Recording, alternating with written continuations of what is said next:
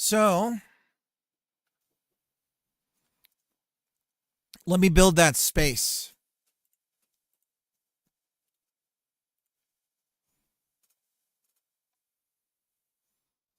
It's going to be a static body. And it's going to be basically the shape of this whole thing.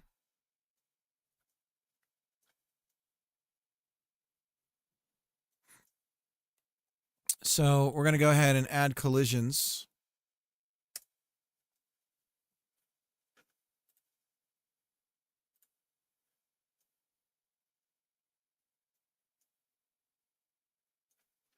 And so we're going to go top view. And we're just going to stretch it. Stretch it.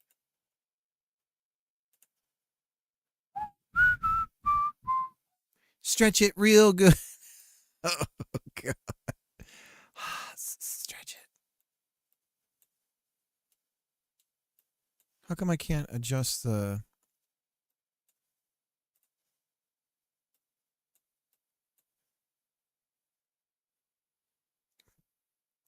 I don't want to scale. Dude, I'm just trying to push this around.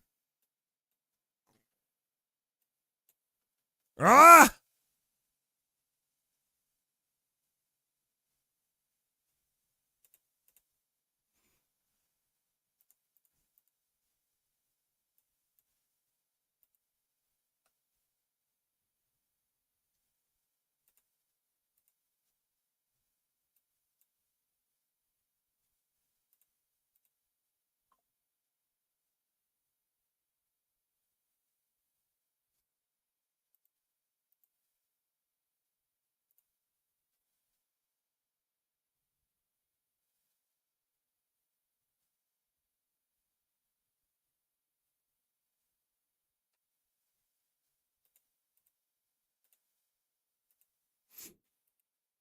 That's weird, right? It's saying I need to create a collision shape, and I have.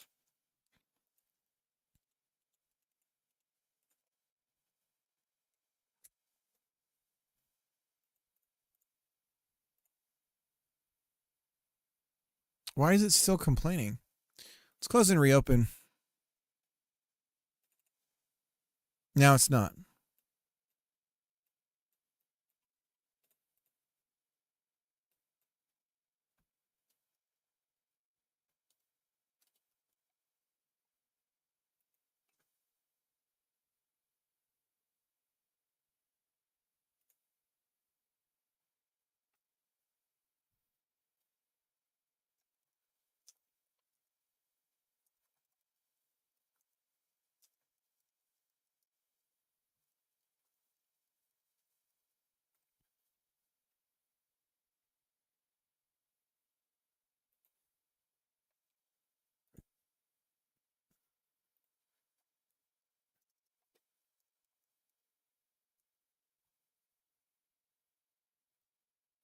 Give me a second, guys. I got to look up some weed whackers.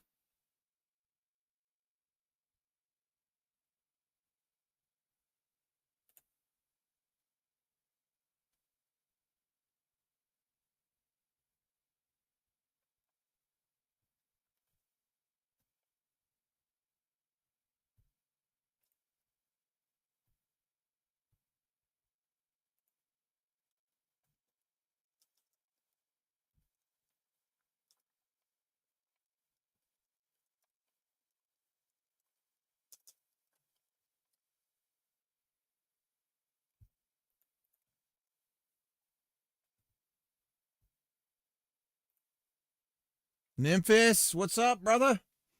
Did you have a new game for me to play? I forget. Or a new update?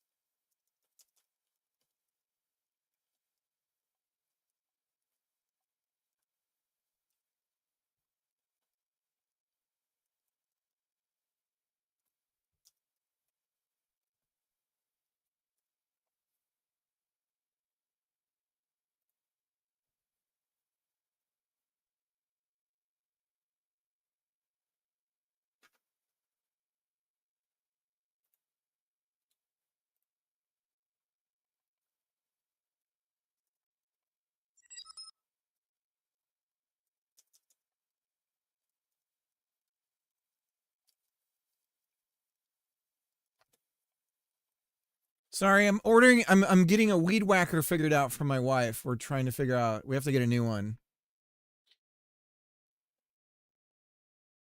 Others, hi there. Other stuff is draining my will to live. Nymphis, I feel you 100%. I feel you like that hits hard, as the kids say. That hits hard. Let me adjust the ground color here if I can be so bold.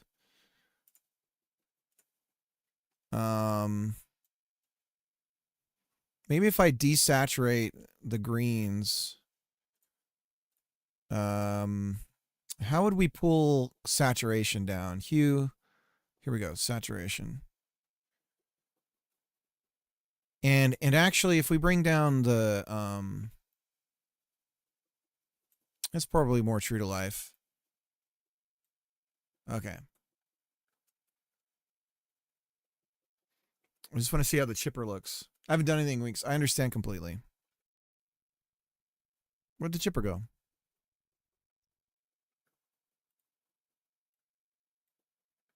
I'm feeling it. Wood chipper. Scoobity doo boo boo.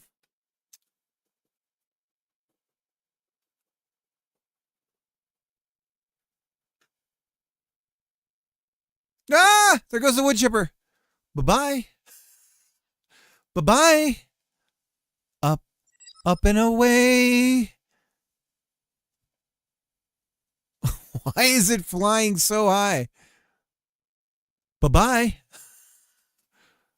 Where's it going? It's in orbit right now. There it goes.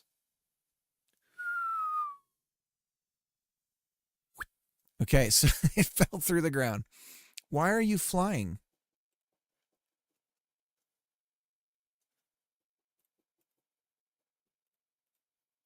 Oh, I made this collision shape. Let me get rid of that. I think that's what's doing it.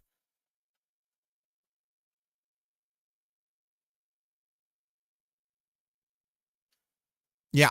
Okay. Okay. 10-4.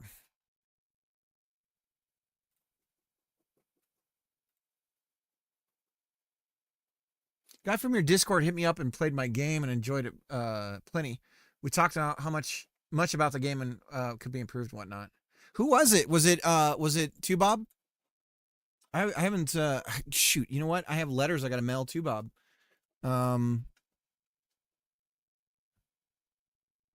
So there's the wood chips. Very hard to identify. I think we need to scale them up. Wood particles. Let's scale them up. Size 3 by 3. A little bit bigger. 4 by 4. 4 by 4. Whoa, those are huge. That's probably better. Another thing is probably not processing lighting. So unshading these might be a good thing to do too. So we got particles flying out of here. 512. Wow. So if we make the particle have multiple wood chips on it, basically if let's say we do 3 emitters with 3 different texture styles with we could probably draw far fewer, but we are doing I mean, this does get kind of expensive because we end up you know, we got all that masking going on. I don't know why it gets so shitty when you get close to it. There goes our wood chips. So that looks okay. They aren't colliding with anything. I can't figure that out. We'll figure it out eventually. 2Bob. Yeah, 2Bob's great.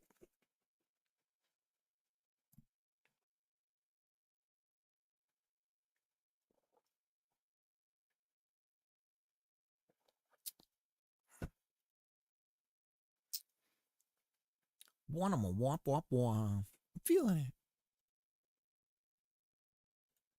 Pop out chat.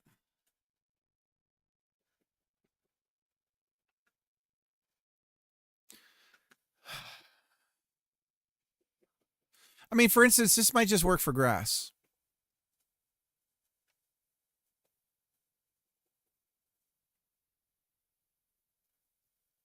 Put the wood in.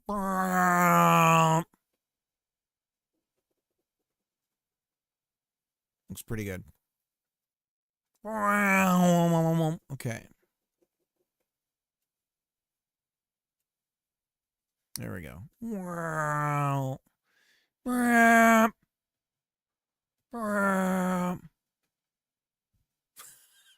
All right. Sorry. I gotta actually do this because this is it. Chipping the wood and getting rid of it. We have a game loop, so I gotta focus on this. Once we're chipping the wood, boys, this is it. We're in a game loop.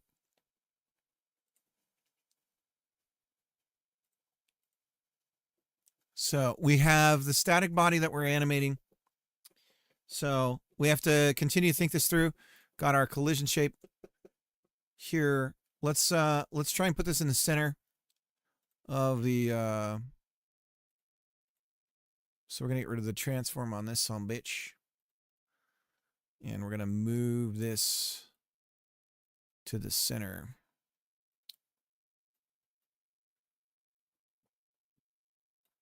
Center-ish.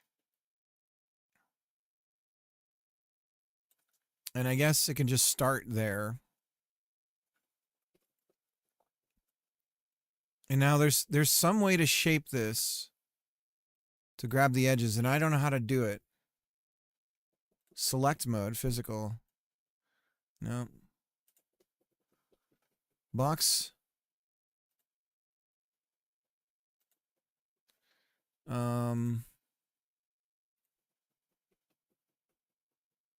Is it polygon? No. I know I've done this. Like, that's the part that's making this confusing to me. I've done it where you can just grab the... Do I need to hold down? Ah! Ha! Okay. Okay, so we're going to go like...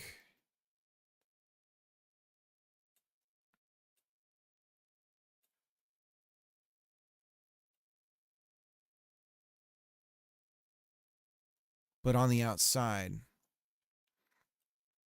So we actually want to...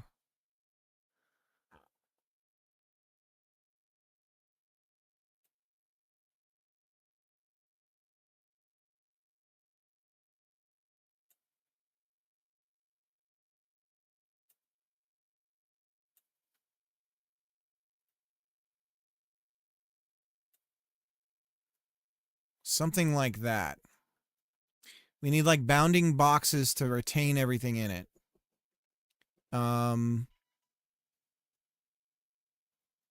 So this is, I'm just doing this as shitty as possible.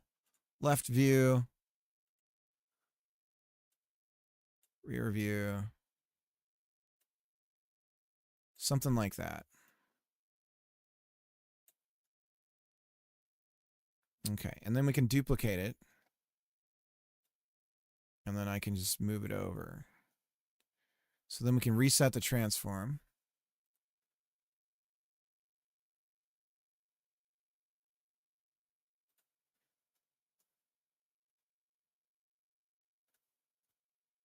And move it over. Like that. And then rotate it. Bring it in. Okay, so there's the bounding area for the sides there, and then we're going to go ahead and add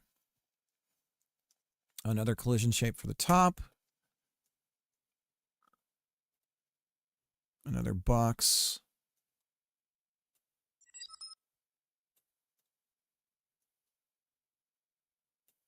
And this one's going to go like that.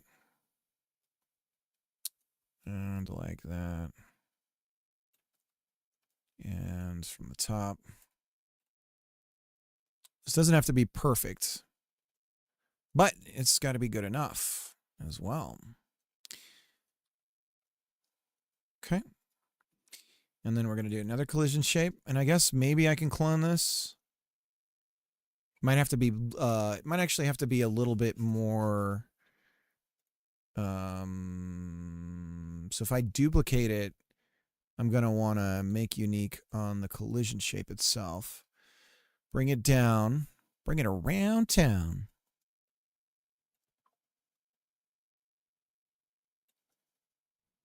Something like that.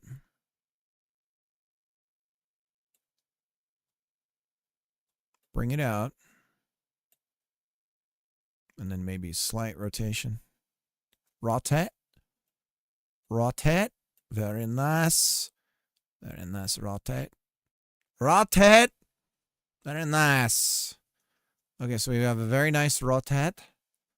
And then basically we just expand the... I suppose I should rotate this. Rotate. Okay. So then we just need the zone where the wood comes in through here. So for that,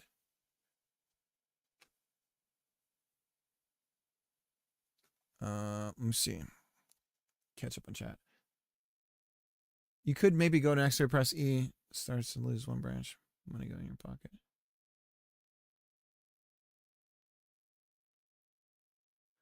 You just lose one branch and money goes in your pocket. No. It's all about the physicality of, in my mind, this whole thing is about the physicality of this. So if it just bing, just disappears, that's not, I wanted to see it go into the machine and get spit out. Like that and struggling and kind of the trying to get it in there and all that stuff is important so that when you're like, damn, I want this piece of equipment because it's such a pain in the ass using the cheaper one. And so then you do a couple more jobs to be able to save the money to buy that thing or whatever, right? So if all wood chippers are you just get it to the right point and the wood disappears, that's not the vibe I'm going for. So, but I appreciate the input. Hopefully that makes some sense. Okay, and so then what we need is we need a long enough tunnel to feed this thing through. And that's really what this is. So we're going to call this tunnel static body. And we'll say feed tunnel.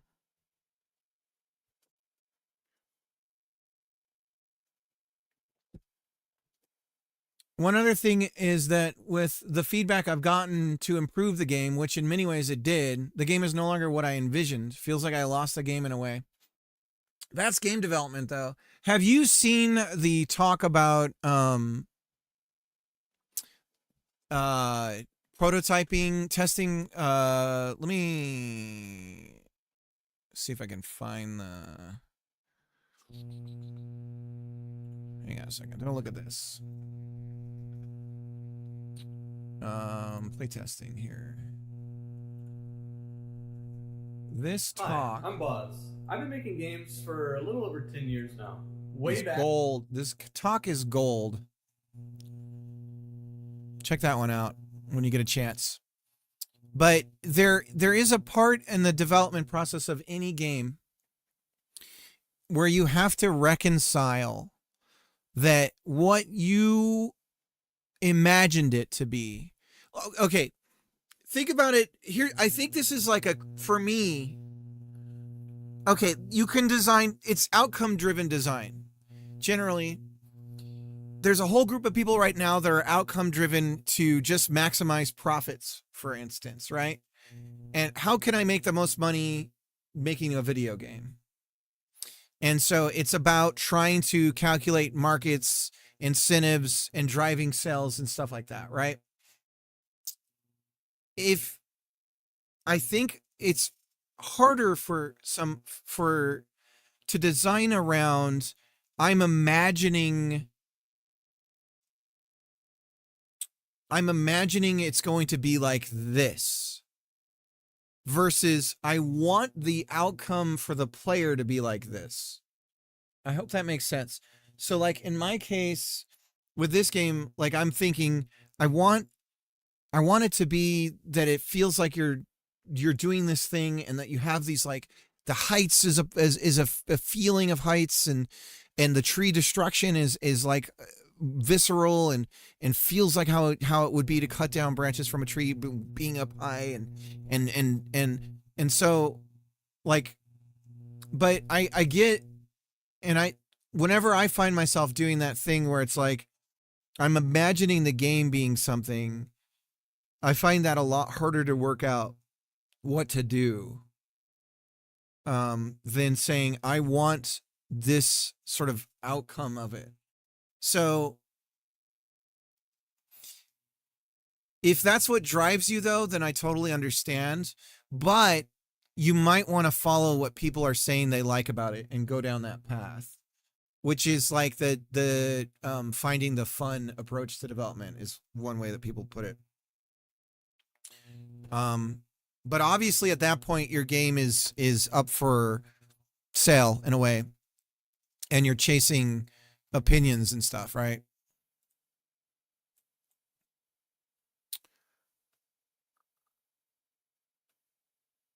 But I get that. I do get it. And I'm just, I'm just talking out my ass really. So don't listen to me.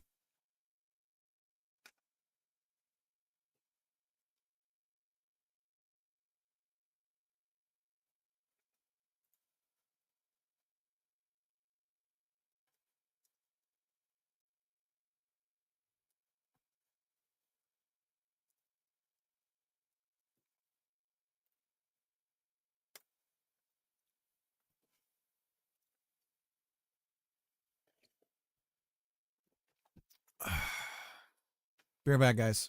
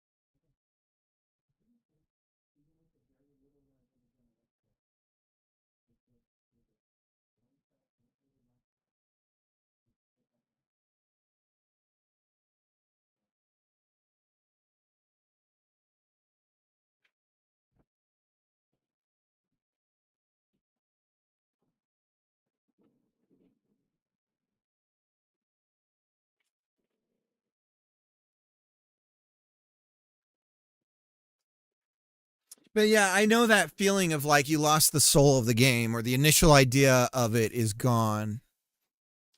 Um, what would you describe the vibe or the thing that it is that you wanted it to be?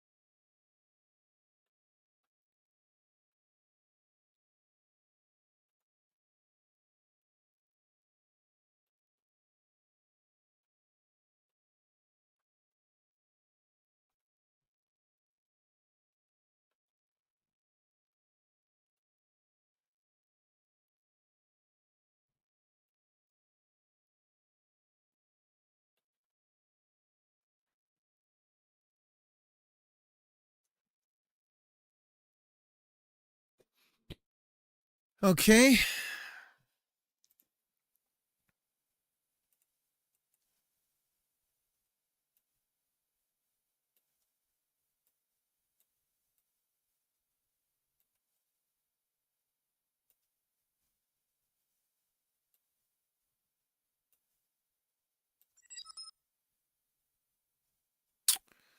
I got it, dude. We're making this thing.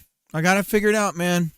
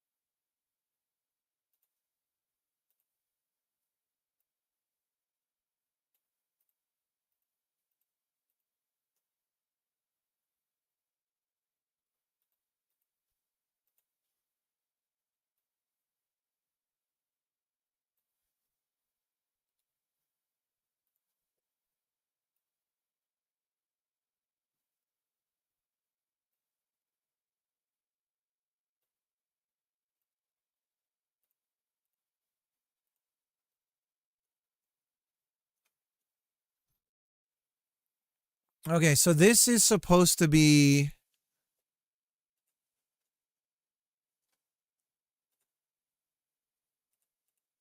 If I get rid of all the collision shapes, this is the tunnel that the wood is going to go through to get chipped. So it has to be able to fit through here. And then our animation system is going to, like, if I run the animation player right now for the teeth, you can see it move along here. It's too short now. So what we're going to do is we're going to expand the size of the animation field, but we have the idea of it. So say we all...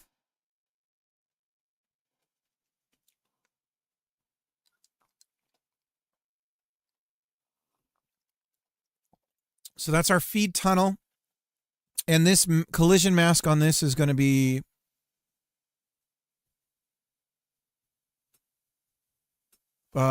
we are a wood chipper tunnel. And then we're going to change the mask of the lumber to just be masked with wood chipper tunnel. Woo!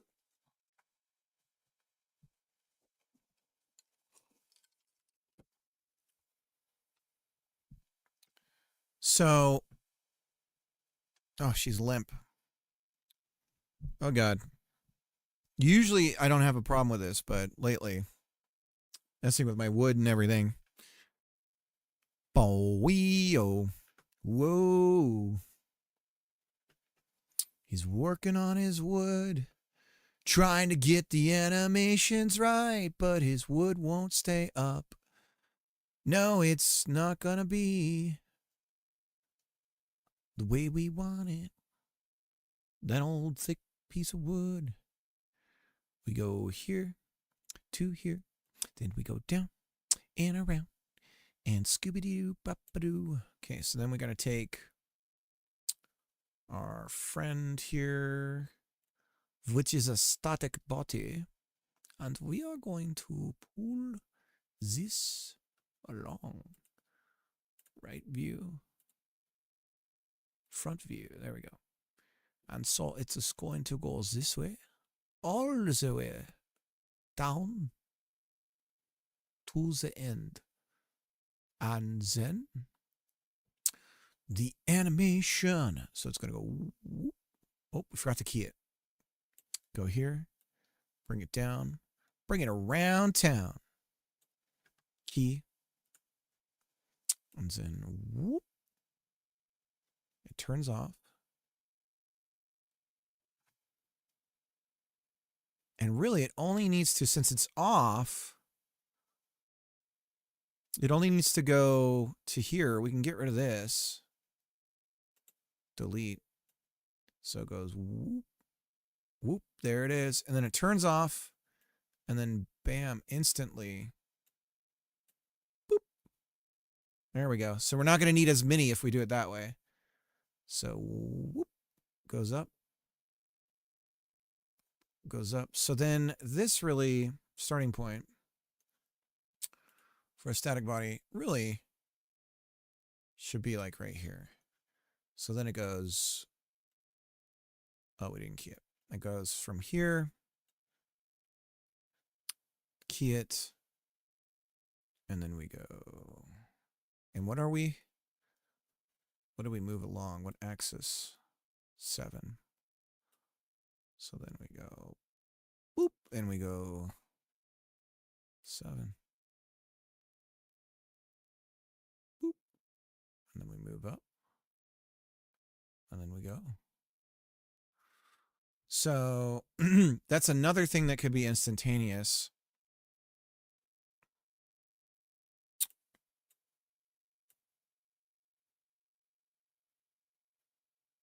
It really could just be like this.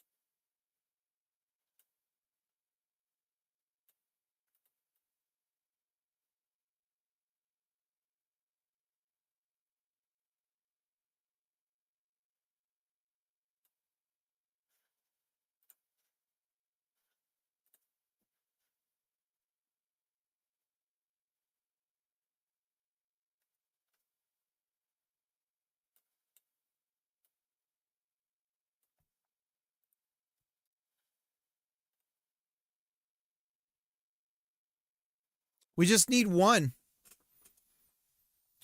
If we do it like this, we don't even need multiple.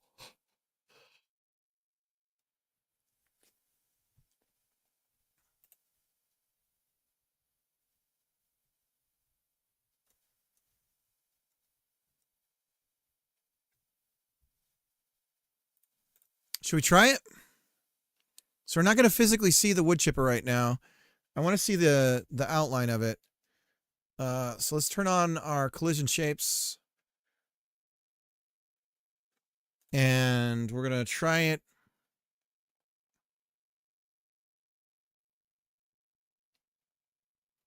So here's our little complicated system. You can see that red thing moving along there, right? That's what's going to grab the wood. So then we're going to pick up the wood. Again, we're doing this all with physics bodies. We want to do this all with physics bodies.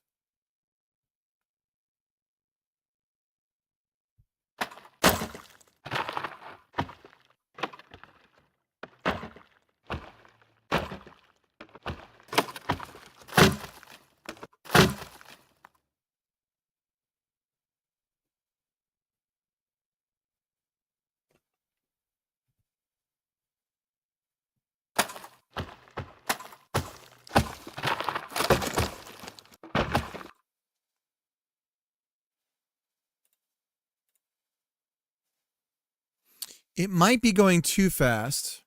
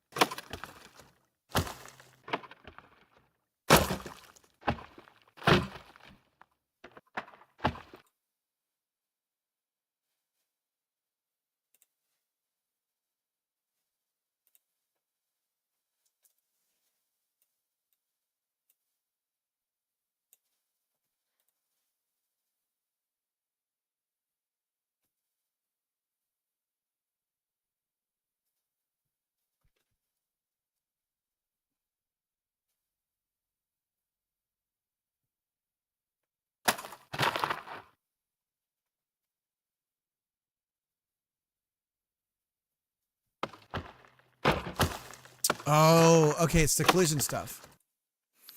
Because we're not actually masking with this. So we're doing what I said was going to glitch everything, right? So Lumbert entered, as soon as Lumbert entered, we're going to say collision mask.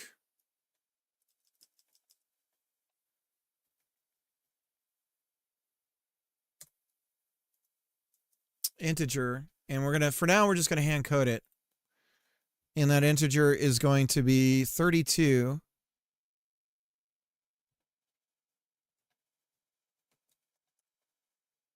So we are now masked as 32. See if that works.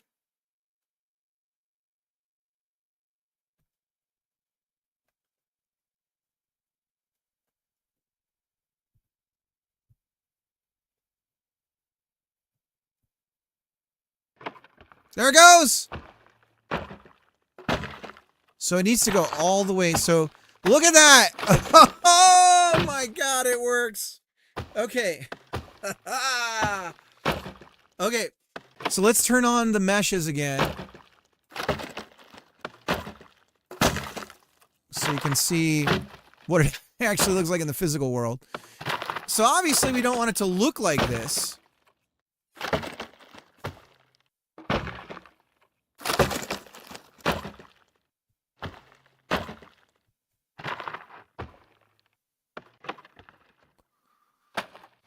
So if we push the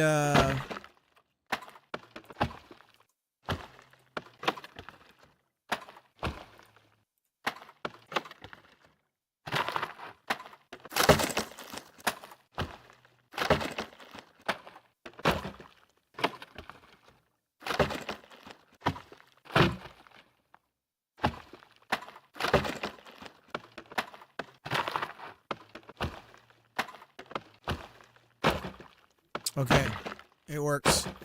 Okay, so then what we need to do is, as soon as it reaches a certain point, we have to dereference it and turn off the visual aspect of it. So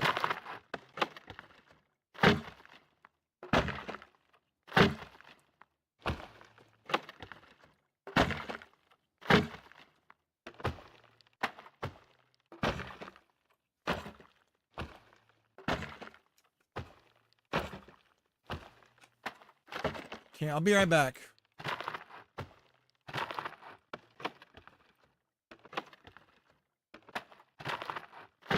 Nothing phallic about this.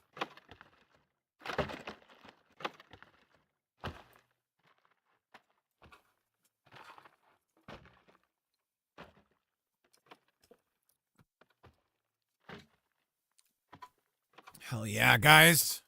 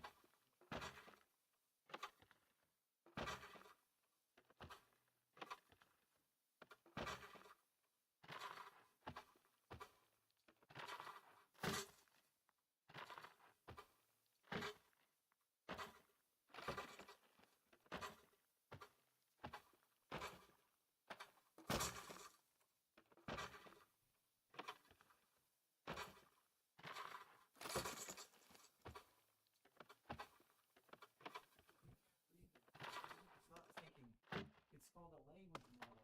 Not doing anything. It's using math to create language. So it can't think or anything.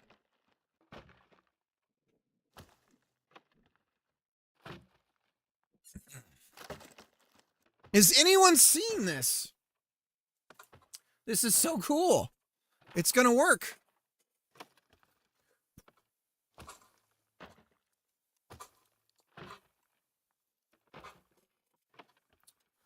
Gotta go to Discord and tell everyone.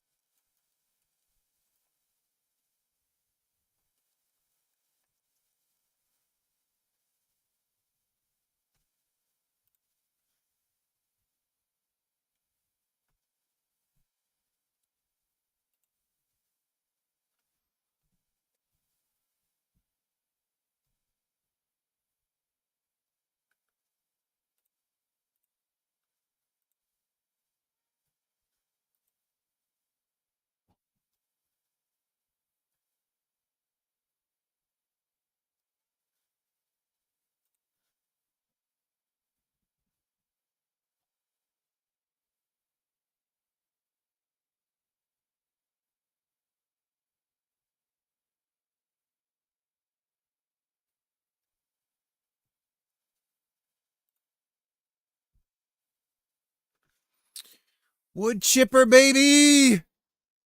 Wood chipper hype.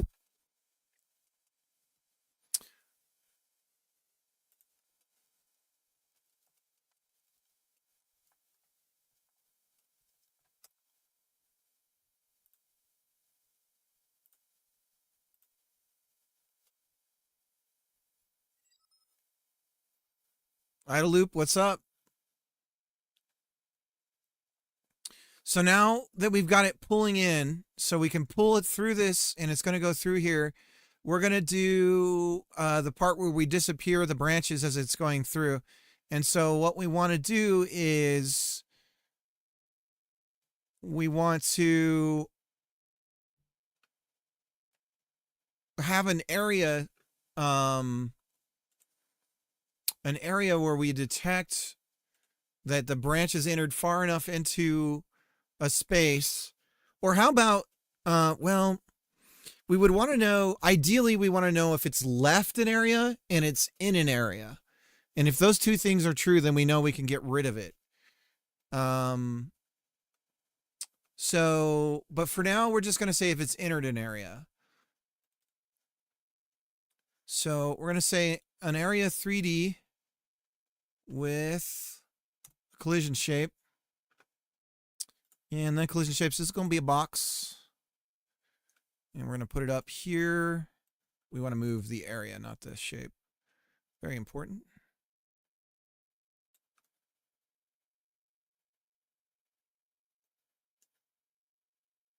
I hate how offset this thing is. But it is what it is. 'Tis what it is.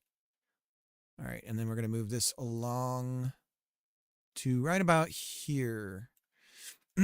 Okay, so, and actually, there's almost no reason not to move the collision shape out to be to the edge of this thing. Yeah. Now, there's some things we need to, okay. I can see a bug potentially happening here because we're moving.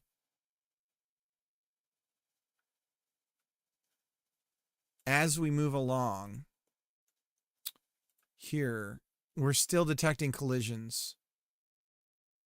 And we need to only detect in between these two spots. So in our animation player, we're going to scrub it to where we are to right here. This is the maximum distance that we can detect that collision. And so we will turn off. Is this to turn on? Wait a minute. So that turns off. This turns on. Okay. So only between these 2 points here are we actually going to mask collisions to do the grabbing. And then that way, if we bring the wood around, so the reason why I'm doing this is we don't mask with this area here, this invisible feed thing. And so we could potentially walk the wood over here and then it would just be invisible, but it would grab it right here and destroy it. It would instantly just vanish, basically. So we wouldn't want that. So we're only masking collisions right here in this area. And then that's when we do the joint adhering to the moving rigid body. And I suppose the other thing we need to do is point the joint in the proper direction as well.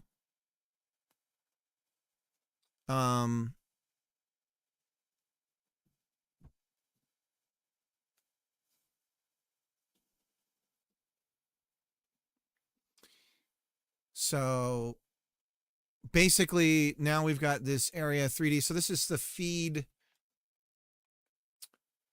destruction area, we'll call it. Feed destruction area. And this is the feed area. Feed grabber area. And then feed destruction area. Okay.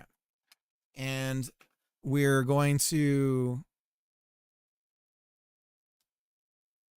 We probably need 2 of these. Given how slow it's going, we probably need to duplicate it and have 2 of them going. 1 feed destruction area, but then 2 feed... So this is the static body. So this is feed grabber. Feed grabber area. And then over here, we need to be saving.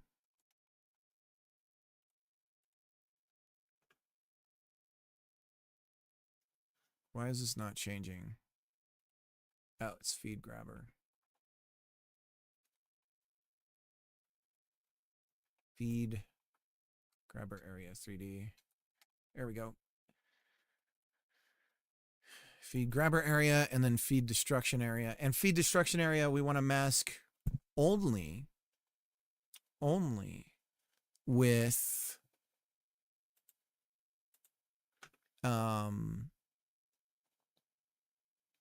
lumber being processed. And we want to be monitoring, but we're not monitorable. So far, so good. And then when we enter feed destruction area, this is where we're going to queue free the lumber. Or no, do we want to queue free or do we want to disappear? Because we kind of want to keep moving the lumber along until we get to... So it's not feed destruction, it's feed disappear. And then there's a feed destruction, which is a different area that's further down.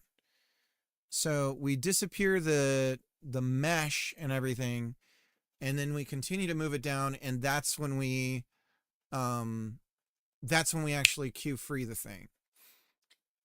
So that the reason why we want to do it that way is because we're pulling lumber that also has a series of joints in it.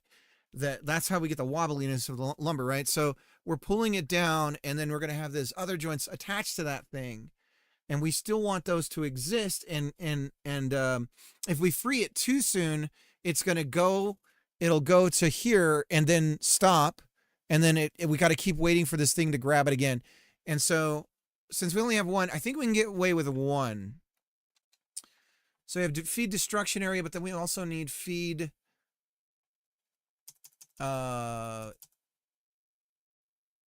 invisible feed hide area. Okay, so we have a feed hide area. And so instead of disappear, we'll call it feed hide.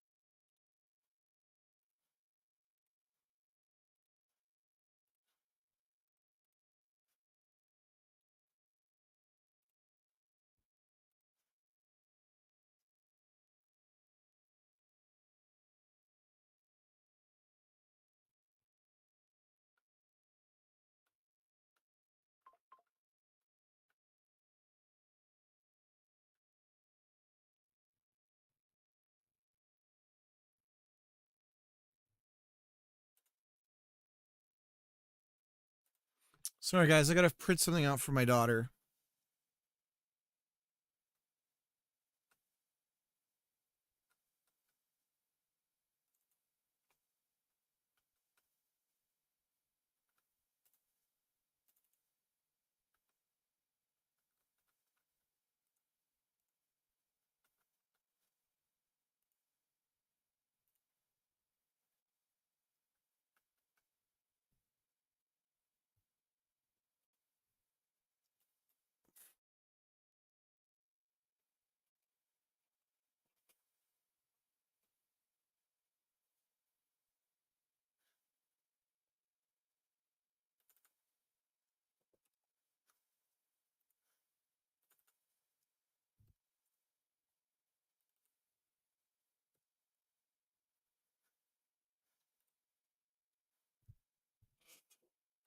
All right, I'll be right back, guys. I gotta get this print out for my daughter.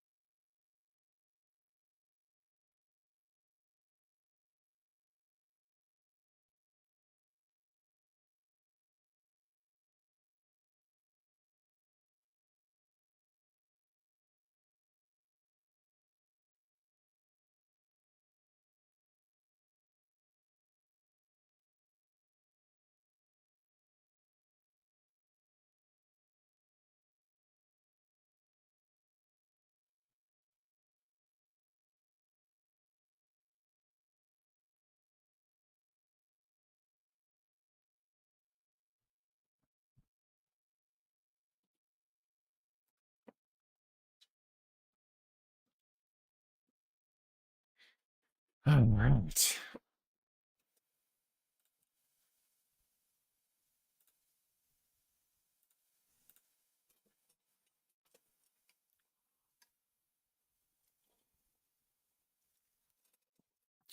So let's continue to check and make sure it pulls the wood again.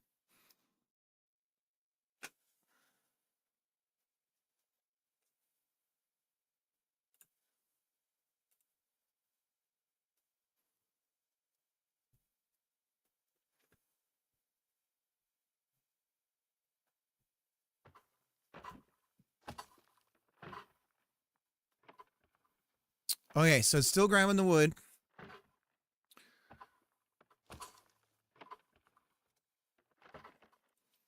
So as it enters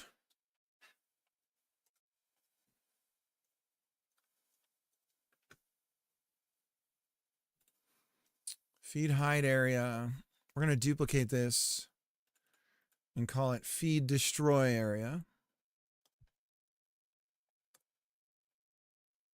And that collision shape is going to move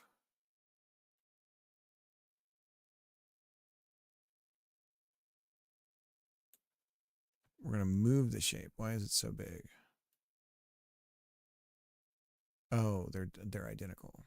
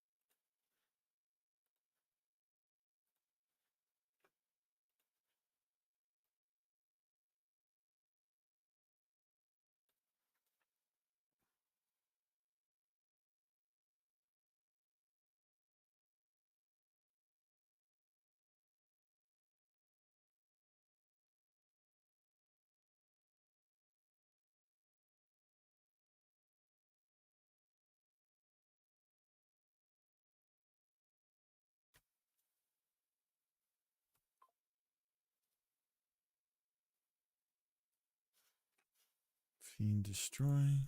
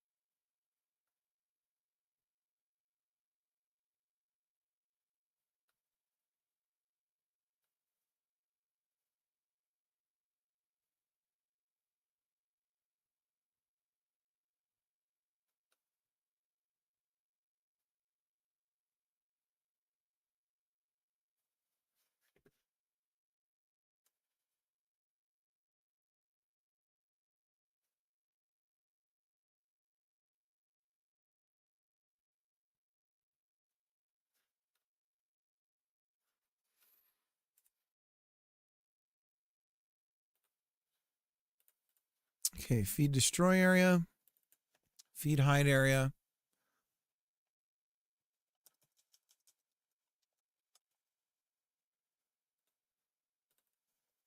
Okay. So lumber hide.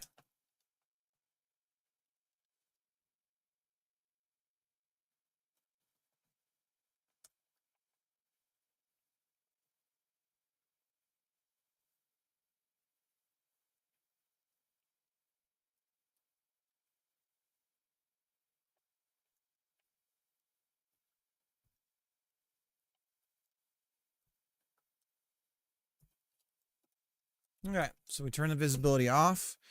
Hopefully, I mean, everything else should continue to process on it, right?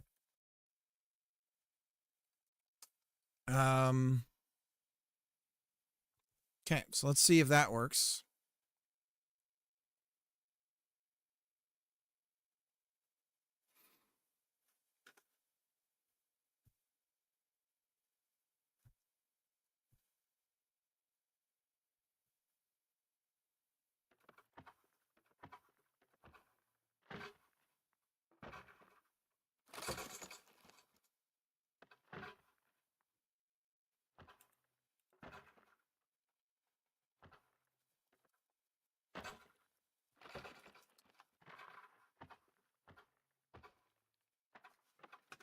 We're not masked right. Hide area, we need to be masked to lumber being processed. Okay, we are.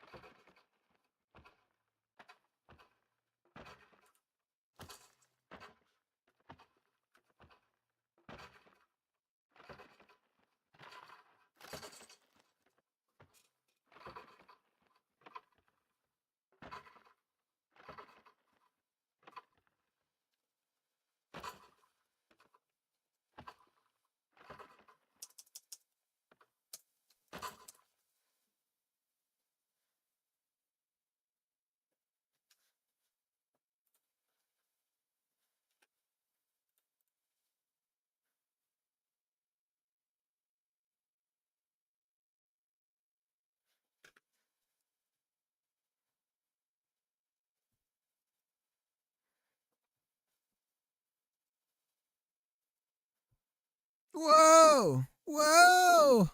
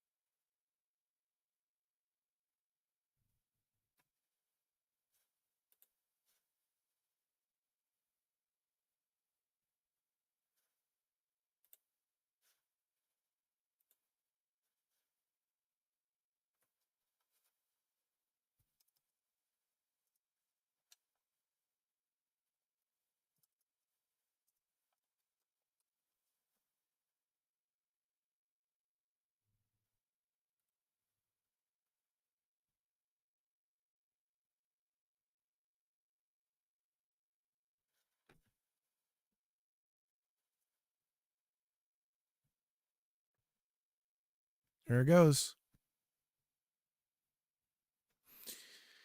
Okay, good. So then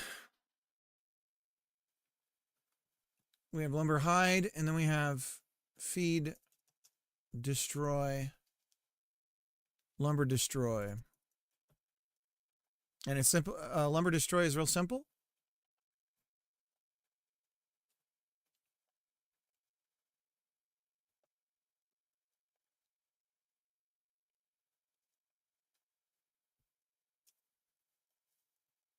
Q free. And so we put it in.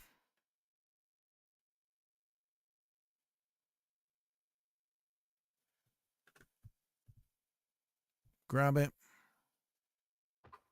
Goes in. And it's gone. Let's try and chip some woods.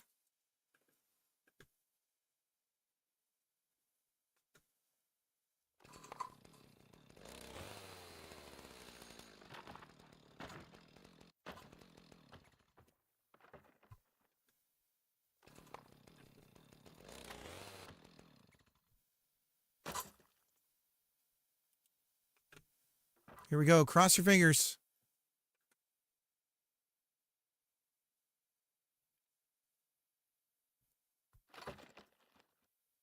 It's grabbing it. It's trying to get through. Oh, and it acts like it's actually getting chipped. Oh, that's fucking dope as hell. One of them got stuck. It just stopped going along.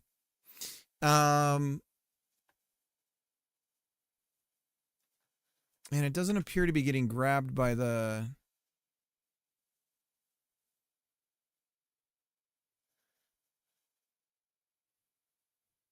Oh my God, dudes. We have a wood chipper. Okay. This works. We got some work to do on it. We want to have the sounds. We need sounds and shit. 2Bob. I got a DM 2Bob.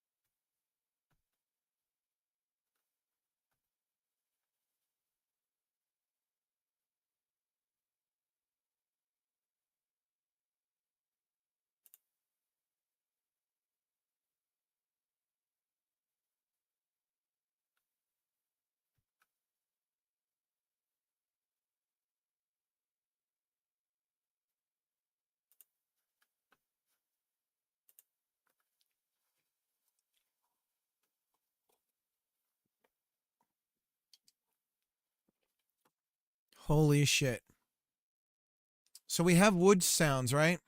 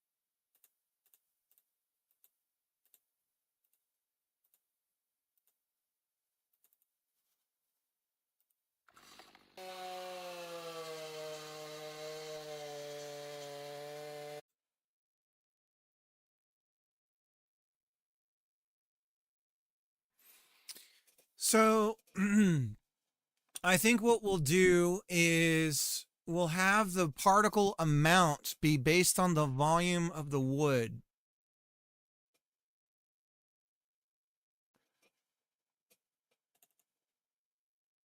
And let's go ahead and open this. Oh my God, this is all going to come together pretty quick here.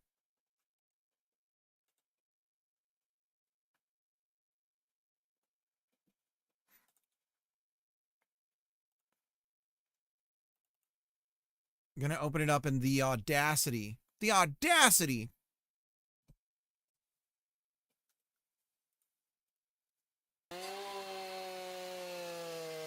Now, this is obviously not what a wood chipper sounds like. But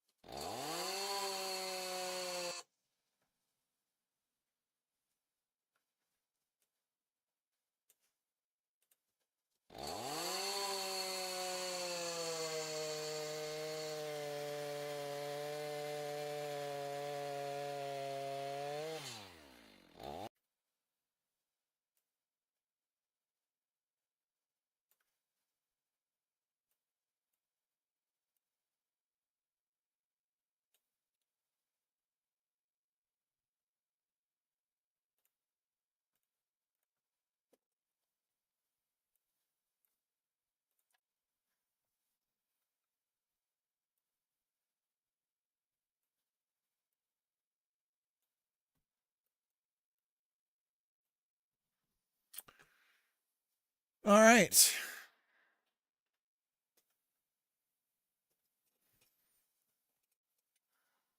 We are back again.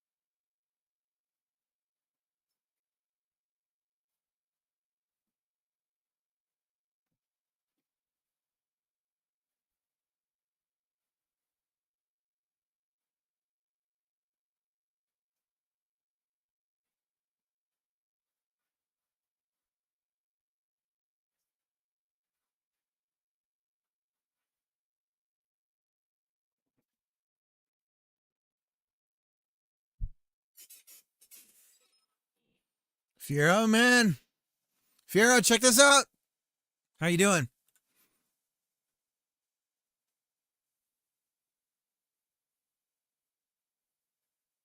Let me get rid of the collision stuff. How you been?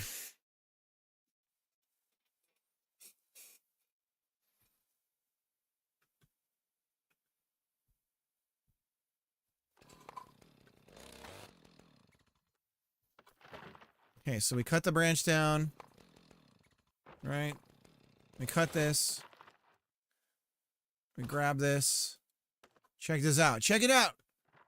Pretend like there's sounds and everything too.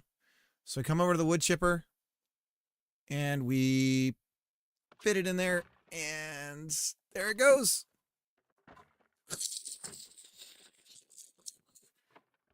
It's kind of stuck. Maybe it needs a little help from me. Nope, it's going to go. All right, it looks like it's possessed.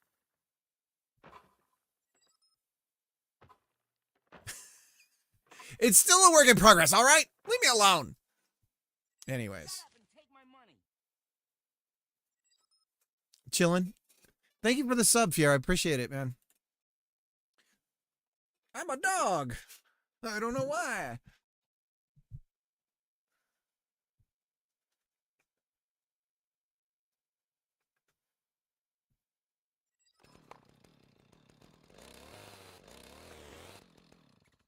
Is there some delay?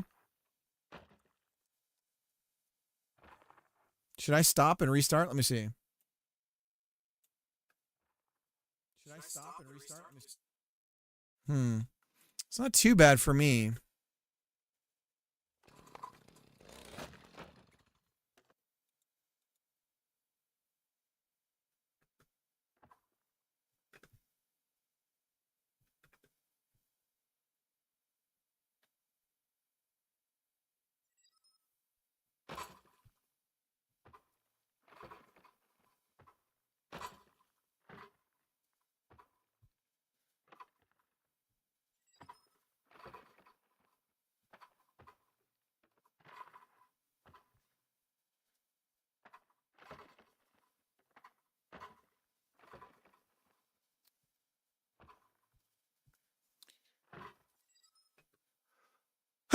It's working. It's a work in progress. I just got this going. Somebody found it on some modeling site, so it's not permanent. But so here's how it actually works. The wood, we pick it up, we put it here, it gets grabbed into it, and then it pulls in through there. So if I cut this one down again.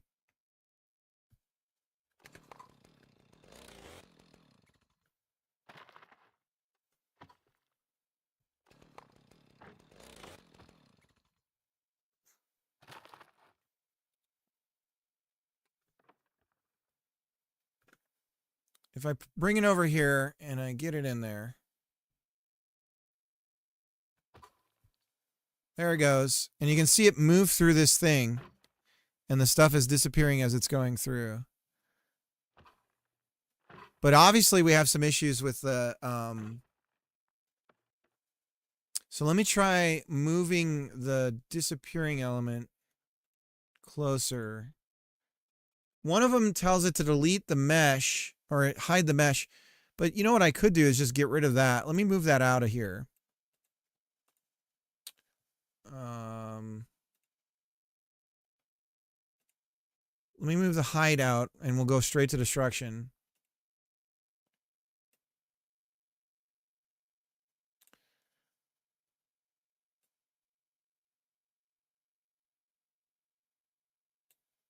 Because maybe that's all we need.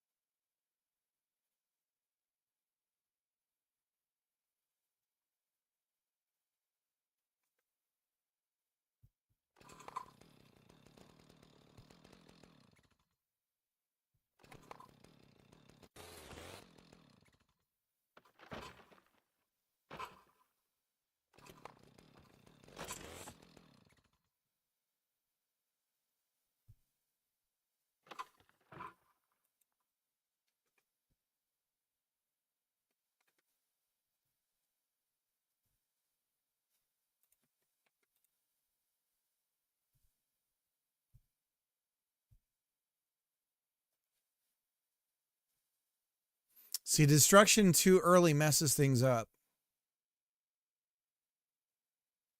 Because it won't continue to grab it. So we need to do it a little bit later. Let me go back over here, and we're just going to move some things around.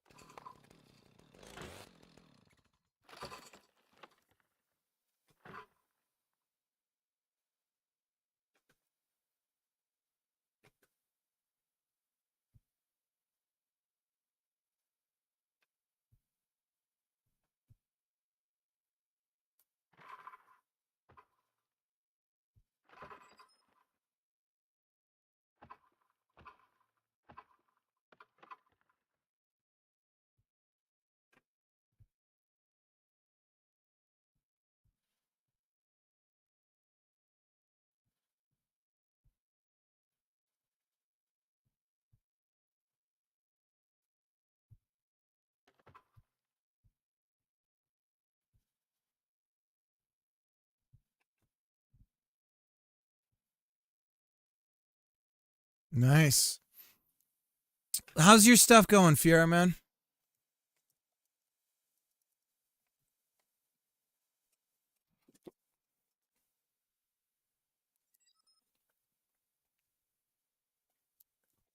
Grinding, yeah.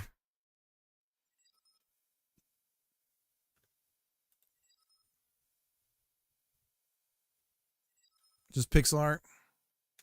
Polish, man. Polish me, daddy.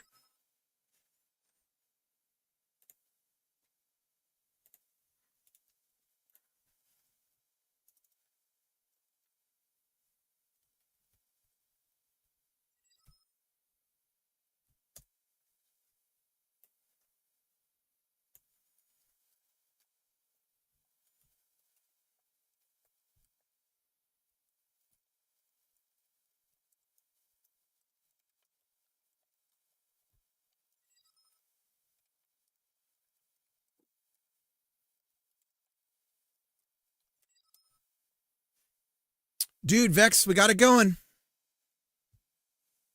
Check it out. So I'm just getting the sounds hooked in and everything for the wood chipper. But this means we have a game loop. So we're basically almost to the point where I can put this in people's hands.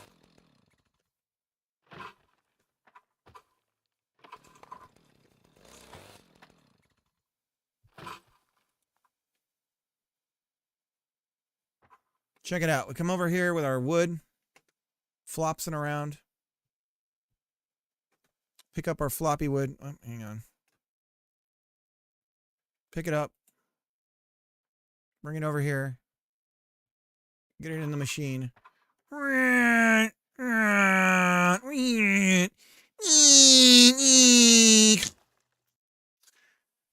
goes a piece of the wood.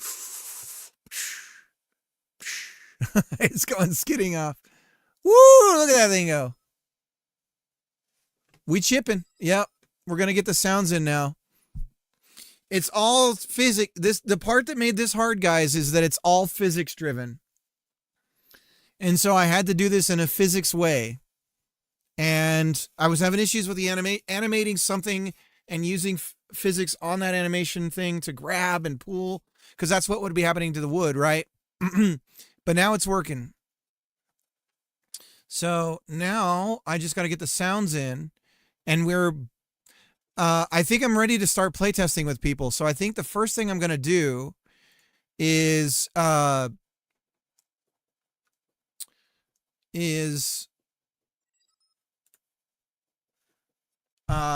it. So, cause like the wood climbing and all that's real jank.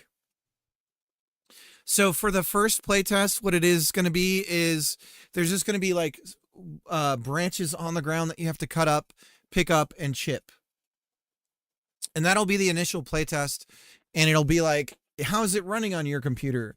What do you think of the controls? Like, does it make sense? That kind of stuff.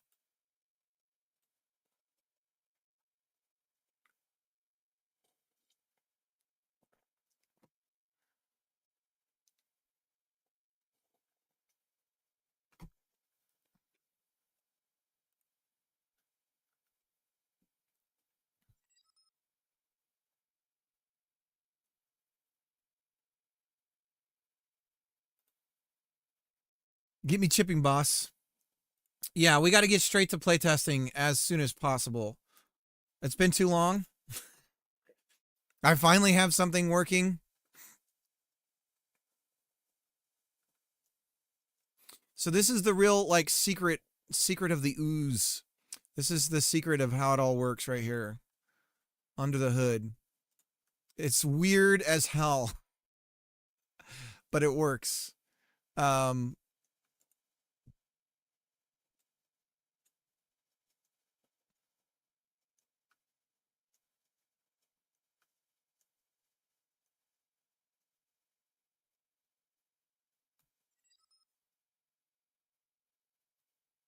The suck and grind machine internals. Exactly. The Woodsucker 9000. So essentially all we have is a static body that's animating, going by with an area 3D. When it detects that it's caught some wood, it glues a joint to that piece of lumber and then pulls it into the thing. It changes the masking so that this green stuff becomes the bounding area of what it's going into. So that way we know when to disappear the mesh, and we know when to actually delete the lumber. And then that way it's continuously grabbing the rest of the sticks, so to speak. Wish you had to go to the dentist. Oh my God. Was it just a cleaning?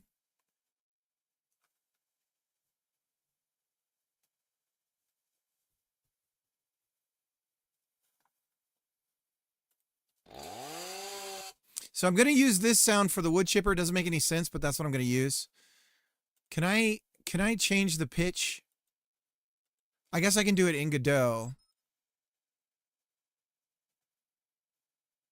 There's one in the 2019 GDC sound libraries. No, I don't actually have a wood chipper.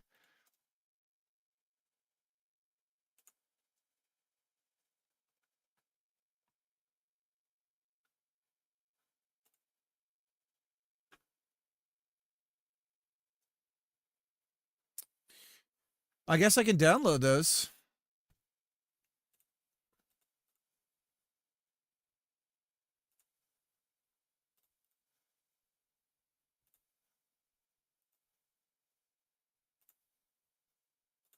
All right, I'm downloading them now.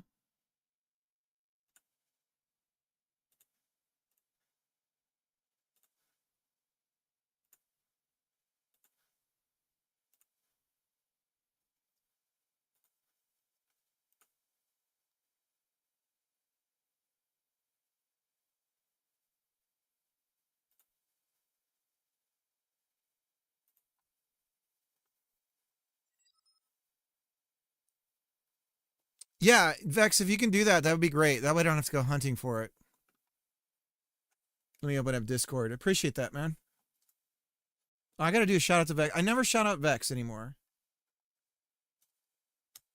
Actually, isn't it? Yeah. Here we go.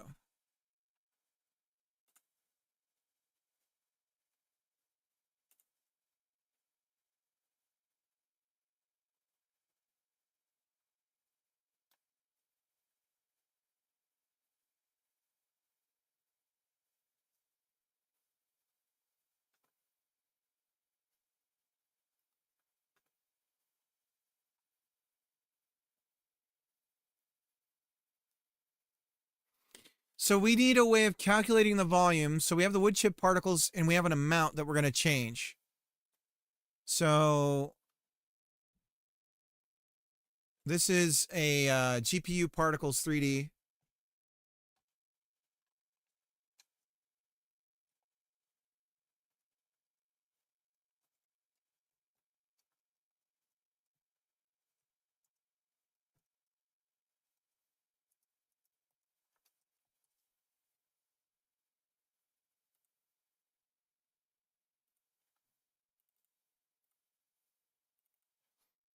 Okay. So we have the audio stream and the GPU particles. Could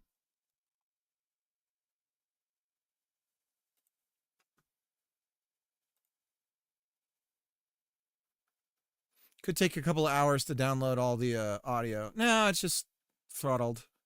Yeah, as each one finishes, the next one will be faster. So this shit's working. Oh my God.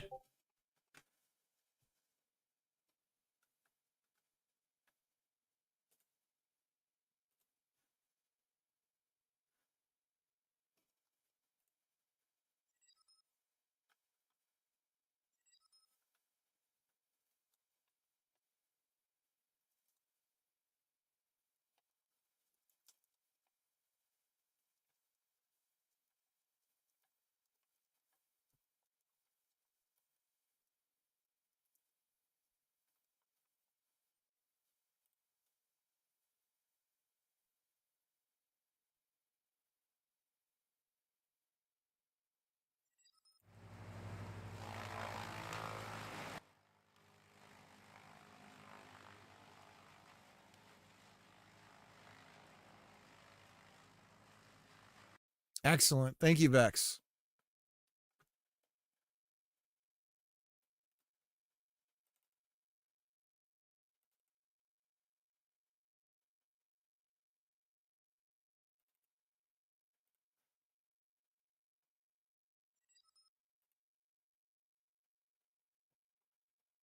Odie's trying to sleep. All right, my son is trying to sleep, everyone. Keep quiet. All right? Keep it down, everybody. Keep it down. Keep it down. You know, I'm gonna do some shout outs. I want to make sure that nobody that I'm shouting out is streaming, because I don't want this to be that I'm asking them to raid me. So maybe that makes me seem off-putting to certain people.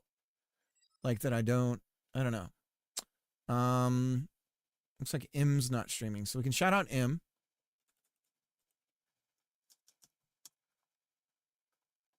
M Audio.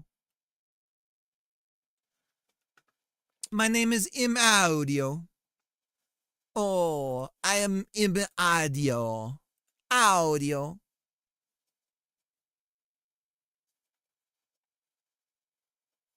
Wood chipper close.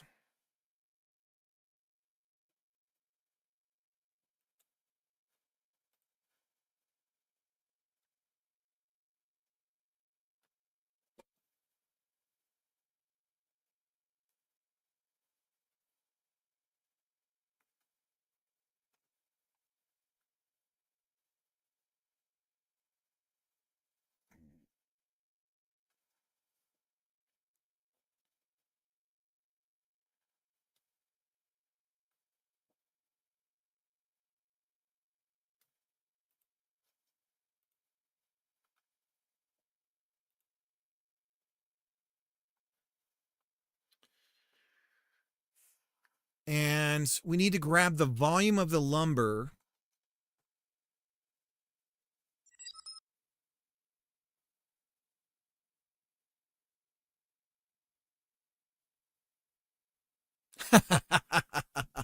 Dude, they're great. Oh, JD, I have another set of things for learning Japanese as well. I forgot to share with you.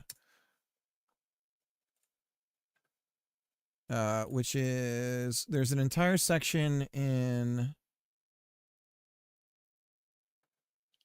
here we go. Right here. There's a bunch of stuff here.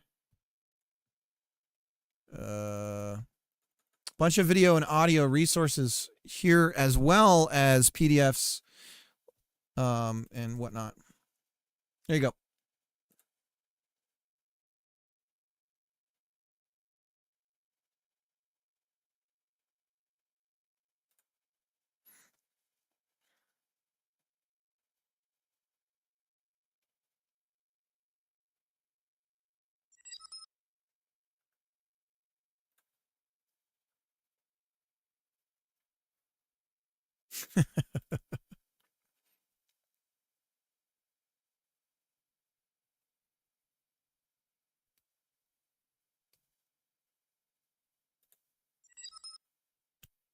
Yeah, of course.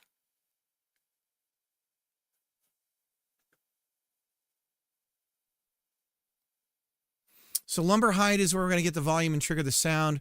We need some sort of drop off, right? So we have to have like, oh, you're chipping this much stuff. So we have some number that we're constantly adding to, and then it's decreasing over time on a curve. So, and it has some maximum as well. And so the number, the actual translation, so we're going to go from 0 to 1. So to make this, I think we'll just do that. So then, but we're going to change the amount here. So const particle amounts integer equals 512. Okay.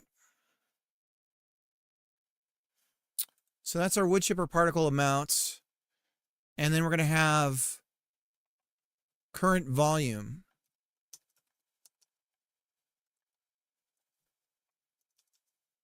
Current wood volume. Float. And that'll be 0. And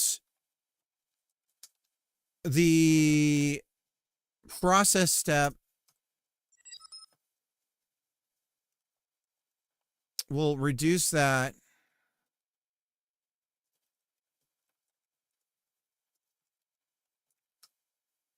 Lunesta, come check. What, dude? Check this out, brah. Check this out. Oops. Hang on. Check this out, brah.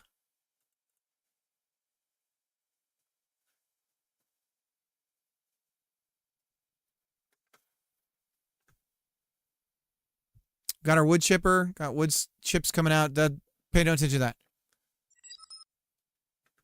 Check this out. Got the wood. Wood falls down in slow motion. Pay no attention to that. Got this up. Grab it. Pick it up. Toss it over here. Okay. Then we're going to pick up the wood and we're going to put it in the wood chipper. It's a little bouncy. Watch this. Oh. Oh. Oh. Do it again. It was a little bouncy.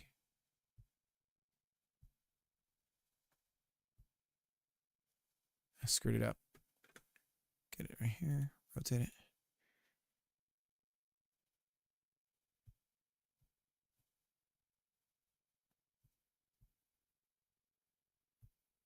There we go.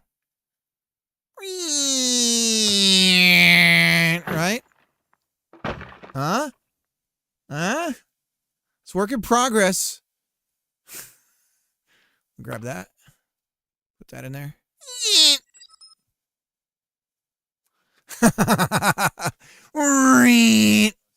Hell yeah. We can do that. That's cool. What? Colin, thanks for the raid. That's cool. Colin, I'm just getting the wood chipper stuff. I think it's cool. It's cool. It's not cool. Let me show you the wood chipper. How's your stuff going? So grab this piece of wood here. It's all of this is so janky right now because of the physics stuff. Throw the wood.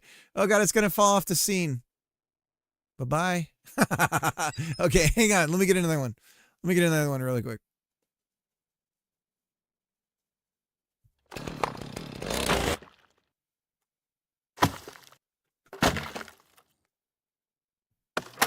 No.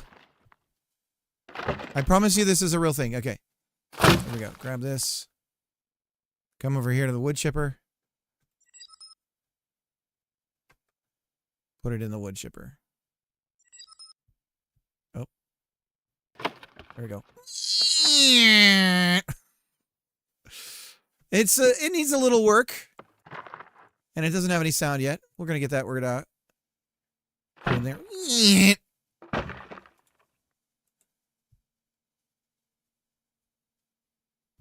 can get that in there. There we go. These little pieces came off.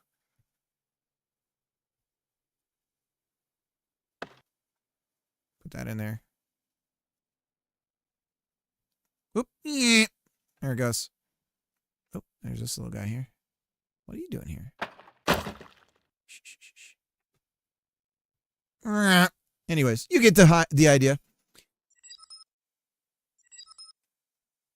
Everyone's saying that, Colin.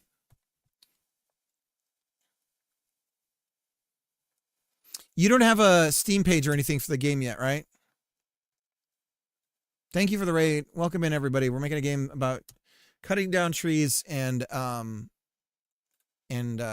cutting them up into smaller pieces and getting rid of them.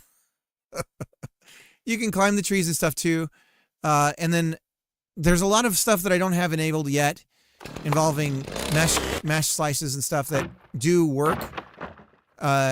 And so imagine that you can actually cut a piece of wood and make it look like something more real. But here's the tree falling. Look at that. That looks pretty good, huh? That looks kind of real, right? Look pretty tree-ish. If you want to plug that in here, just go ahead and do it. Do it. But we're getting ready to add sounds to the wood chipper. Right? Those kinds of sounds. And turn on and off the particle emitter. So you gotta have all the sounds in. Can we do 0? No, just 1. Okay.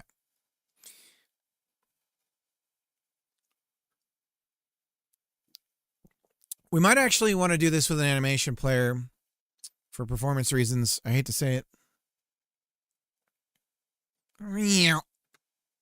But we're going to do it my way. You know what we could do is with a tween. Let's do it with a tween. We're going to do it with a tween.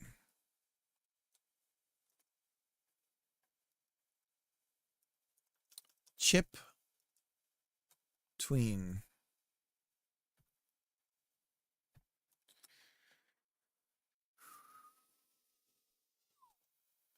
Dun, dun, dun, dun, dun, dun, dun. Ooh.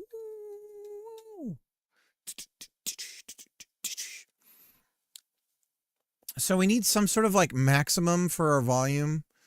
As far as like the total. What we're going to do is on our lumber, we have a weight. We're going to grab the weight from the lumber, just weight from a rigid body, basically. When we go to hide, we're going to get the lumber weight. I think that's from rigid body. Let me see.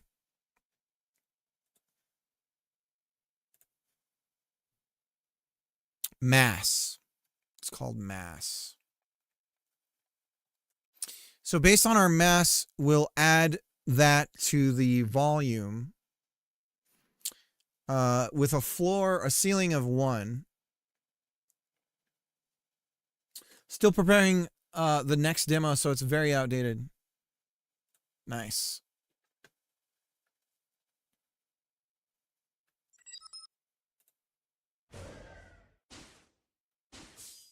Dude, this is way...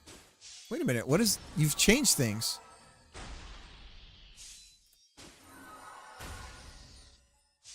So you're going turn-based now?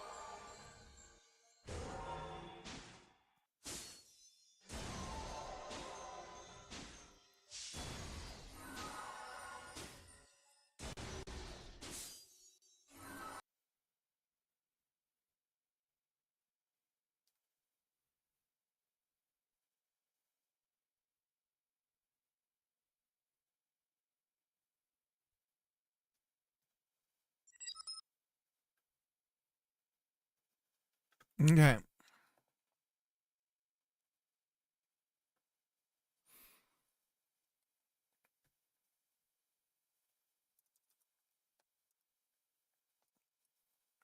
So realistically, I don't know what our mass is looking like. Weight-wise or anything. So let's do this. I kind of have to cheat.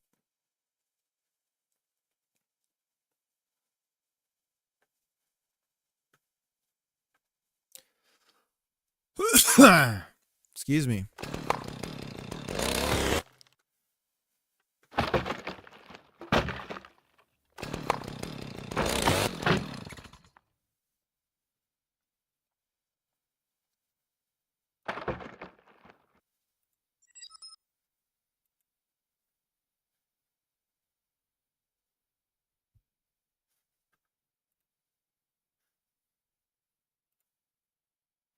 So the mass here is 5.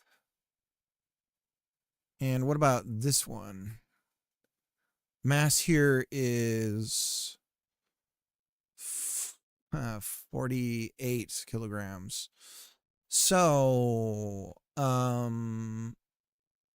let's say we clamp it.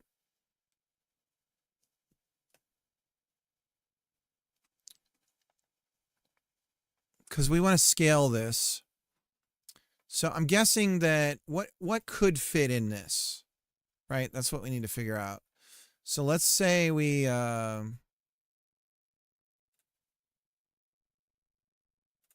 cut this up.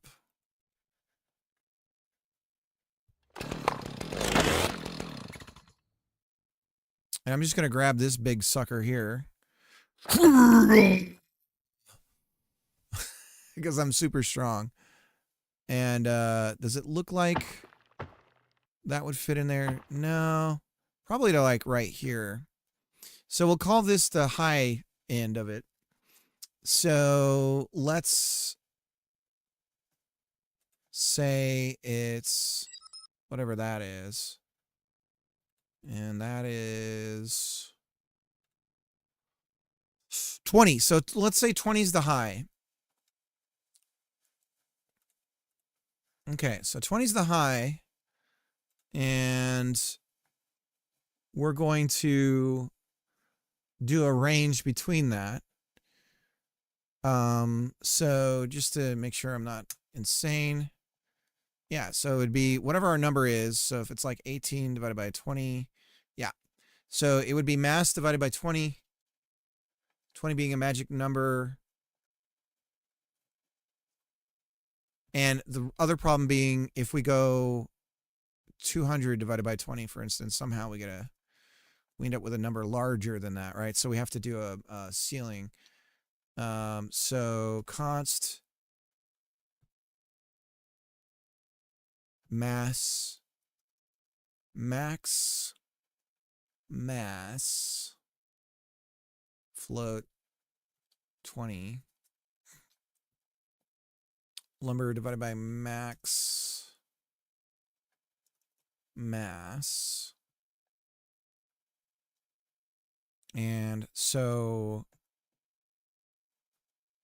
this is a concept. We don't actually need this variable, I don't think, if we're going to do this with a tween. And then we say max.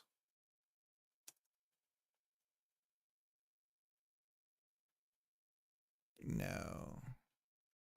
We need ceiling.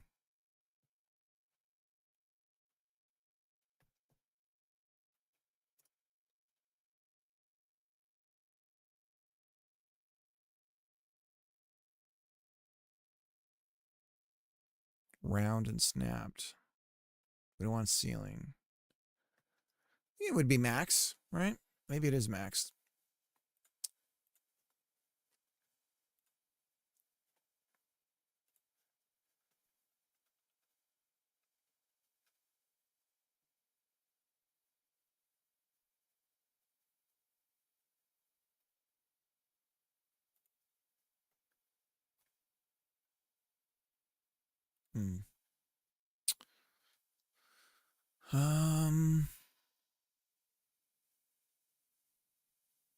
Clamp.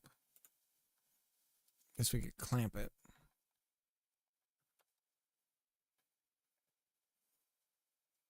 So value 0, and it would be clamp F, and then max mass.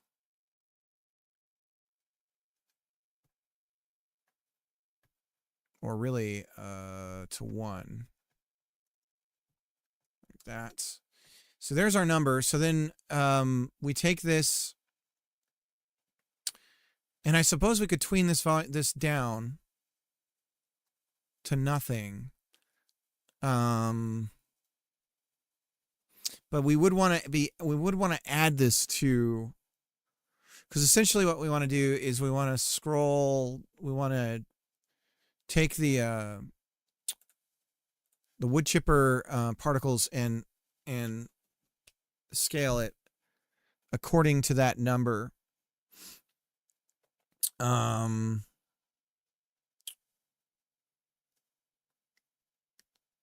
we're not going to use a method. It's good to see. Yeah, thanks, Colin. Send me a DM. All right. Yeah, it's definitely been rough going because I can't spend as much time streaming or anything anymore. And so everything's taking longer. Today's gameplay. Here we go. I got to download it because I don't want to show our conversations. So I'm going to download it and then open it. Here we go. This is cool. I like this look. It's looking really clean, dude.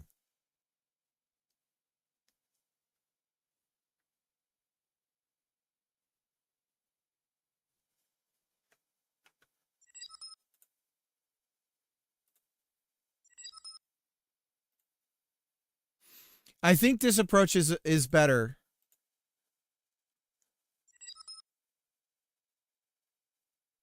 I'm hiding the bar in the middle. Let me play it again and I'll hide myself.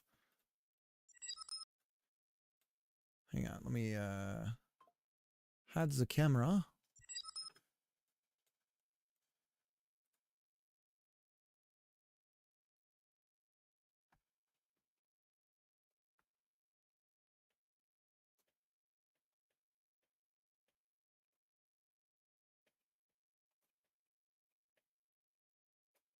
I think it's looking good.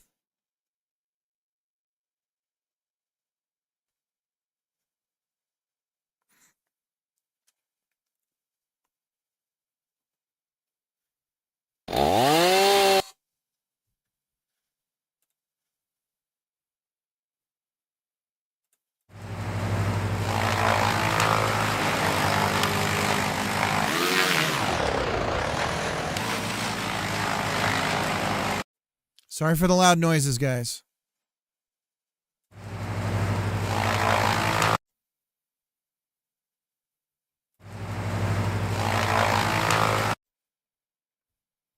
So we want that idle sound.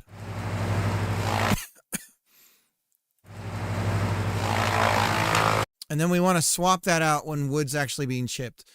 But for now, what we're going to do is we're going to say, okay, this wood is this volume. It takes this long to do the thing. And so now we have a number.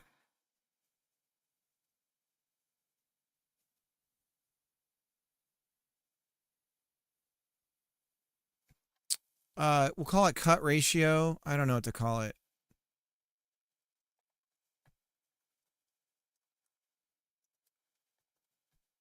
For now, we'll call it cut ratio.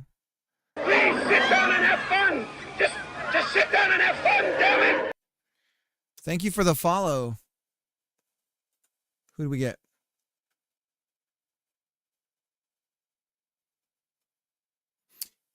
Eri Kano? Or is that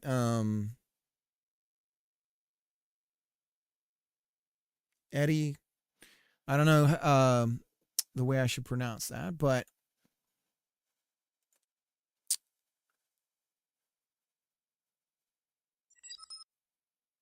made a few playtest sessions, and both the players and myself weren't super happy with the old movement scheme and gameplay loop. Also, I wanted to be able to get new players into the game without needing to already know the MMO movement strats. So I just removed movement altogether and went from there. Yeah, I think that's the way to go, dude. I think because it's a lot to manage, and yeah, I'm constantly thinking about that too. It's like how much of a funnel of a player base do I want to build into the game? And it's like you can narrow it, and it's like, well, okay, now you've made marketing even harder. Like finding the audience gets even more difficult because it's like you've made a sliver that you have to somehow target.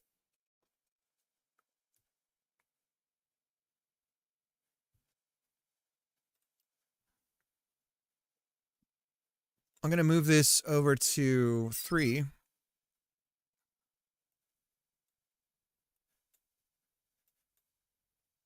And we're going to back to input here. We're going to try and chip some wood again. I really just need to put a log on the ground in front of that so I can just practice it.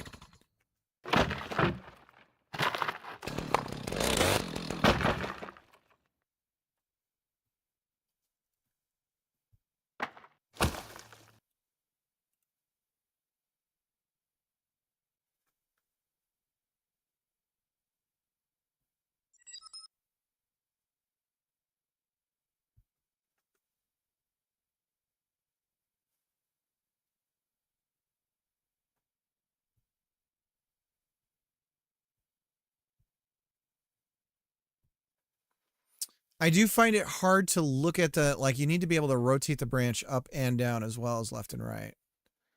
So I got to figure that out. Right now you use left and right mouse button to rotate it.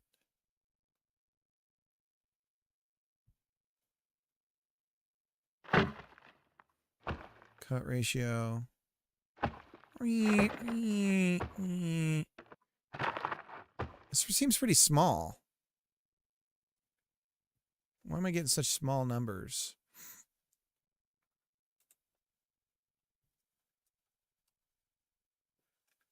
It's a constant, so even if I change it now, it's not going to show up in the current version. But we have something. So we use that number to determine time of everything else. So cut ratio.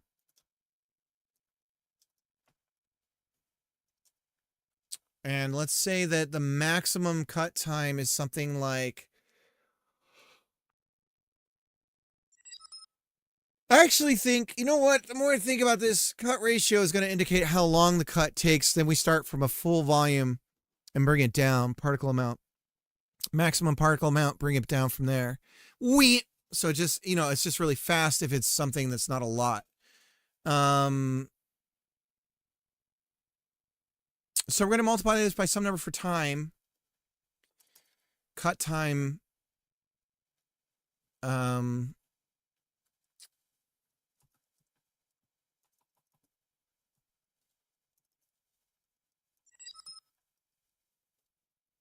for now, I'll do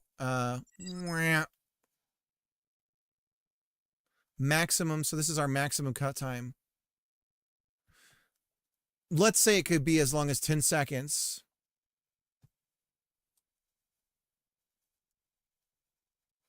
Okay, so that's our time for everything else.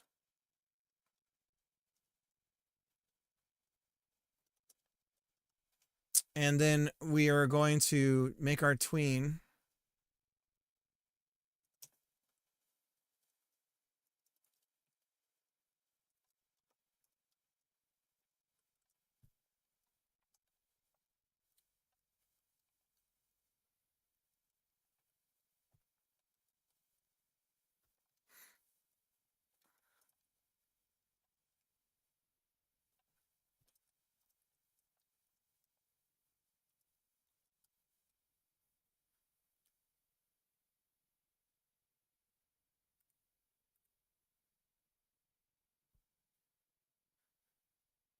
All right, gotta run. Nice. Mass per second.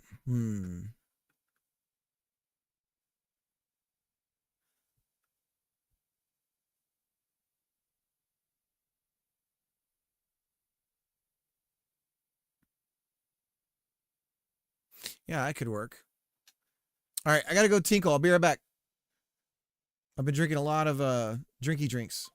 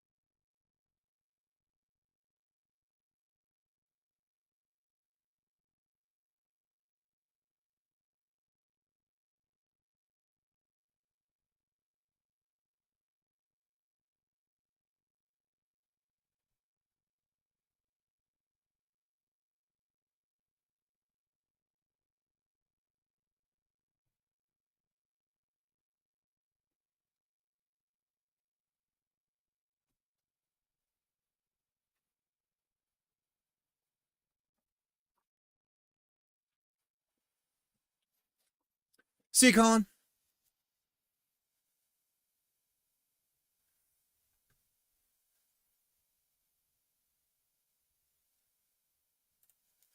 Yeah, I suppose we could do it that way, mass per second.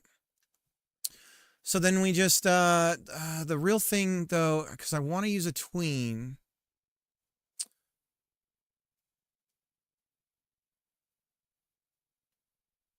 So we might need to do a tween method.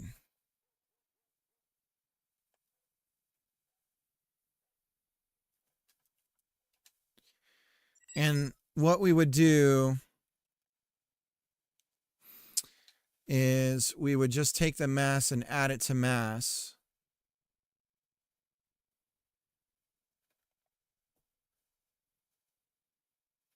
And plus equals lumber mass. Okay, and then we would say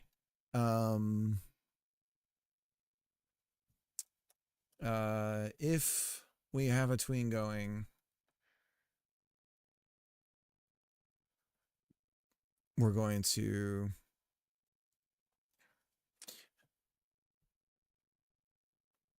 I mean, it could always be doing it could always be doing this. Would that be the worst thing?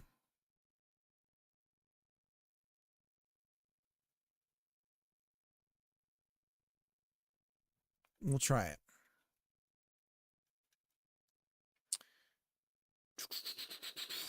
And we'll say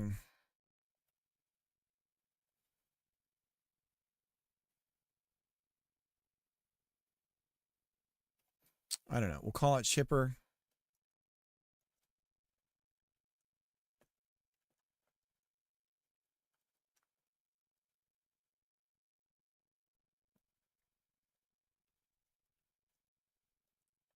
But it will stop eventually, right? So then, unless I loop it, but then you can't do, so, okay.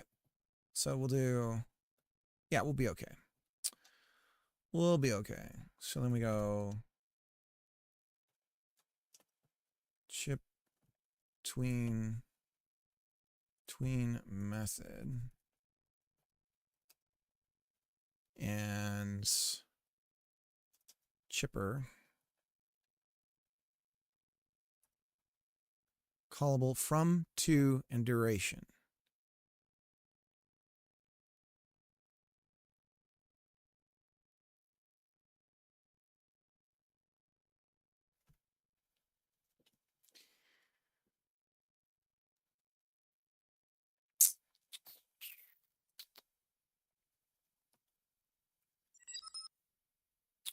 Yes.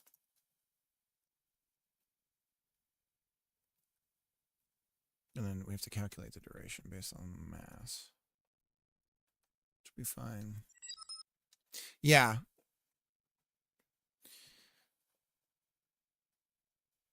So, yeah, I'm going to do a check on that. It's just, I'm not too concerned about that just yet. Between mass and chipper, mass, and then duration is some amount of time. We have to calculate that. Because we can only chip so much volume at a certain volume, right? So,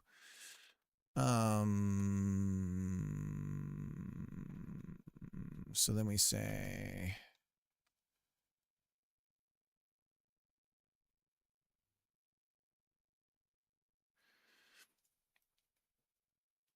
the real problem though is we'll get it.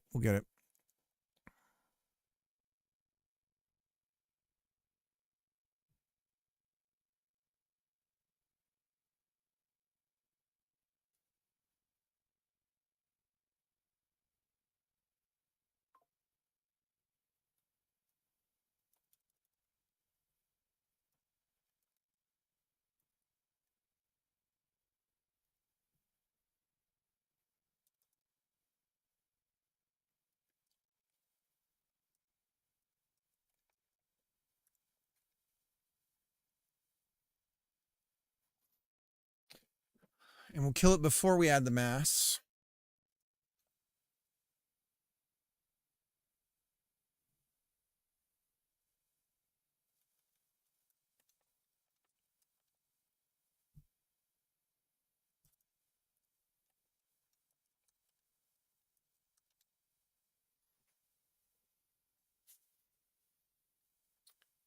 And so we're going to get a number between 1 and 0 over a period of time. And we want to probably tween it. We'll probably use some easing. Okay.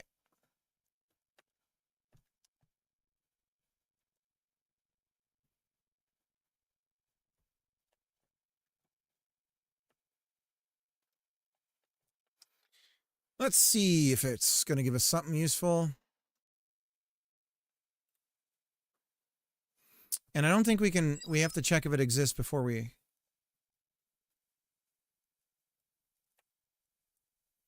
kill it.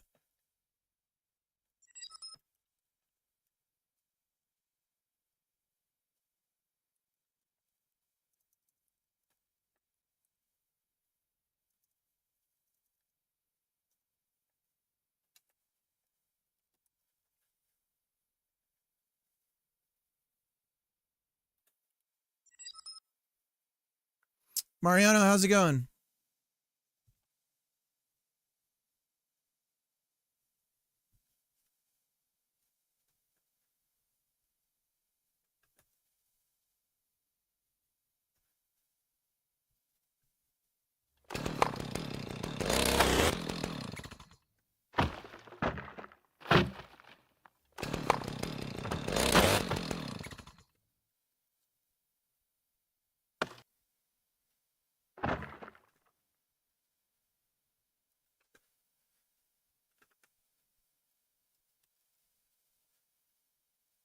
How's your stuff coming along, Obsidian?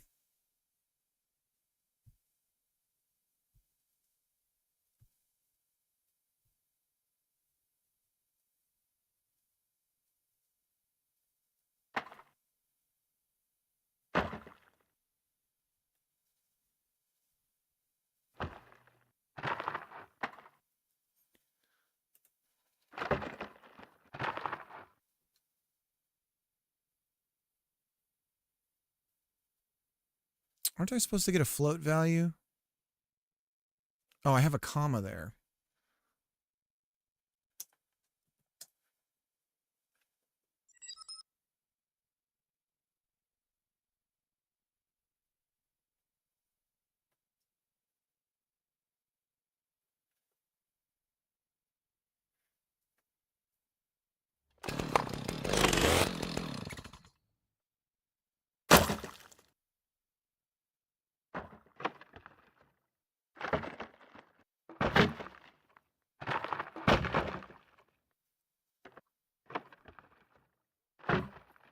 Are you familiar with Godot physics at all, Mariano?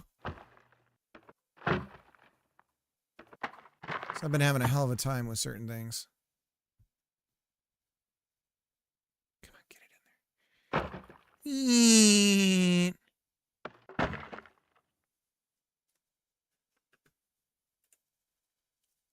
Let's see, 2,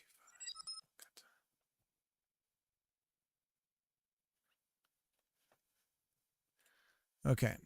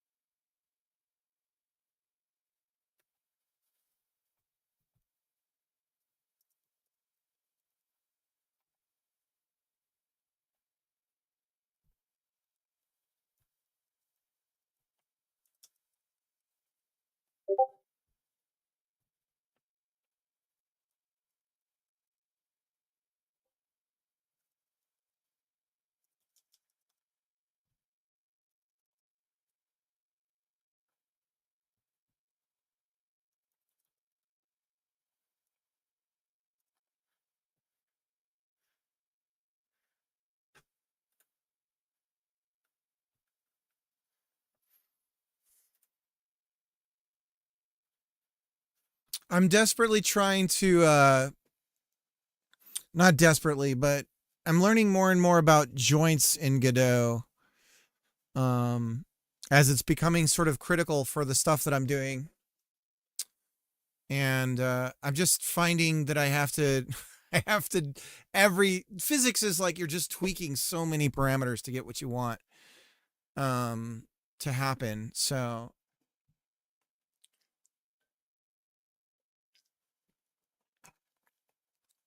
but I can't use Jolt because there's so many parameters that you can't set in Jolt from Godot. So Jolt is just out of the equation now.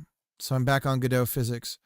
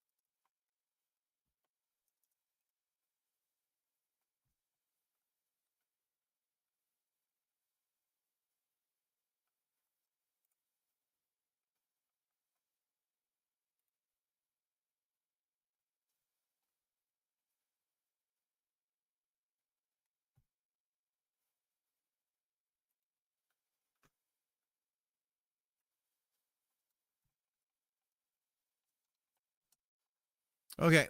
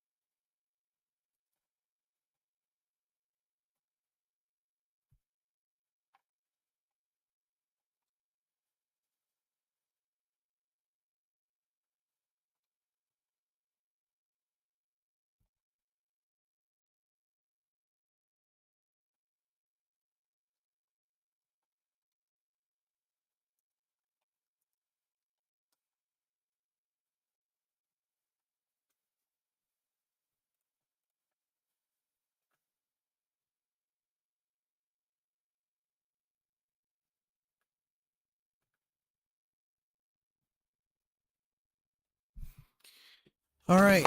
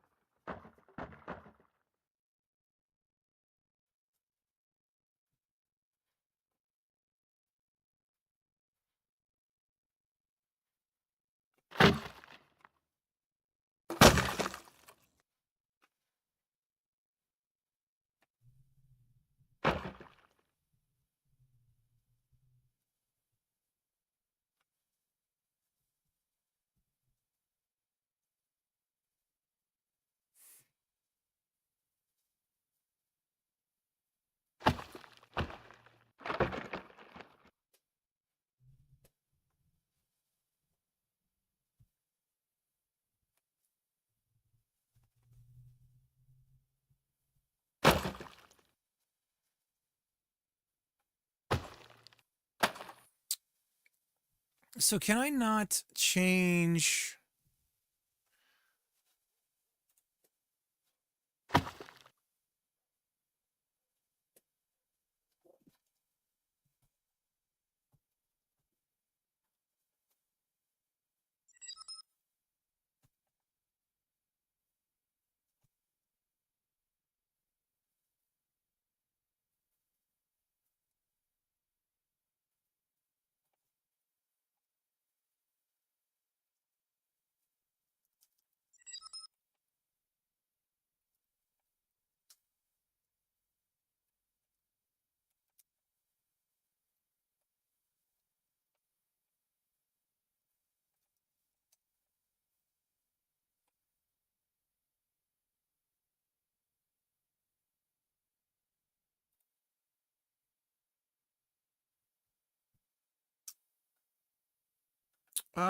No, I think parallel, you have to call set parallel.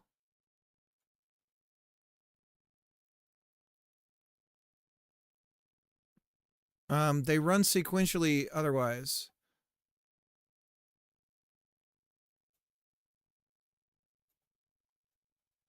They should.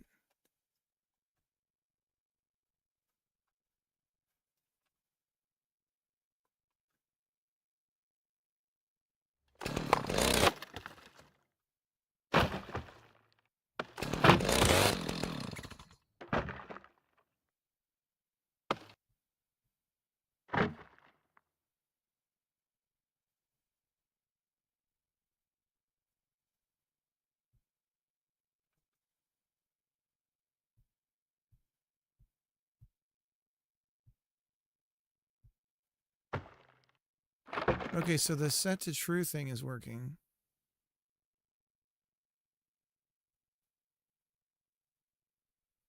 So now suddenly it's working. Why is it suddenly working now? Might be the amount is too small that we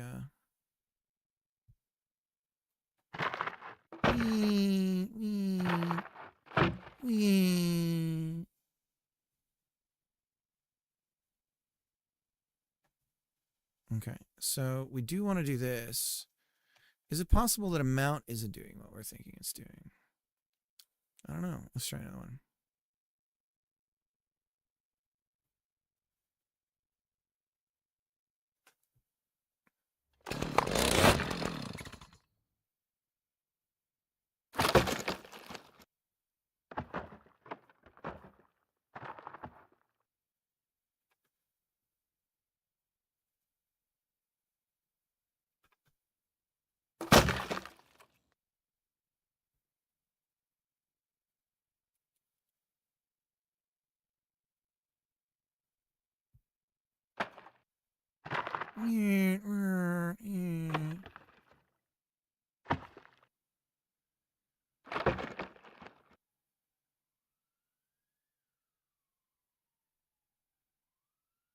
What?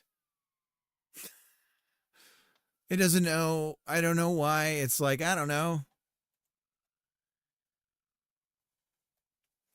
I guess I could tween the value myself.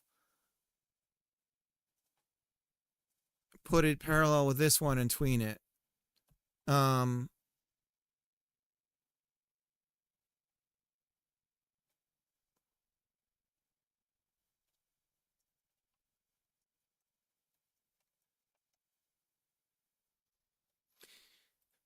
But the other thing we could do is the volume. I mean, I guess if I tweened all of it, then we wouldn't need, if we tweened it all in parallel, then I could do the easing on the mass.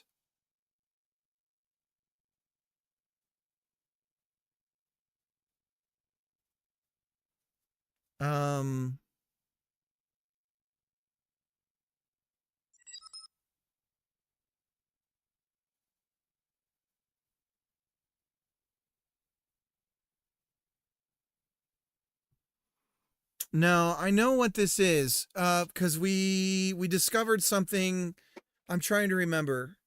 Oh, fuck. Do you guys remember? We discovered something about tweens and tween method.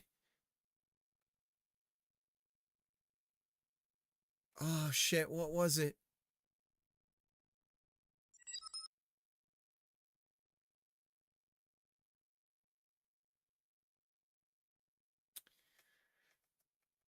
What was it? No, there was something about tween method that we had discovered. It was exactly this. What were we doing that in?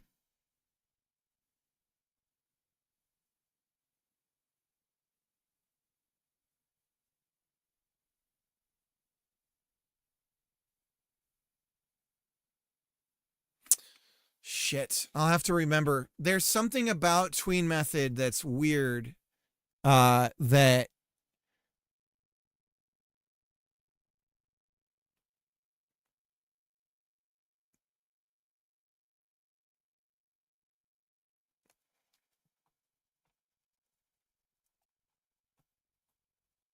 me make sure this is actually firing. Because it's possible we're not killing the tween. Because that would explain this behavior too.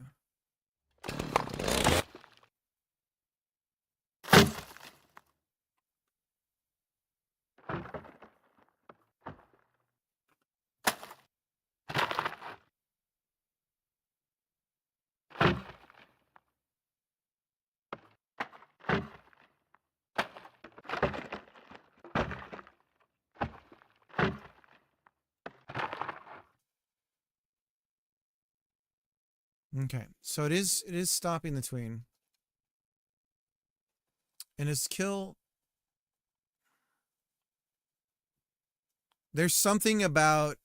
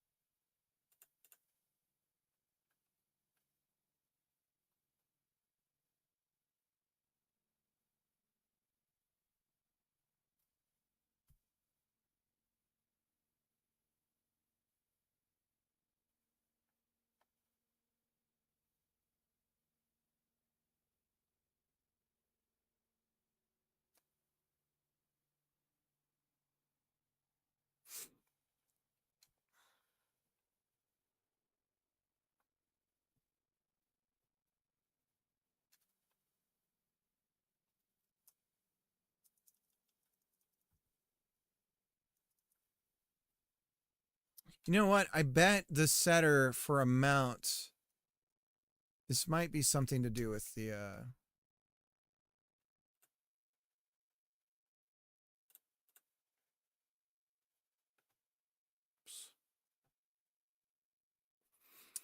hooking in the sound would be a fun thing to do now too as well. So let's do that. So we're going to say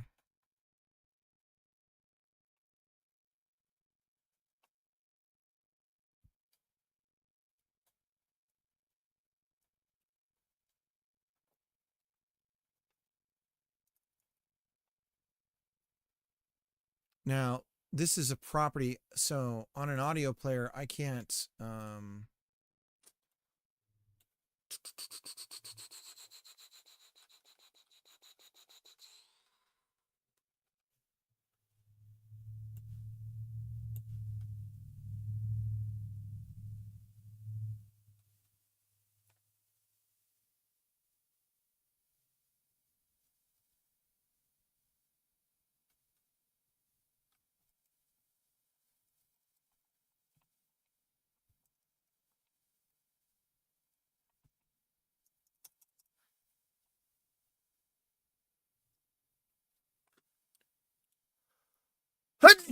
excuse me.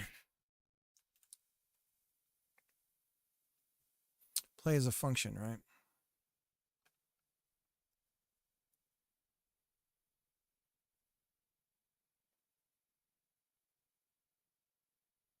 So we have to do a callback.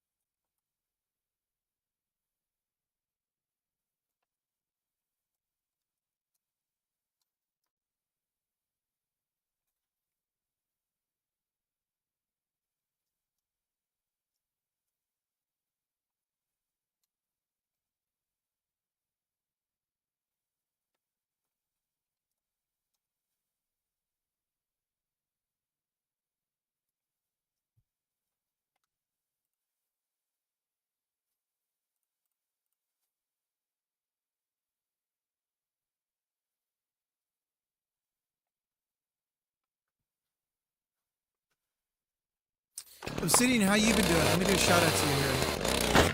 Are you streaming today?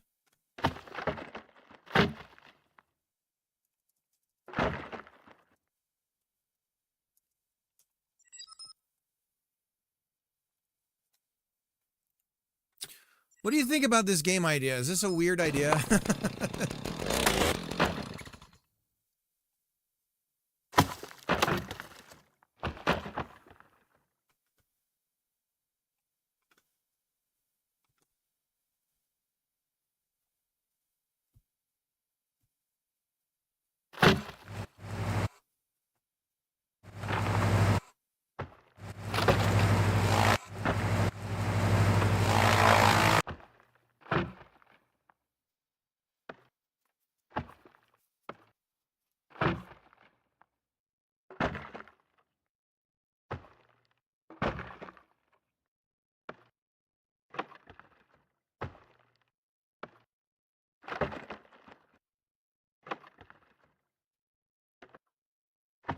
We might want to do a check here and see if it's already playing.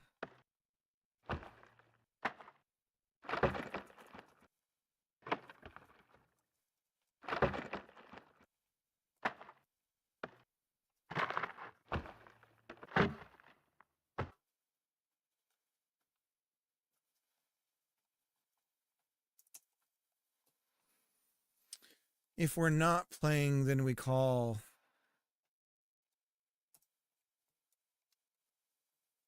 To play. I wonder if you tell something to play, does it start over?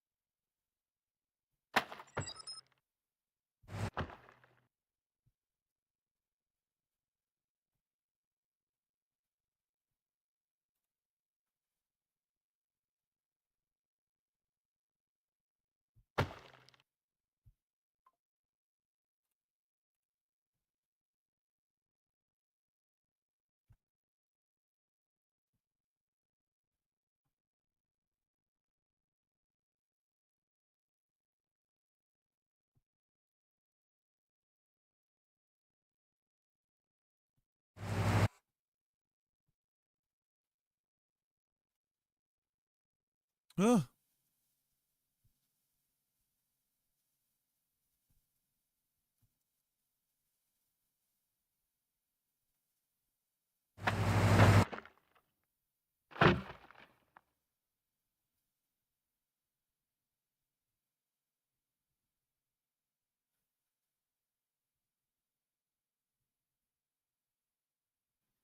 Why add it to the tween instead of just calling it? That's a lot of overhead to immediately call a function you plan to call anyways.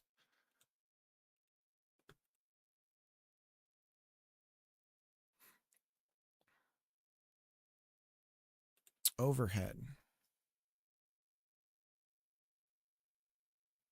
Why add it to the tween instead of just calling it?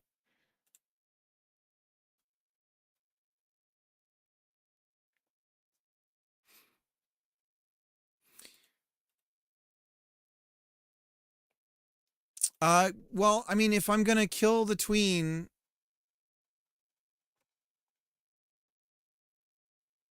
just pretend I'm Gandalf and you're Frodo, and I don't answer, and then you say, "All right, then. Go ahead and keep your secrets."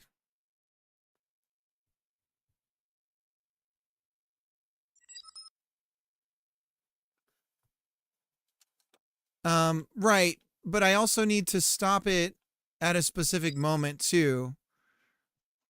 Right. So that's why I'm doing it that way.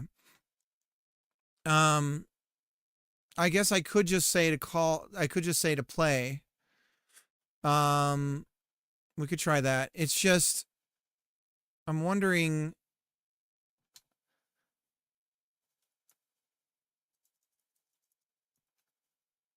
I suppose that should work. I'm just wondering if, let's see.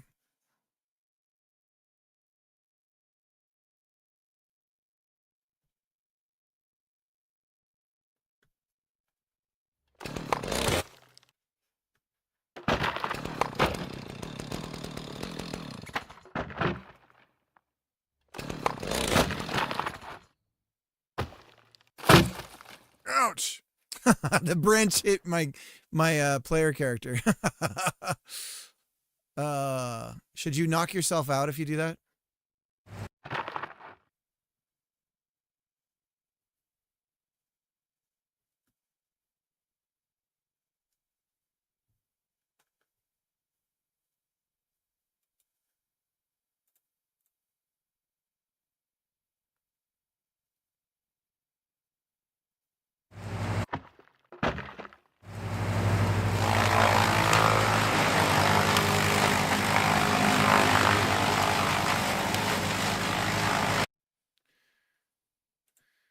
Okay. So that's working better.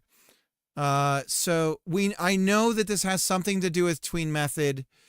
I swear I remember there's something weird about this that I remember finding out that is bizarre. And that's what's causing the problem we're having with the particle stuff. I can't remember what I figured that out on. Let me do a search on this project to see if I have tween method somewhere here.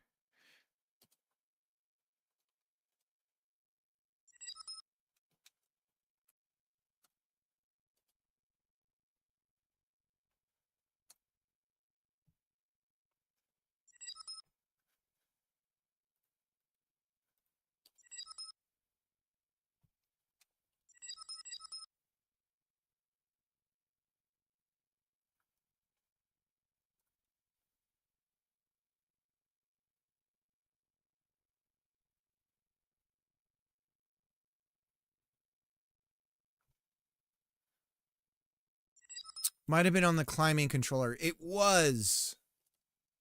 I'm remembering now.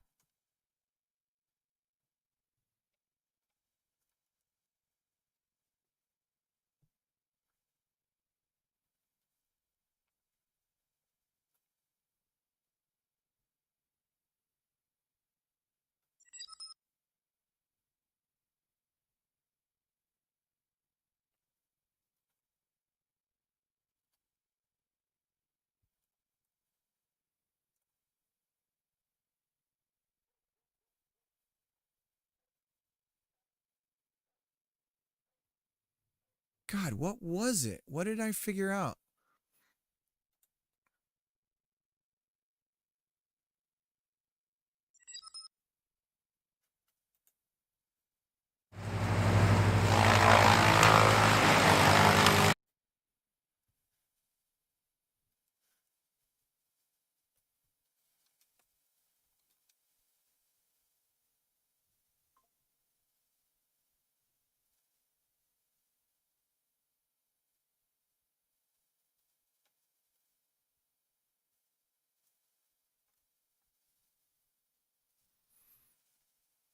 It was super choppy until I changed something.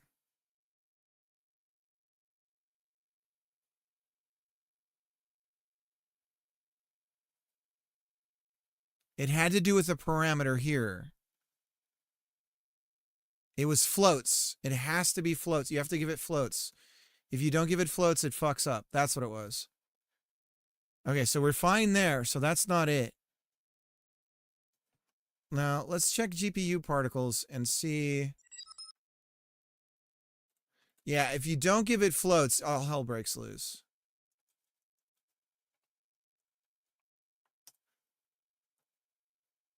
That's what it was. Like, you get some really unexpected behavior.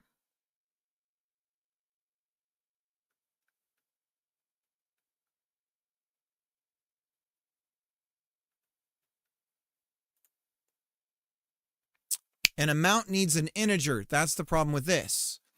So this has to be an int. So we have to cast this as an int. That's our problem.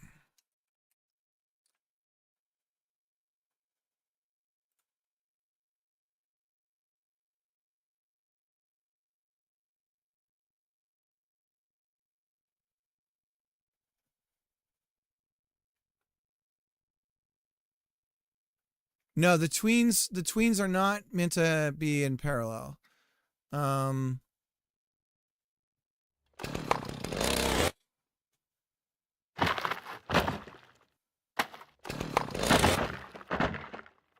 Check this out. Hopefully I can get it set up so you're looking good. Just grab this wood over here. It's like we're on the moon.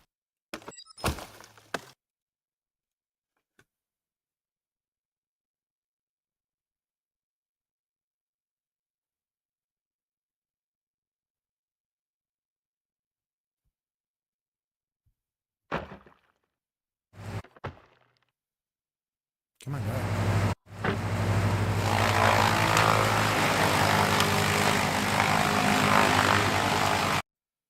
Okay. So we definitely could fade out. Am I not casting the...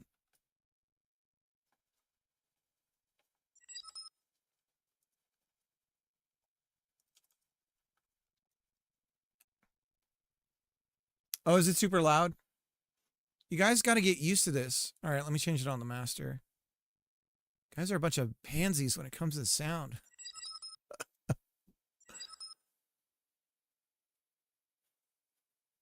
So, I'm kidding.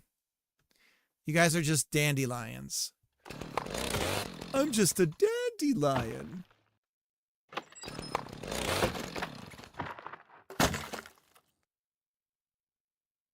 How you doing, Tapir? All right, put it in here. Ready, and go in.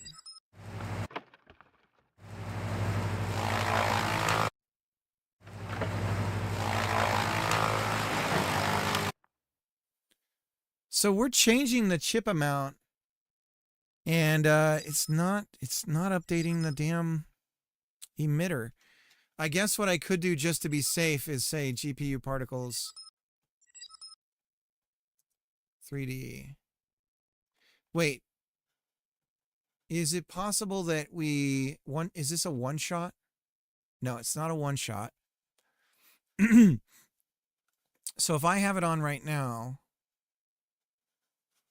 like on my scene, and I've got it on, and then I adjust this value. Oh, look at that. It's doing it here too. It screws it up.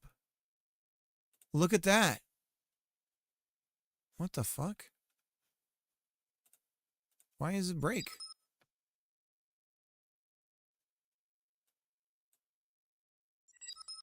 So it does start it over. Look at all hell breaks loose when I do this. Look at that.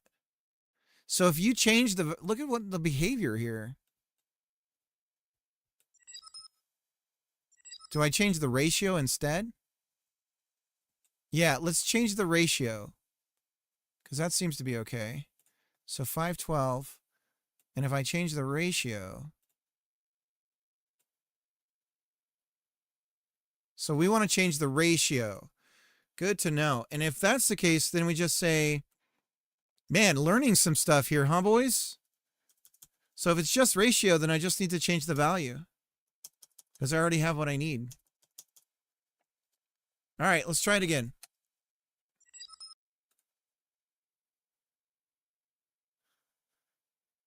Let me do a shout out to M. Oh, I know why you guys are here. Lana finished streaming. I'm your second helpings. I'm kidding. Is it not doing the shout out? She almost rated me again. Oh, damn. She seems nice.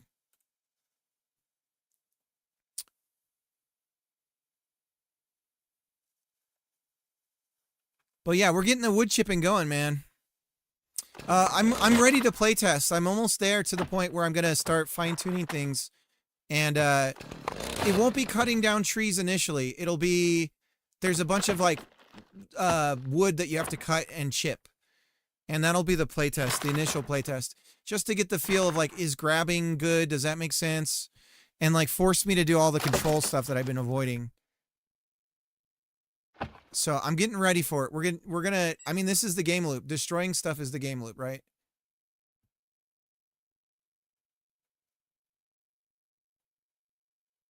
Get it in there. Come on. Come on. Put it in the hole. Put it in the hole.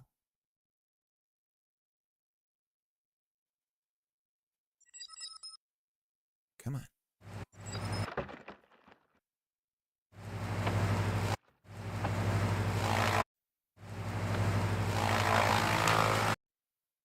Okay, we have something. We have something. Do you guys want to look under the hood of what's going on here? So this is the secret sauce. We've got, what happens is, so the lumber is masked to collide. It's masked as lumber. And the minute that it gets grabbed by this moving, it's an area 3D that's moving along, and then we have a static body and a joint tied to it. As soon as it overlaps with the lumber, we then glue the joint to the lumber, and we change the collisions. We change the masking for the lumber to mask with this green stuff instead. So it's no longer masked as lumber. It's masked as like lumber being processed. And then it pulls it through this little thing, this little tunnel. And as soon as it goes through these different things, there's an area 3D here. As soon as it passes through the first one, it makes the mesh invisible, so you don't see the wood passing into this space here. And then it, the next thing it does is it goes to this one here, and that's where we destroy the lumber. So that's what's actually happening under the hood.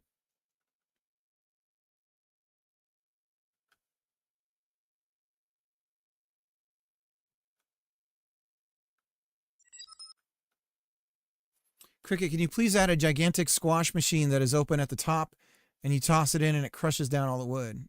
Is that a real thing? What do people use wood chips for? Mulch and stuff? Yeah. Or really it becomes so it's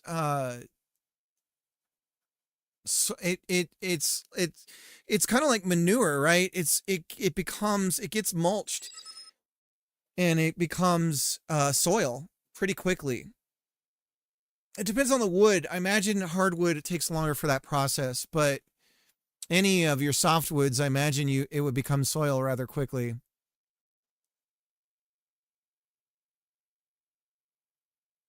Oh, but for wood, it would be fun. I definitely want the rider where you can ride and you pick up the wood and then you grab it and then you feed it into the mulcher.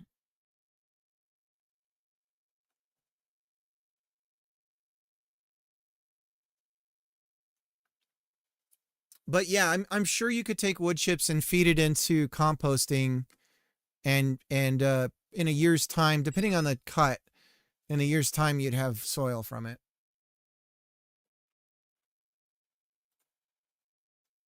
All right, we got a video here.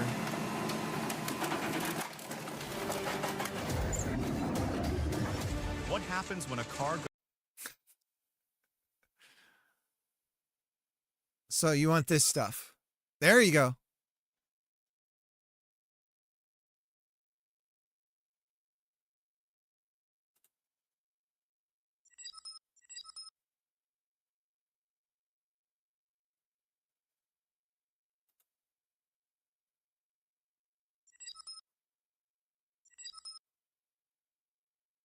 So yeah, this is just a huge, yeah, see how it's looking like soil almost already? So I imagine it would oxidize pretty quickly, and then you get a little bit of rain and stuff, and then composting would start to happen right away. Yeah, wood would enter the nitrogen cycle really quick.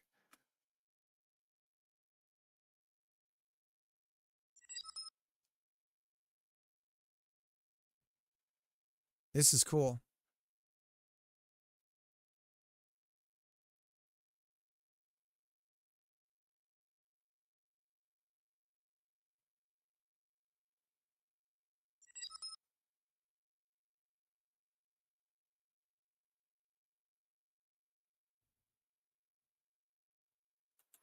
So how do we do a physical representation of wood chips, bros? Because I would love to have leaf blowing in the game, but is that ridiculous? Is that like an insane idea?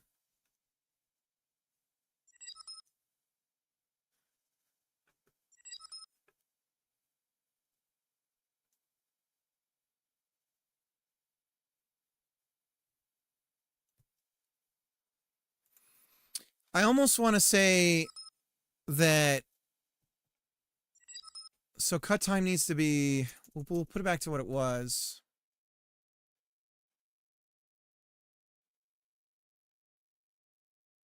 Particles can react, but particles have lifetimes that are generally pretty short. So we could represent one way we could do it. Here's a wild idea. Here's a wild idea.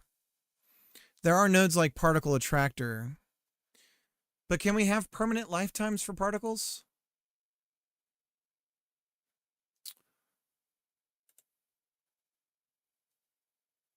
We wouldn't want to do that, right? GPU particles attractors. So here's how I'm imagining doing it. Let me show you. On our ground, every single, so let's say we have a ground that's mapped like this, right? It's a little hilly or whatever. Secretly, beneath that, we have another mesh, subdivided, but matching the topology exactly the same. When we mulch leaves, the leaves shoot out down, right? And we have some sort of volume calculation thing. And we push the mesh up to a pile like this. And it's just textures of leaves, right? And we're just pushing it up to make it a pile. And then when we leaf blow, we have particle effects making it look like the leaves are actually blowing.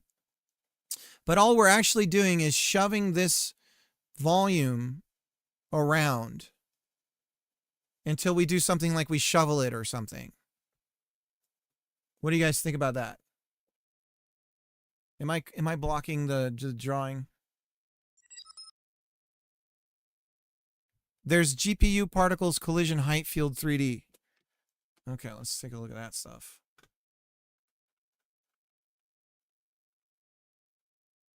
So we might have exactly what I need.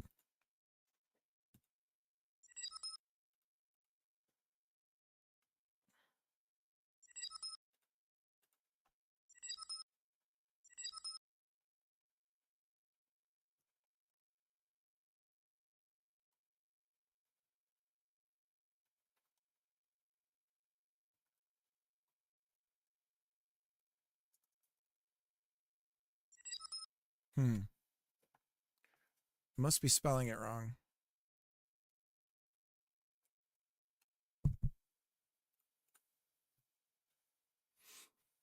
Real-time height map shape 3D particle collision shape affecting GPU particle 3D nodes.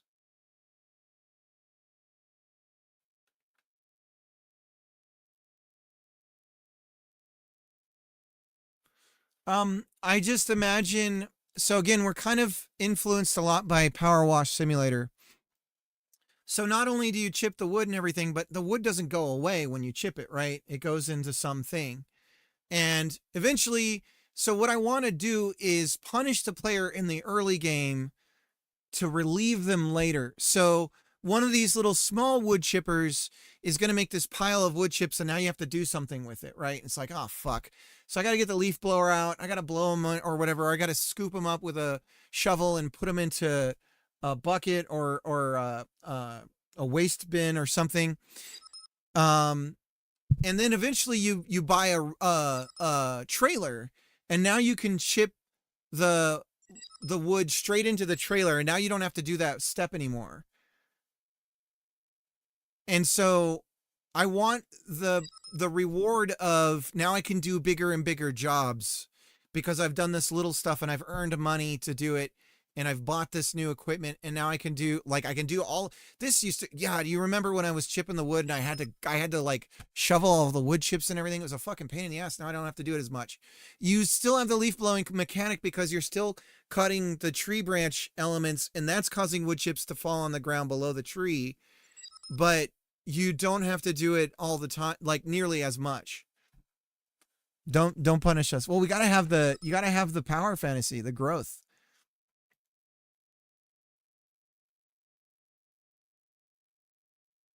Until you have an upgrade like a rake. Let me shovel the chips. Do you remember the game, Mariano?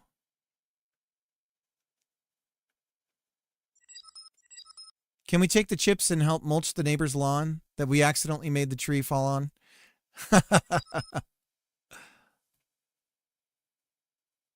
Sand pie?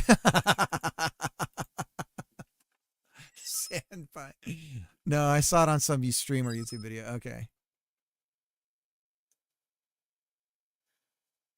Can we knock the lifetime down on the...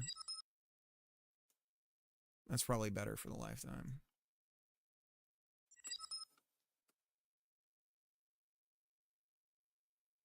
You could sell the chips. I think that there probably we would need a curve where initially that makes a lot of sense, and then very quickly it doesn't make any sense to do that, and you just dump them somewhere and let somebody else take care of it.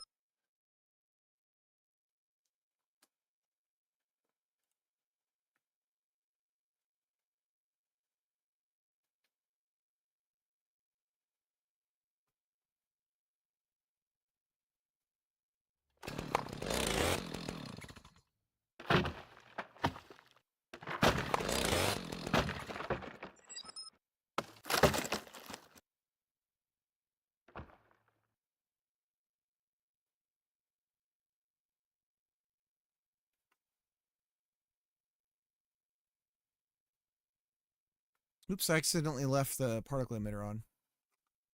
Let's turn it off. Okay. Dude, that's one thing that I don't like about how Godot, like... Whoa. Okay,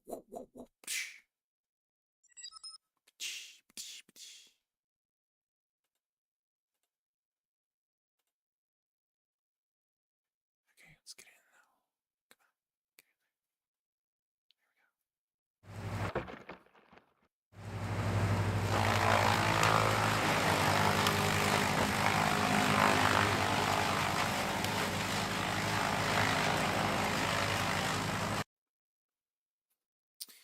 So we could tween the volume to go down as well.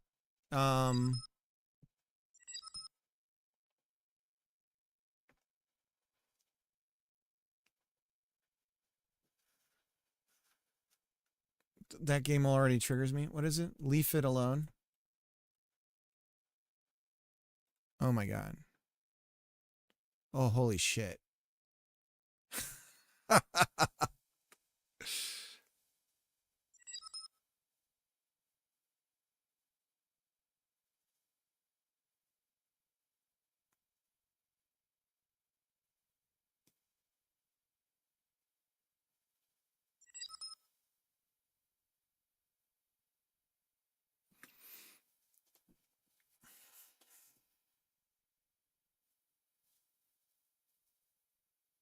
Buy a wood hardener.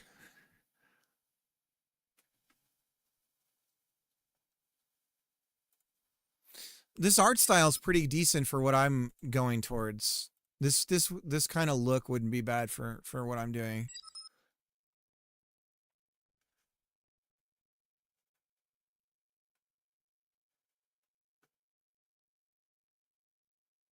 Are we stupid?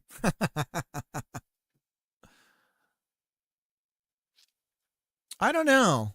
That's a good question, Tapir.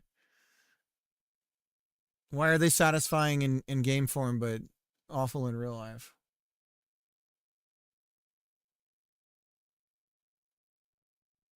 Let me I gotta get some stuff packed up really quick. I'll be right back. I gotta get some lunch going as well. I used to find yard work satisfying, but also sweaty work. Yeah. I mean, I look at it as exercise. So for me, it's like, well, I can't make it to the gym, but this is like working out.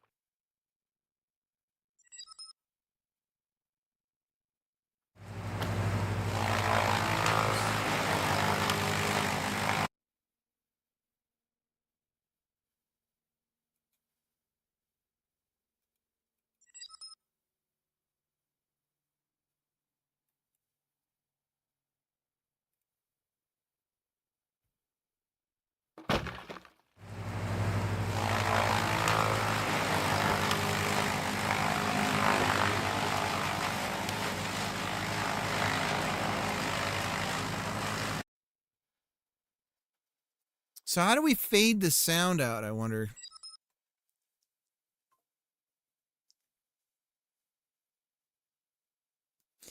Yeah, I'm definitely gonna have that happen, Mariano. I just right now, yeah, I have to let go.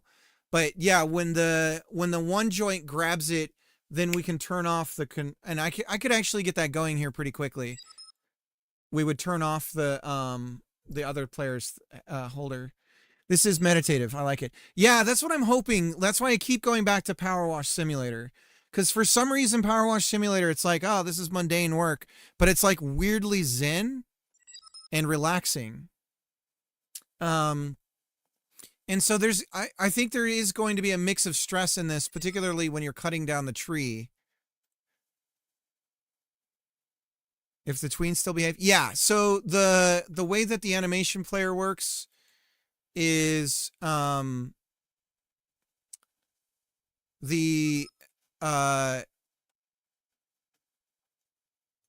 area 3D that's going in this cycle turns off its masks. Oh, what happened? Where are we going backwards? Oh, there we go. It turns off its mask as soon as it passes, as soon as it gets to right here. So the masking stops here. And actually, to show you guys what's really going on here, I could turn off stop making the lumber invisible so you can kind of see under the hood. Maybe be able to see a little bit about what's going on here. And I could actually...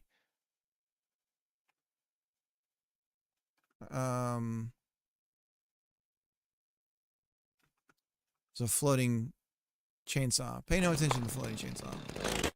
So we cut this down. And just for fun, we're going to cut the tree down.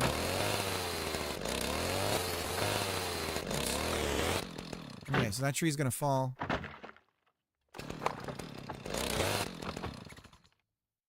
There it goes. Timber! Isn't that cool?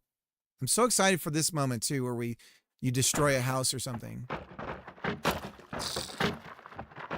Anyways.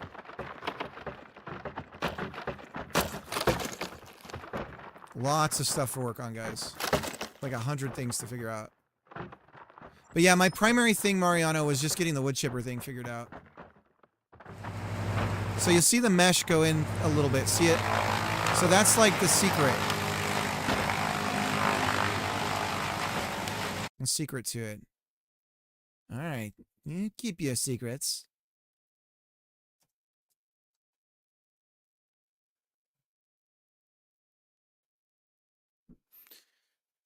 We could just make Zen gardens from all the wood chips.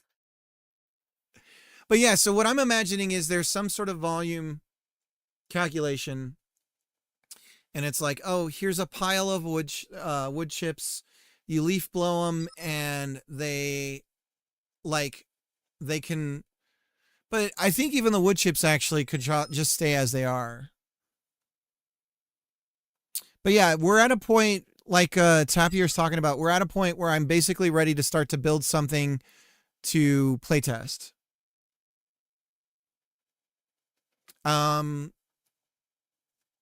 I know some of these elements took a lot longer to get to, but it's all coming together. It's still, there's a ton of things I have to tweak. So like one of the things I have to do is the weights on the joints I have to dynamically calculate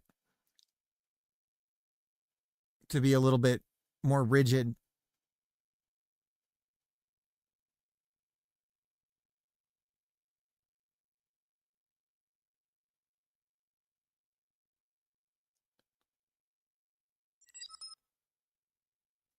Looking forward to playing with your wood. Sid's desperate to play with my wood. But I guess what we can do though is it would be fun that you have to like turn this on and you have to you can change the direction of it. So if it gets jammed, you have to like push it, turn it, and it'll push the lumber out. So making the arms and everything interactive. Actually, it seems like part of the mesh is missing. Am I crazy? Where are the handles and everything? There's one handle. Is that the only handle? There's like no on button or anything. And we need to idle. We need an idle sound for it as well, where it's just running.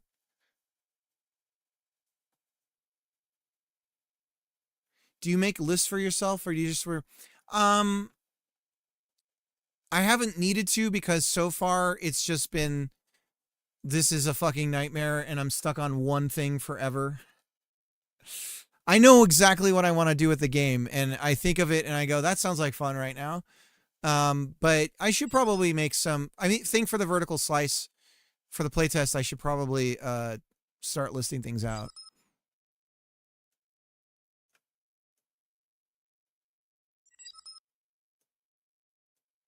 Well, yeah, it all came together very recently. So give me a moment. I have to, we're returning a weed whacker from Walmart because it's absolute crap. And getting a new one today that hopefully won't be as crap. Or maybe I think we're ordering it. So I'll be right back.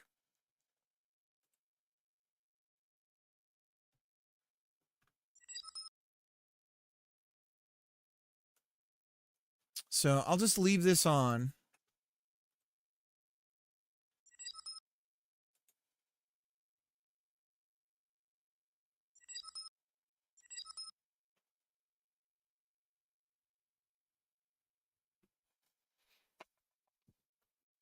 Thank you.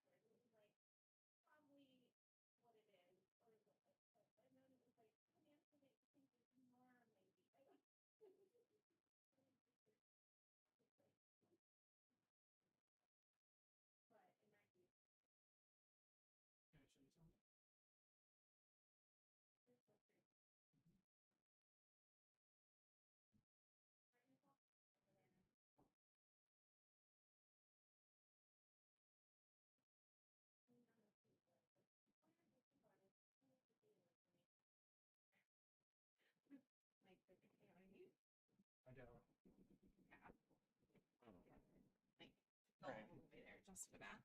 Okay. But Well, if you need me to come and we can do stuff, then well, I need to get back and make dinner. I plan to make this and the meat's defrosted, and okay. I won't have time to do it until Friday, and it'll go bad. All right, check this out. So we got our tree. We go up to it and cut it. M is gonna model me some branches. She said she would do that. She totally said that. She's like, you know what? I could model some good-looking tree branches. And I was like, thanks, Em. I feel like maybe that didn't happen. No, it totally happened. Oh, it's so floppy. What do you think of that, baby? A big floppy piece of wood. Hang on.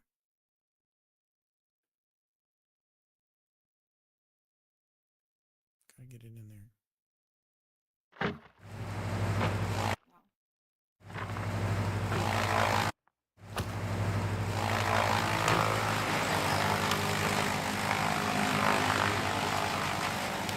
Cool, huh? He's feeling chipper today. Yep, I'm feeling it's very chipper. So the houses and stuff, can we make in that what's it called thing that we got that we were using for that train game?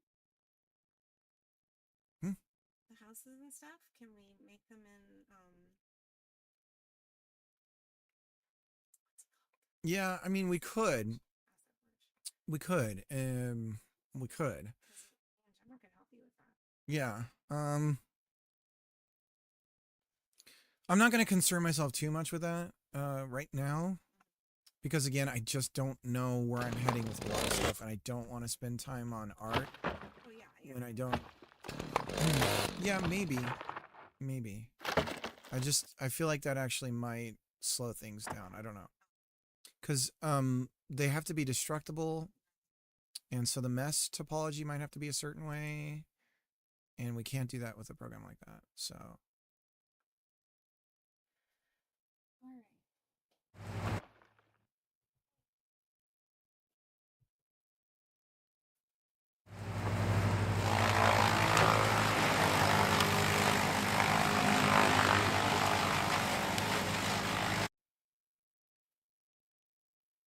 come on.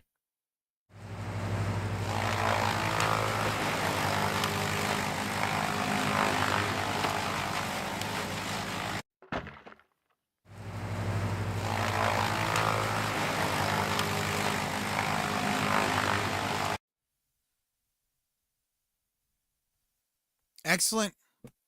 It's coming along, guys, ladies. All right, I'm making some sticky noodles. I got to go check on the sticky noodles. I'll be back. I'm going to go look at my sticky noodles. So I'll be back to look at my sticky noodles and then see how far my sticky noodles are.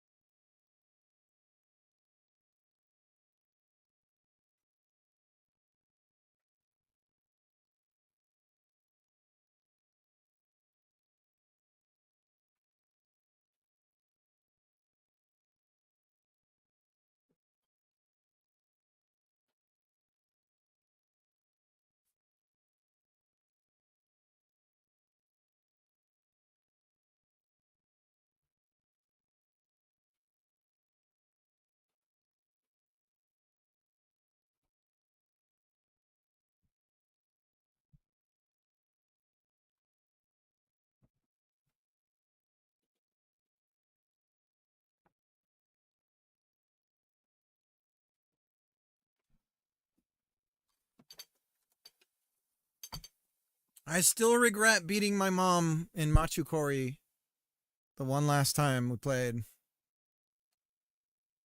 I should have just given her the win. I feel so guilty about it. All right. So here's what we got. We got our sticky noodles. And, oh, ooh. It looks moldy. Is there a way? How do I get, where is it? Can I do, I don't know how. Anyways, imagine that's a beautiful looking egg and not a black void. Well, that's a fried egg. Now I'm breaking it up and I'm mixing it in with my my sticky noodles. And I'm going to shove these sticky noodles all up in my mouth. So I'm going to turn off the camera because I don't want to, you guys don't want to see me masticate on the stream. You weirdos. This isn't a mukbang stream.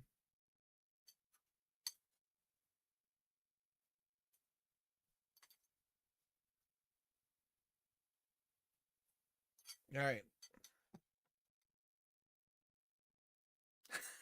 It's yellow. For some reason, it's masking yellow out. Why green egg? Why egg green? Easter leftover.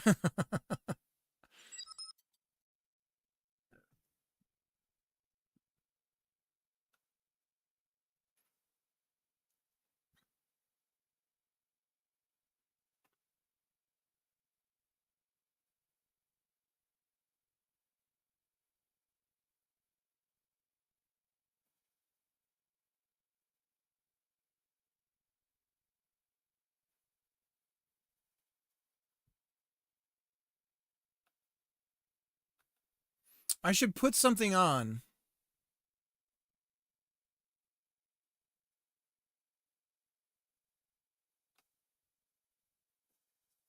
I'll put this guy's stuff on. I always like his stuff.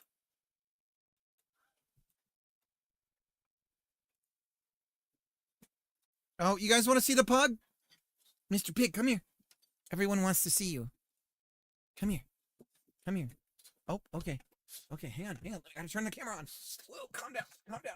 Oh, Jesus Christ. Calm. Here we go. Oh, there's the pig. Say hi to everybody. Oh, say hi. Oh my gosh, calm down. Oh, what a happy pug. What a happy pug. Oh, I love my papa. I love my papa, he says. Oh, pet me forever, papa. Never let me go. Never let me go, papa. Oh. Whoa. He's crazy. Oh, jeez. Oh, jeez whiz. Oh, God. Say hi to everybody. Let them see your face. Say hi. It's me, Mr. Pig. All right. What? Okay. There he goes.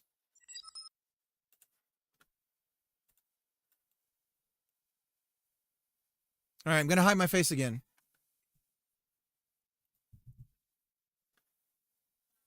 So there's a CEO in South Korea, Chang-in Kim, and he runs Krafton, the company behind PUBG, the game where you parachute onto an island butt naked and beat a stranger to death with a frying pan like it's a Tuesday in Florida. And this man is on Slack at some ungodly hour, having what can only be described as a rich person meltdown. He's telling his colleagues he feels dragged around. He's calling a contract he signed a pushover deal, because a few years back, he bought a little game studio called Unknown Worlds, the makers of Subnautica, and he promised the founders $250 million if their next game hits certain targets. And at the time, he thought there was no way in hell it would hit those targets. Subnautica 2 ends up topping Steam wishlists, and internal projections have it destroying every target, and Kim is like, oh shit, I might actually have to pay these people. But then he's like, wait, it's the 21st century, I have fucking artificial intelligence now. I'm not gonna pay these nerds $250 million for a fish game. So he closes Slack, he opens ChatGPT, and types, how do I get out of this deal? Now, to its credit, the bot initially says it would be difficult to cancel. which is the same thing his lawyer and his head of corporate development, Maria Park, told him. But Kim is a CEO. He's not the kind of guy who takes no for an answer. So he starts shifting the language around, sitting there at his computer, rephrasing the same question over and over, prompt engineering his way out of a contract like he's building GStack for fraud. Or wait, is that already what GStack is? I don't know. Anyway, the bot eventually caves, because that's what these things do, and hands him a full corporate takeover playbook. And this man follows every step like it's an IKEA manual for screwing people. He fires the founders,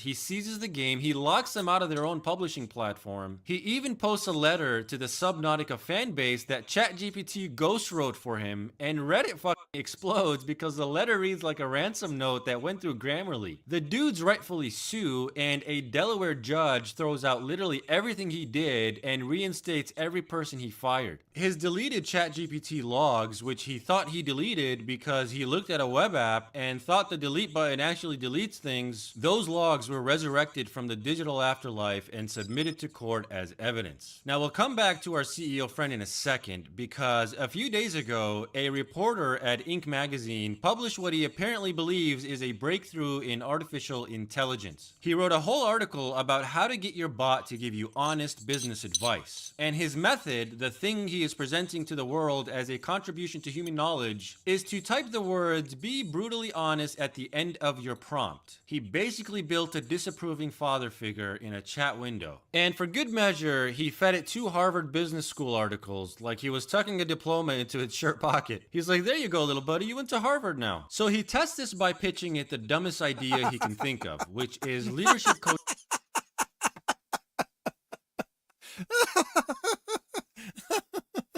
There you go, little buddy. He went to Harvard now. Contribution to human knowledge is to type the words "be brutally honest" at the end of your prompt. He basically built a disapproving father figure in a chat window. And for good measure, he fed it 2 Harvard Business School articles like he was tucking a diploma into its shirt pocket. He's like, "There you go, little buddy, you went to Harvard now." So he tests this by pitching it the dumbest idea he can think of, which is leadership coaching for dogs, like teaching your Labradoodle to delegate or helping your pug develop a growth mindset. Which, have you seen a pug? That thing does not have a mindset. And you're sitting there like, okay, this needs to come back as 0. If this thing works, leadership coaching for dogs is a 0. The bot gives it a 3 out of 10. And this man, this professional journalist whose entire function in society is to question things, looks at that number and goes, "Hell yeah, my system is working." He then pitches it his actual idea, which is a little AI turret that sits on your kitchen counter and sprays your cat with water if it tries to climb up. Basically a Roomba that bullies animals. He built the Iron Dome for cats. The bot gives it a 7.5 and says the competitive landscape is notably weak. And this dude is like, "Holy shit, 7.5, let's fucking go. This bot tells no lies." So yeah, this man is probably out there right now pitching an AI super soaker that bullies your cat to VCs. Gary Tan is probably even leading the round. So what do Chang and Kim and the cat squirter have in common? They've both been absolutely bamboozled into thinking the bot knows what it's talking about when it doesn't have the slightest clue. And researchers just proved this with 30,000 data points. They tested every major bot, including GPT-5, Claude, and Gemini, on actual strategic business decisions. Questions like, should you differentiate or commoditize? Should you centralize or decentralize? Should you automate or augment? And every bot gave the same answer every single time. They clustered around a certain set of advice regardless of the context. They always preferred differentiation, collaboration, long-term thinking, and augmentation. The researchers looked at this and were stunned. They're like, surely AI isn't this simple. So they changed the prompts, they changed the industries, they gave it all new context. They even tried bribing the damn thing with rewards. Nothing worked. The bias barely moved. They were moved, however, to coin a term for this, which is trend slop. And honestly, that's a word we need in our corporate lexicon immediately. Boss, I'm sorry to say, but your Q3 OKRs have tested positive for trend slop. But the term is even deeper than even the researchers anticipated. AI is pitched as artificial intelligence when really it's the internet comments section taking flesh. The comments section has literally risen. Imagine you took every Reddit thread, and I mean every single one, every LinkedIn post, including the ones from people who are open to work, every Medium article written by a guy with 11 subscribers, every Substack essay, every TED Talk, every half-literate Facebook comment, and you threw it all into a blender and you poured it into a suit and gave it a microphone. Welcome to AI. Do you get it now? That's what your CEO is using to decide whether you have a job tomorrow. You could ask a bot with its guard down why torturing babies is good for society, and it would produce the most peer-reviewed sounding argument you've ever heard. And you'd be sitting there like, damn, it's making some good points. It's not so much a thinking product as it is a presentation product. And look, this isn't me being cynical. This is me explaining to you how AI works so you understand how to use it properly. Like the researchers, if you just ask the AI for its own opinion, you'll get average out. You'll get that sort of clustered advice that's useless. What you can do is use it as the, and I'm sorry to say, the glorified search engine presentation layer that it is. You can ask things instead like, in the perspective of Mr. Wonderful from Shark Tank, what would he think of my idea? And if, and only if, the internet has enough useful context on this person's philosophy, you might get something useful. But if not, it'll still take like a meme and 2 Substack comments and presents it like it's this person's authorized biography. The people who will fare well in this era are the ones who use AI for ideas and perspective and not drive-through consulting. We thought AI was going to make everyone a genius. What it's actually doing is taking the smartest people in the room and moving them toward the middle. It makes average sound like genius. And it's really quite dangerous because a bad idea that sounds bad, you could deal with that. But a bad idea that sounds brilliant, that's a $250 million lawsuit. You can dial up the temperature, you can write the perfect prompt, you could feed it your entire company's history, and it will give you the most eloquent, most confident, most beautifully formatted version of what everybody else already thinks. Conviction, art, taste, judgment, sense that comes from you. Thanks for watching. If you enjoyed this video, you can Okay, back to work. How you doing, Greg? Greg, have you seen the wood chipper? This is the same lawsuits for the lawyers use ChatGPT to write up the lawsuit. Straight up made up previous cases. Jesus.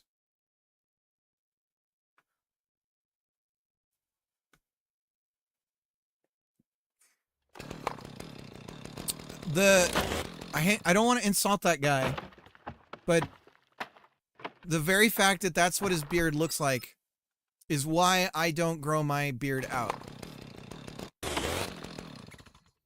Bye, you two. You guys are gone? Yeah. Going. Good, I can show you the wood chipper. You want to see the wood chipper? Yes, I want to see the wood chipper. Okay. It's this. Pick up the wood. Come over here. Pick up the wood. Bring it over here. And Walk onto the street very dangerously. whoop, whoop, whoop. Off the tree. Drop it down. Come over here. Oh, oh, oh. Miss the opening. Missed the opening. All part of my plan. All part of my plan. Get it in there. It's the opening again. Okay, hang on. Hey, I got it. I got it. Drop the tree into the wet pavement. There we go. Oh, right there. Oh, oh. Miss the opening. Okay, hang on. Finally get in, but not fully. Okay. There we go. Come. Oh. Oops.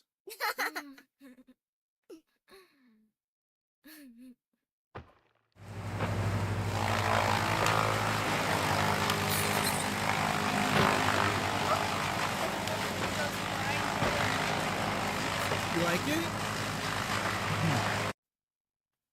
That's really cool. Where did it go? It went flying way out there somewhere. We're gonna need tree vision for the game. Tree vision? All right, you guys have fun. What do you guys getting? Yogurt? Yeah. Frozen yogurt? Tree vision. That's tree vision. Okay. Tree vision. Okay. Well, I love you guys. Just some way of seeing all the branches if they flew off like that. Oh. So you know where they are. Yeah. All right. So, yeah. I wouldn't, anyways, because my beard hairs look like pubes when they grow out long, I just don't. I prefer not to have a long. I like facial hair, but I can't do super long because it just looks nasty on me. If my beard hairs were straight, I'd be more about it. That's why I get jealous. Anyone with straight, like a coiffed beard.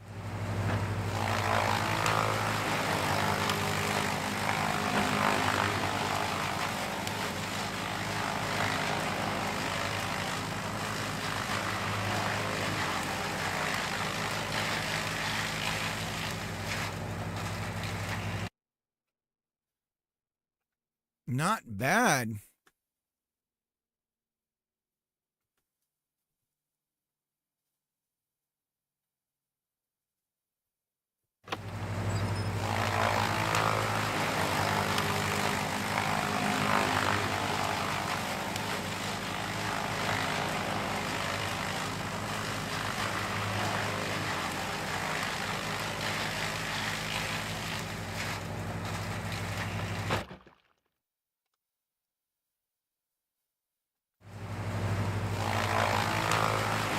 Tried a beard during COVID, wasn't for me either.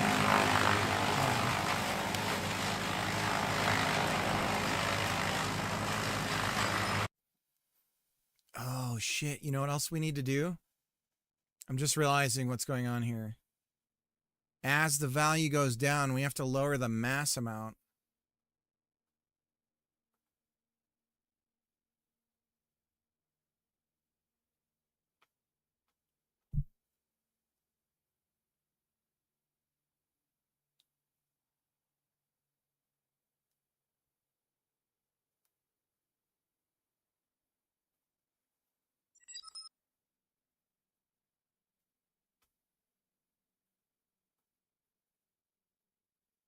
Usually you'd put the end of the branch. Yeah. I mean, that's exactly what's happening as I try and use it. So that's actually good that that behavior's there, right?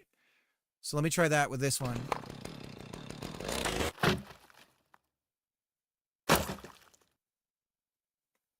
This is a little bit of a problem picking up. Whoa!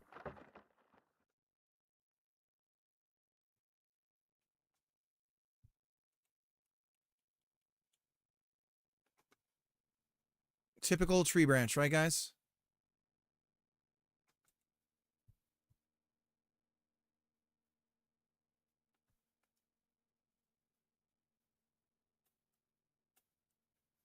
So we have a collision issue I have to fix. That's what's going on here.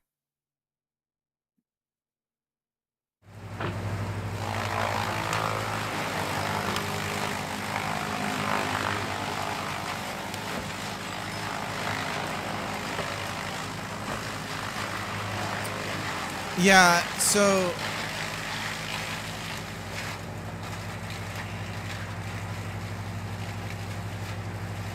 that's what I found. Mariano, I was talking about that. I've had to do a lot of work to get that right.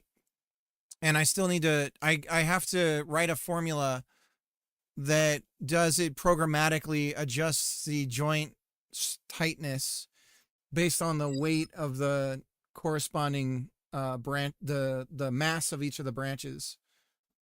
Yep, got to have that stiffness. So I want to write a tool so that I can hit a button and see what the weights are doing right away instead of having to tweak it, start up, tweak it, that kind of thing. So what I have right now is in the game. If we start it up and we go over here and we go to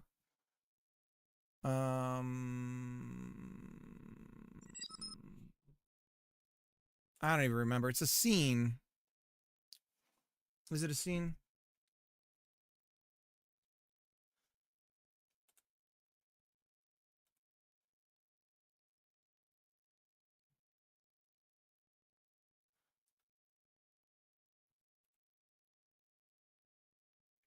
Where did I put it?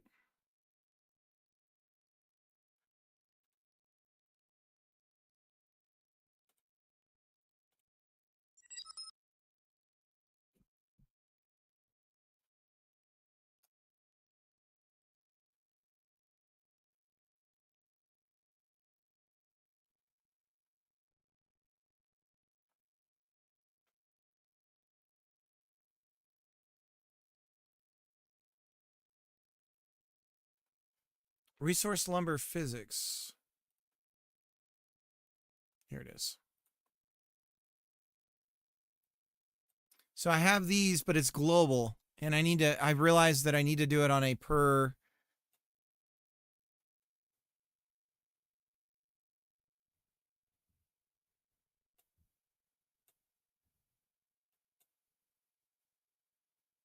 Like I can turn off. That's not doing anything right now. That's weird.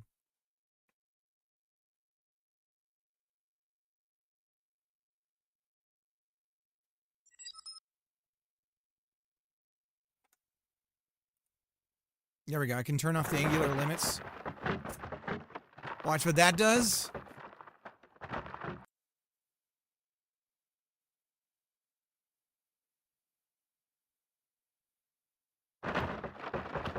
Turn them back on.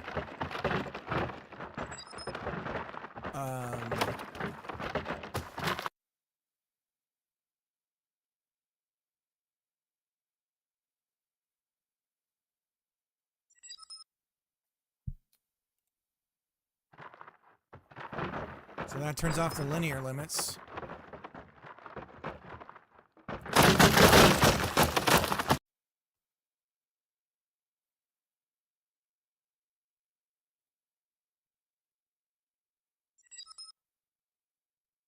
But our biggest problem is the gravity stuff. So if I go back and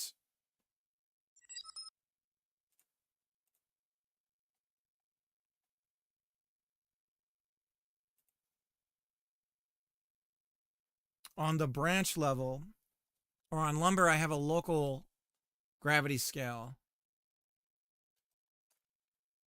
And if I turn that off, that's when we get some flopsy. Some real flopsy. Whoa!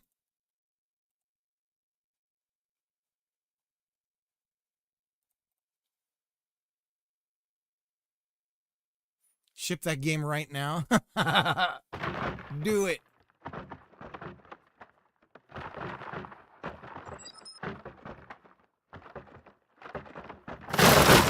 Whoa. Yeah, this reminds me of of 06. Yeah, I remember that one too. That was a doozy. How did we bump the damping up?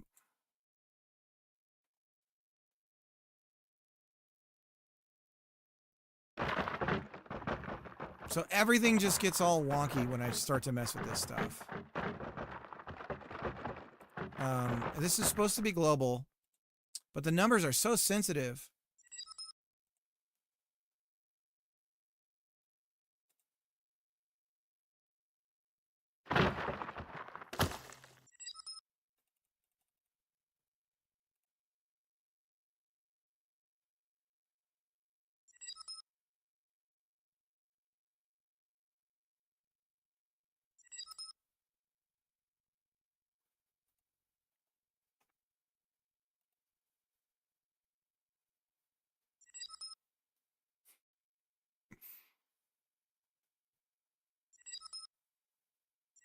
Bouillon.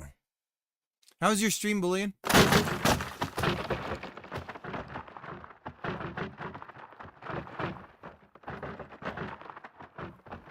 Bouillon is just slowly grinding at a game and actually going to complete it. Like a jerk.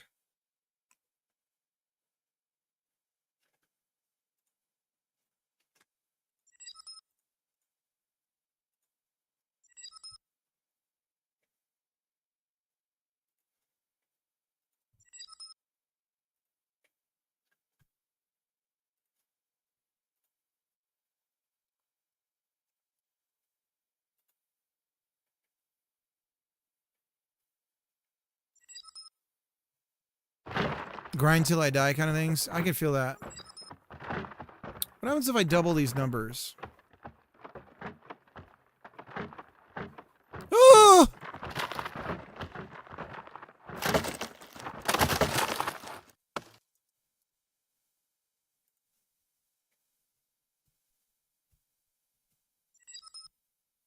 Like level 99 in RuneScape 3 years later.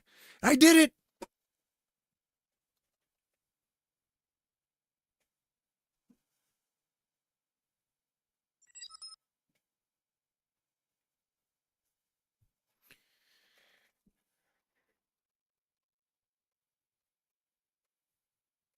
So we have stiffness.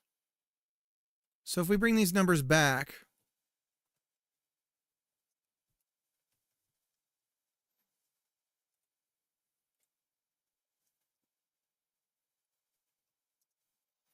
and damping.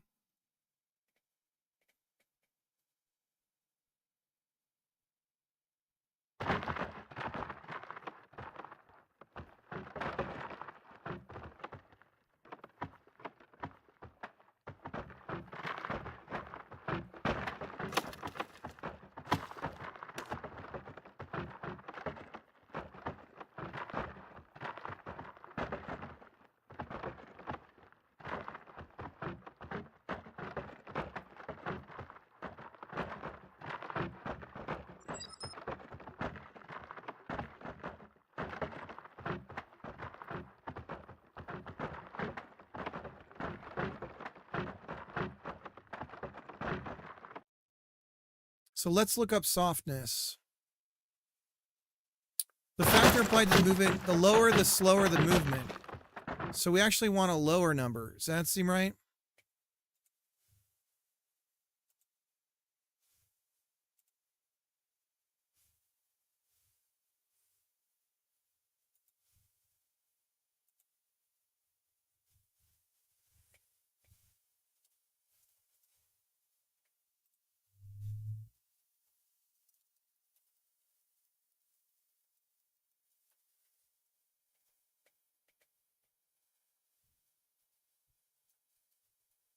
All right, we'll cut the number in half.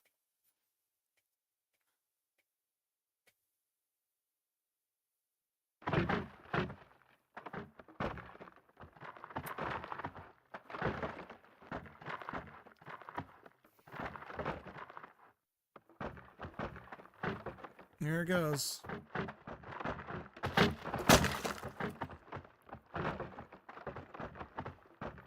Restitution.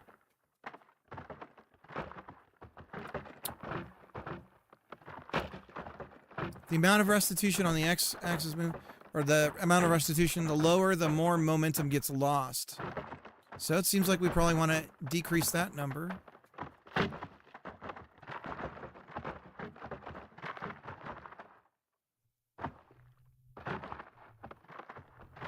And then damping. The amount of damping that happens. So if we want to increase that number, I feel like. So let's see what we got now. But see, I think this is individual. This is, you see how the heavy ones are doing what they're doing? So what we've got to do is we have to do this on a per branch level, on a per joint level. Okay? We have to come up with some kind of formula to do this on every single branch based on its weight. So let's take a look at when I'm applying these settings to the joint.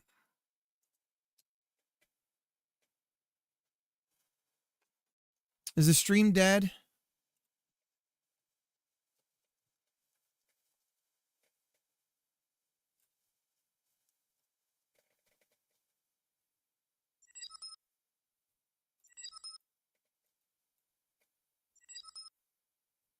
Looks good.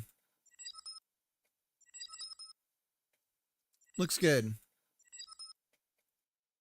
Can the trees secretly try to fall on the player if they don't know? If they don't...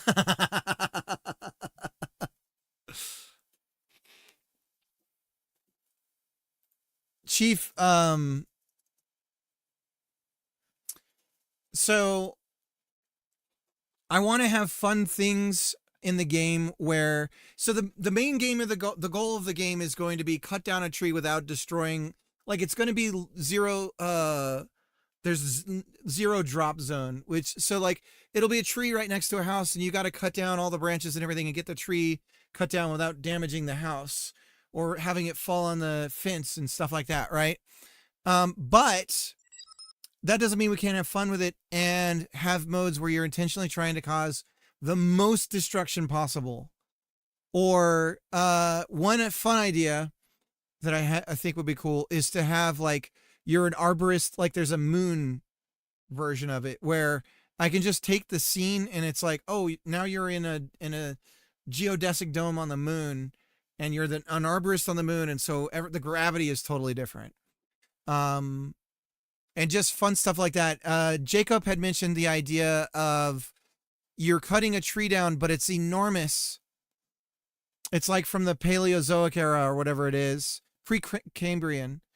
And so it's an enormous tree right next to like the World Trade Centers. And so you have to cut the tree down without knocking down the World Trade Center. But but you get the idea. Like fun stuff like that would be really fun to do. So mess with the scale of everything, stuff like that. Like how much destruction can you do in a miniaturized city of New York, cutting down this far-fetched giant tree in Central Park, shape the tree like planes, or like how much can you cause damage in New York by like cutting a tree down a certain way or whatever. So fun stuff like that, definitely we want to put in the game, but it's all physics driven. So it would be fun to do. Well, I'll tell you this. I am going to put in at least at minimum co-op, and there's no stopping someone for cutting a tree down and intentionally angling it at somebody who's busy working on something else in the game. So that would totally be possible. I like where your head's at.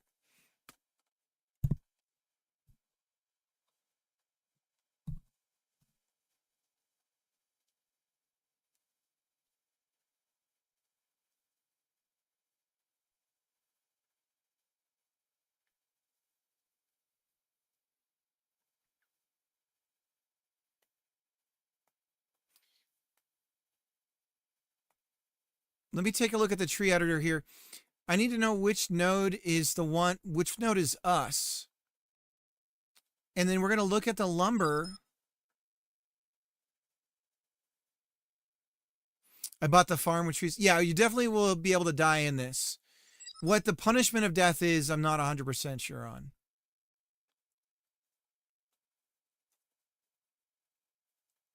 I'll bring back the gravity settings though for lumber for now. This is my basic fix for it, is to change the gravity scale. And that gets us back to where we need to be.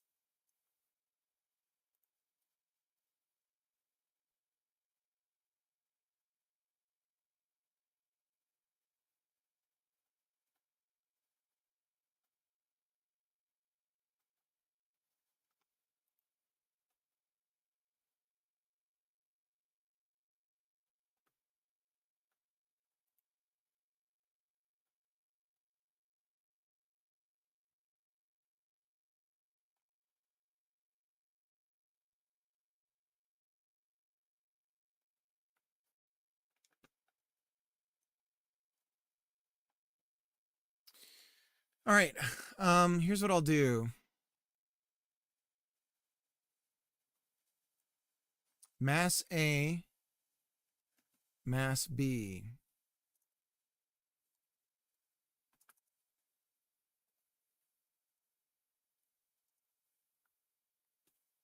And the one that I care about is going to be heavier than the other one. Or technically it'll almost always be lighter.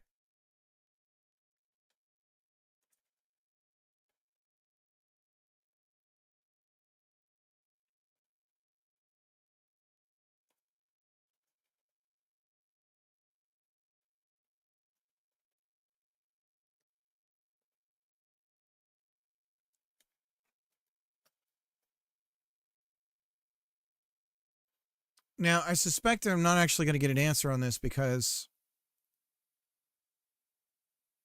yeah, it's nil.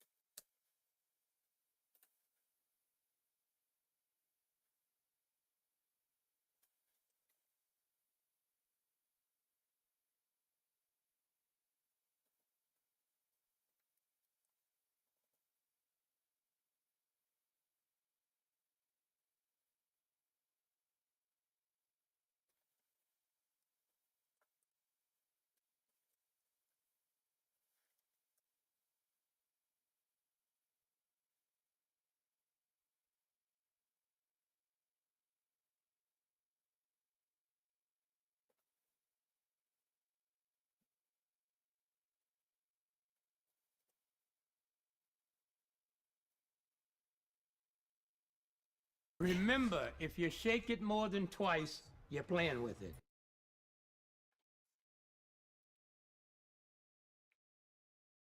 The Dev House, thank you for the follow.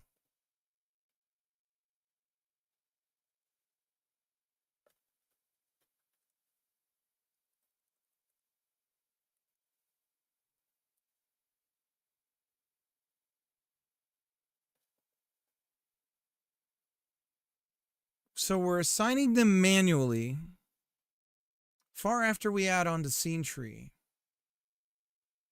So say we all.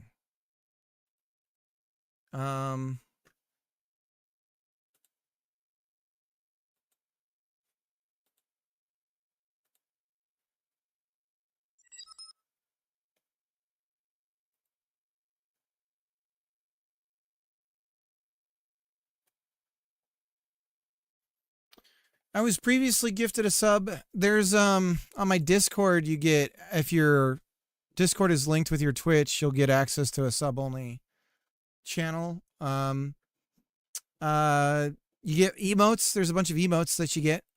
I'm not doing a lot of good work for rewarding subbing. So there's a bunch of Calvin emotes that you get of my pup.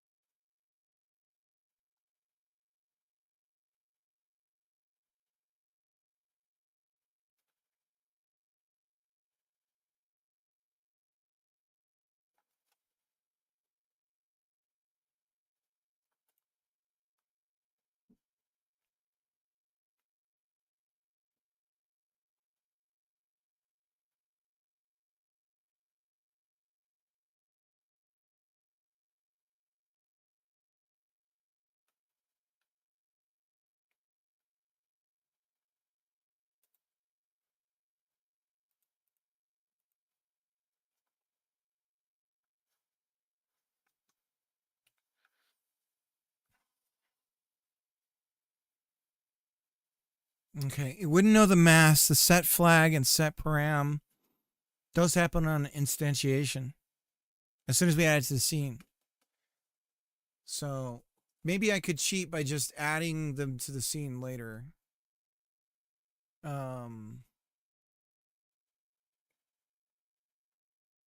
So if I add the joint in a little bit later. But no, it's on the update lumber step. Well, let's try it. Just to confirm. These are the only places we do it. So 4. And we'll add them after we update the values.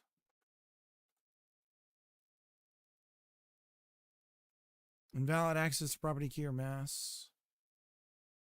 Lumber is a rigid body. It should have mass. Is it because it's null? No. Mass on nil. Actually, it does make sense that that would be the case because, yeah. Well, whoopee-cock. What can we do? What?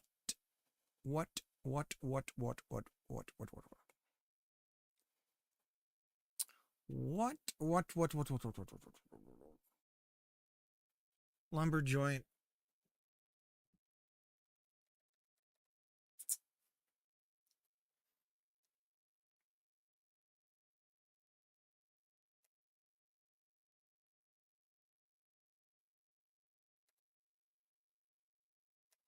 If we somehow queued all of the joints to be added at the very end.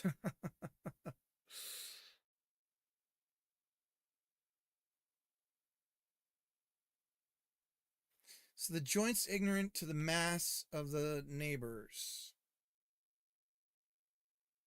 At least initially.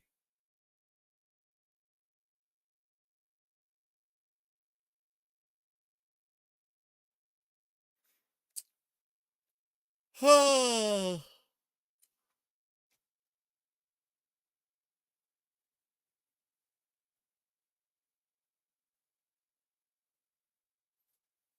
We do in the tree editor call all this shit.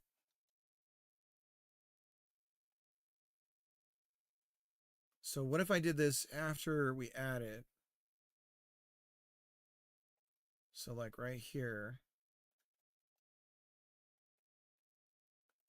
So the setter fires after. No, yeah. The problem is it's still going to try and do it for a neighbor that doesn't exist. So one of them will be missing.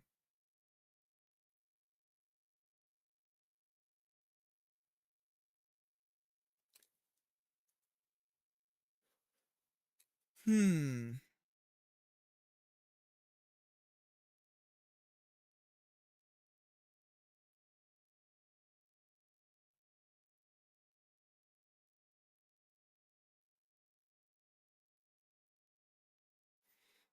Hmm.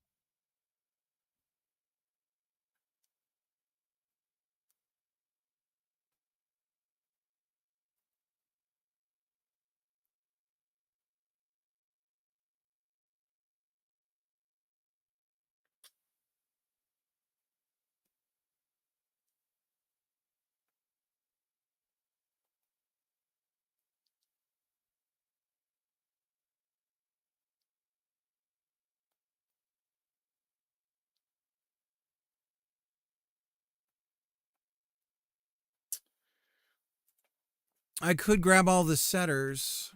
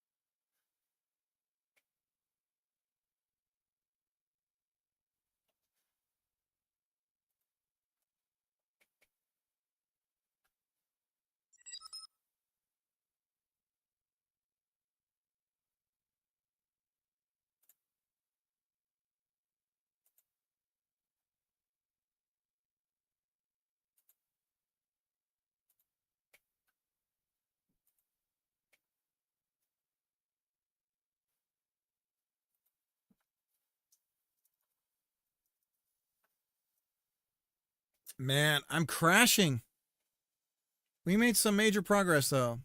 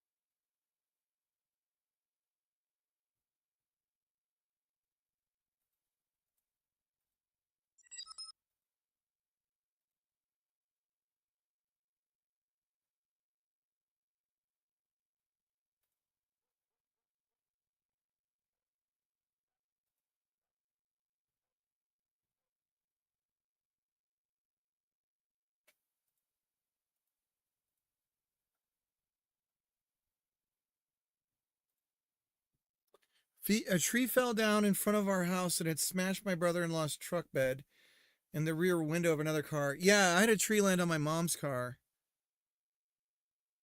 And it was totaled. It was deemed totaled or whatever. So it was still drivable and everything, but you couldn't get insurance on it. Like you weren't going to get any coverage. You could get liability, but not anything else on it. He wanted a wood chipper and it was awfully slow and just stopped working. Yeah, you got to keep oiling those things, otherwise you'll kill the engine.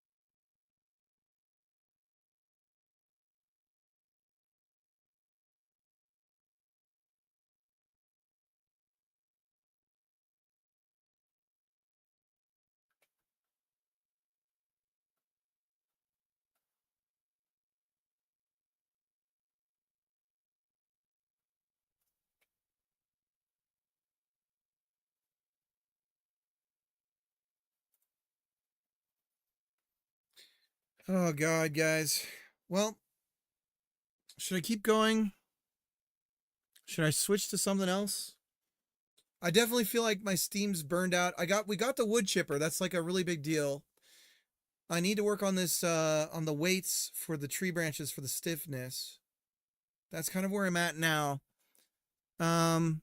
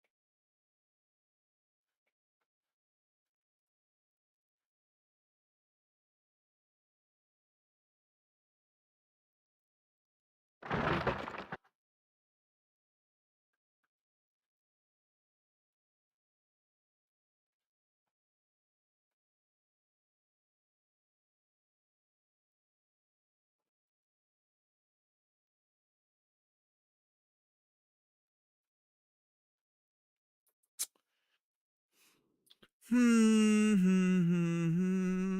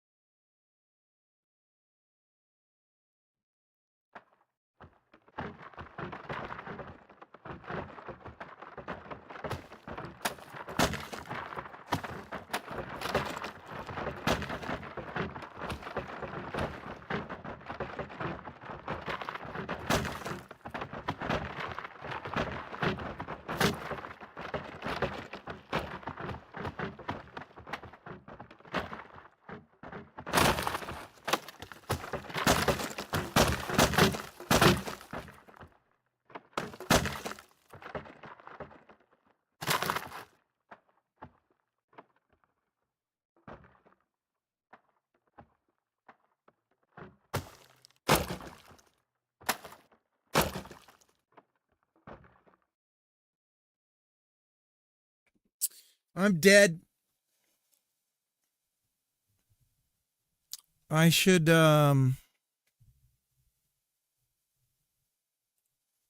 wrap it up.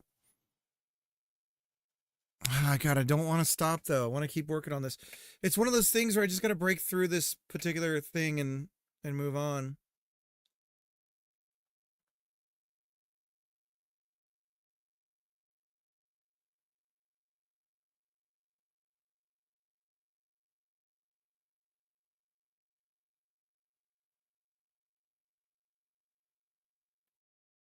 So it really seems like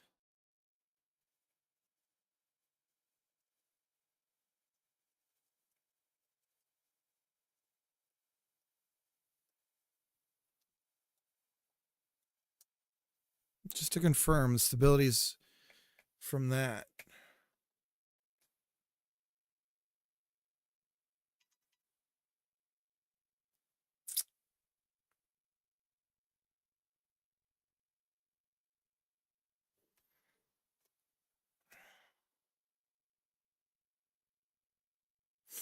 So we don't know.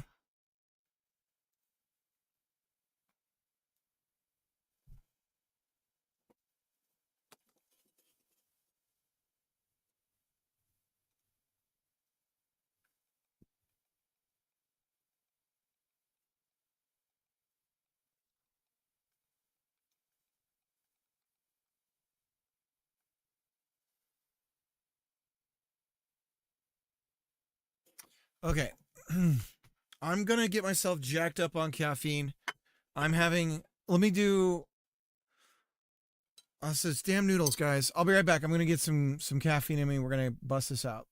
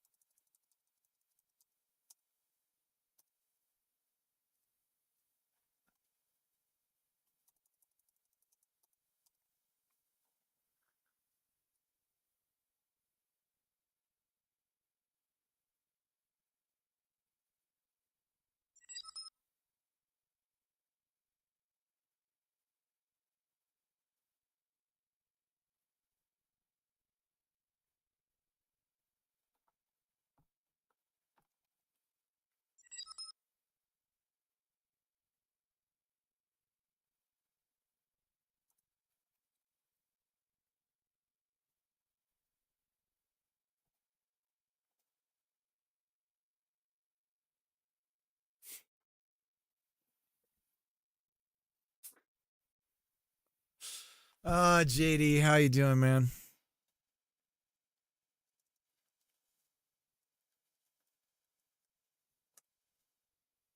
JD, you're working on I would describe it as SaaS, right?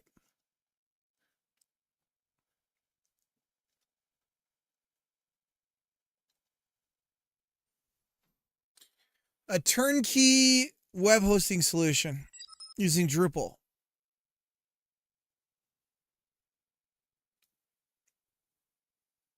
Busting ass at it.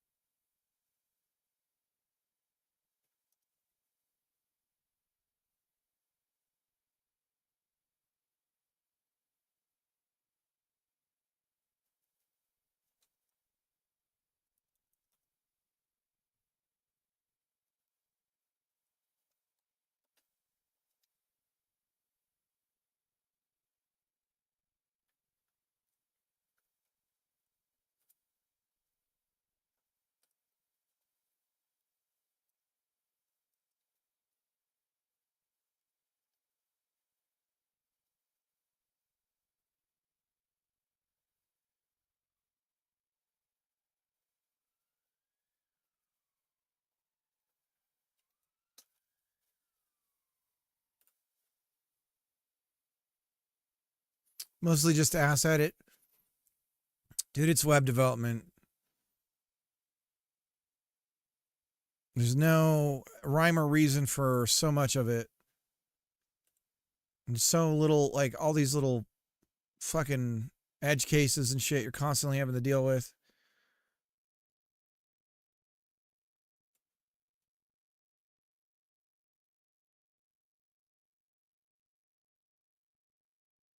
Why is the mass for the other one nothing?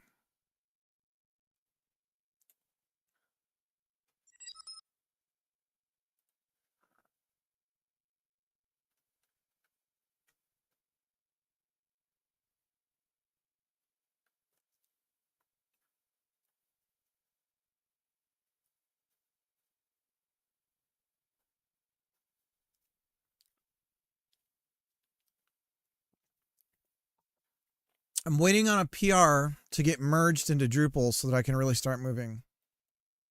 Wild.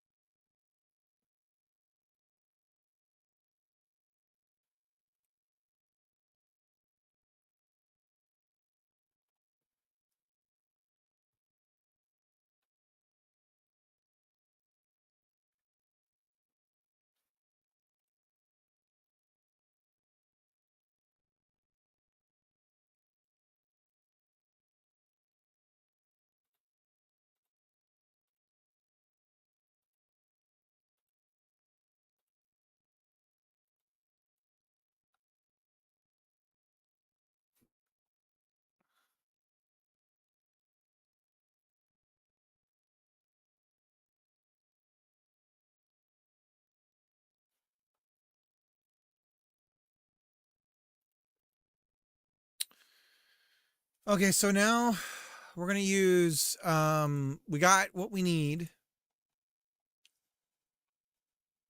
And we really only need to assign lumber A. That's our neighbor joint.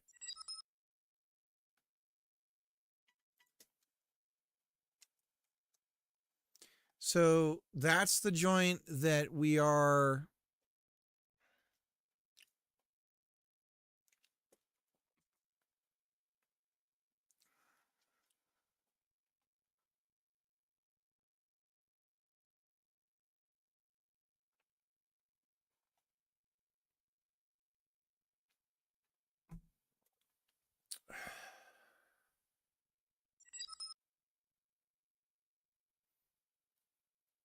Weights haven't been assigned yet.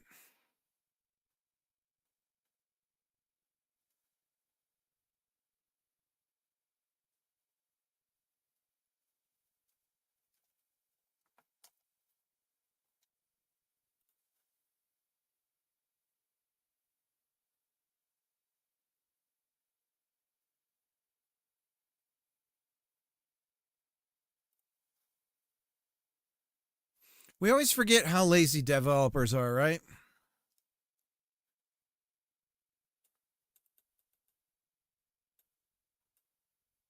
We're developers. We're lazy.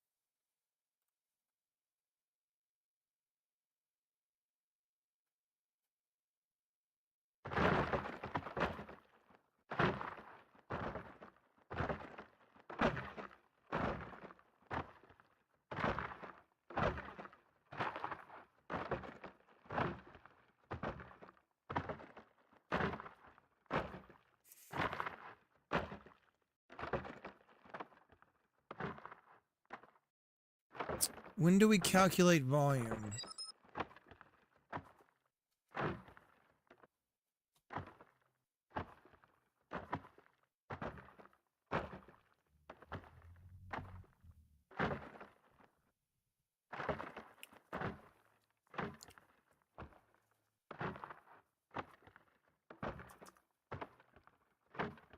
Right here.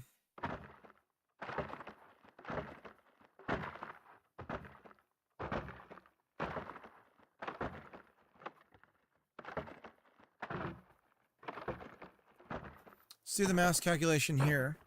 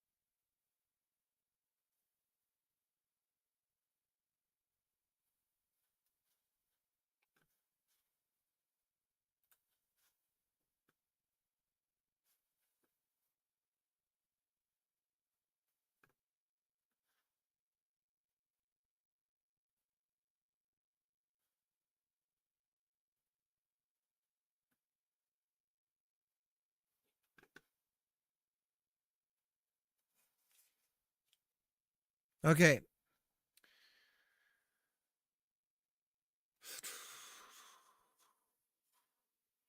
So we want B.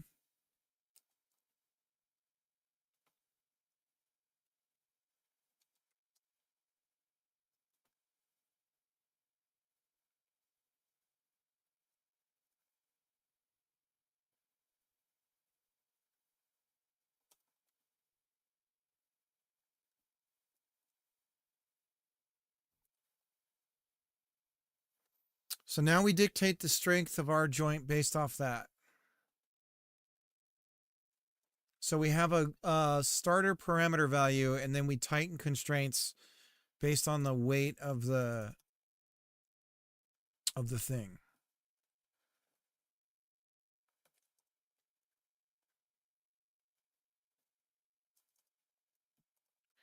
Let's try again. Here for this. And now I think we're almost ready to start messing with the parameters and see what we can do.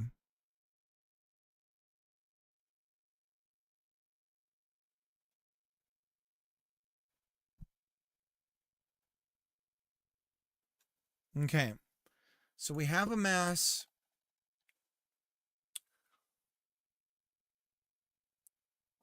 So how do we determine this?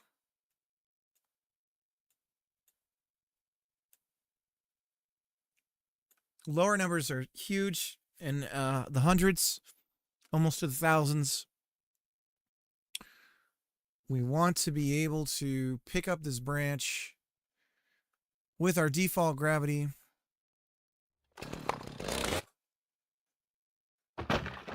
We want the branch to be tight enough with the default gravity. So let's turn on the default gravity for the lumber.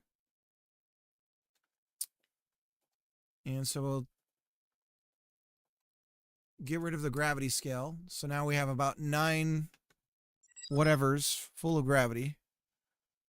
So now the tree is going to be all flopsy.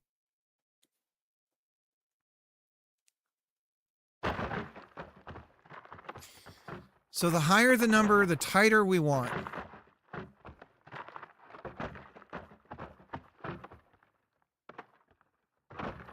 And if we look at the joint stuff, we have a softness here and a restitution. Amount of restitution, the lower, the more momentum gets lost.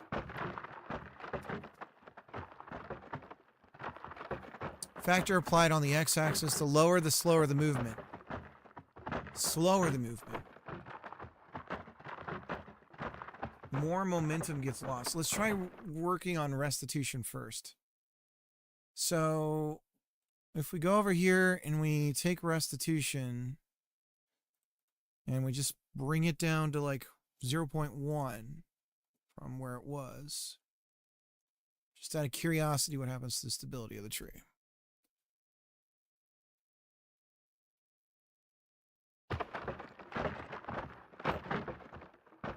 Okay, we get a little bit more bounciness. The tree is literally raining itself down to the ground, though.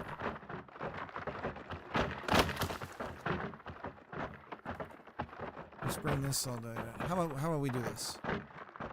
We'll do it in the thousands. So this is 5. And this is 7. Let's see what happens when we run it like this.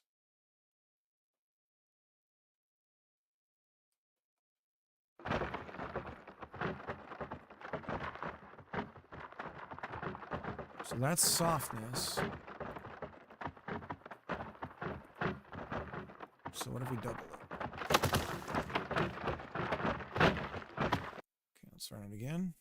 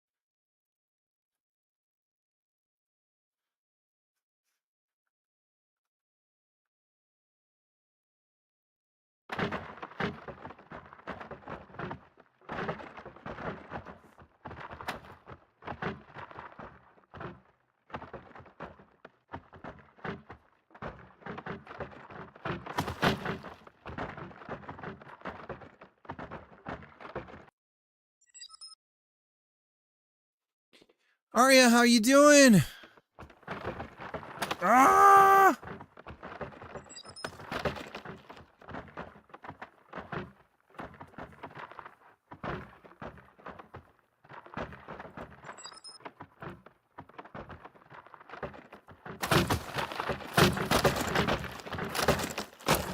I'm working on my eldritch horror that is the tree.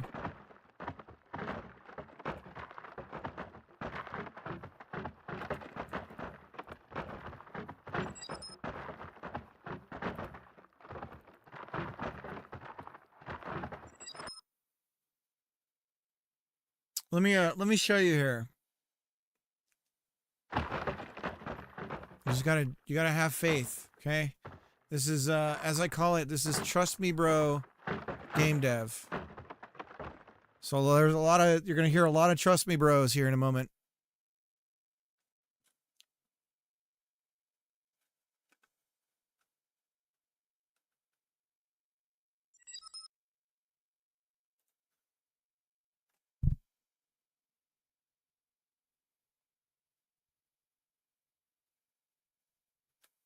Okay. So we've got this here. Now when we cut the branch here, we can actually do the mesh. It slices it and an angle is right and all that stuff, but right now you're not going to see that. Trust me, bro. So you got to trust me. Now, the falling speed, imagine that it's a normal speed. You got to trust me on that, bro. All right. And we're going to cut this right here. Okay. Let me pick this up. It's a little flopsy. We're going to hopefully fix that. You got to trust me, bro. And then we come over here to the wood chipper. And I'm going to put this on the ground. And we're going to flip it around so that we're grabbing it from the other side. Whoa. Okay. And then we're going to try and get this in the wood chipper. See if I can get the right angle. Right there. There we go. I'm going to put this in the wood chipper.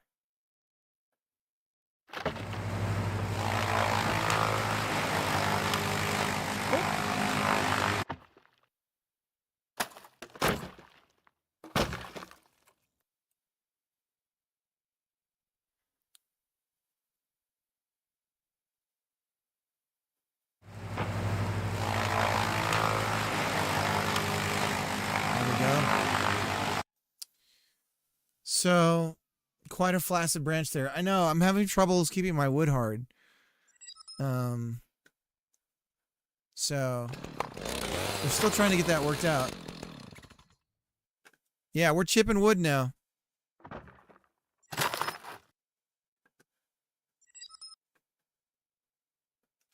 I swear this hasn't, I don't normally have this problem. But, I'm going to put it in there. There we go. Oh. There we go.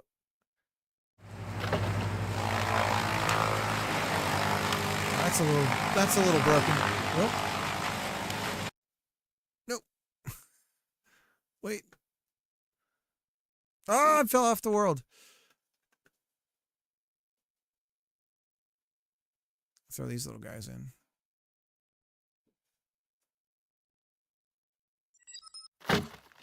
Whoops.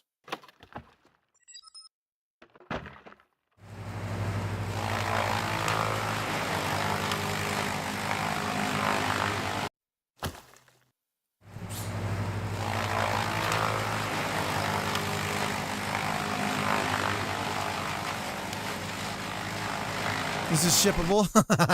Let's go. Pagorli, let's do it. I am, speaking of that, we're getting, I'm going to get the prototype out into people's hands and have people start playtesting it. I'm almost ready to start working just solely on that. I'd like to try and get the tree stuff figured out, but maybe I should just focus on that prototype like I was saying. Chip it. But we do need to get the springiness right. It's a little too springy. And then we have the slow motion thing going on. That's one small step for a tree. Let's get it in that hole. Can we get this big one in?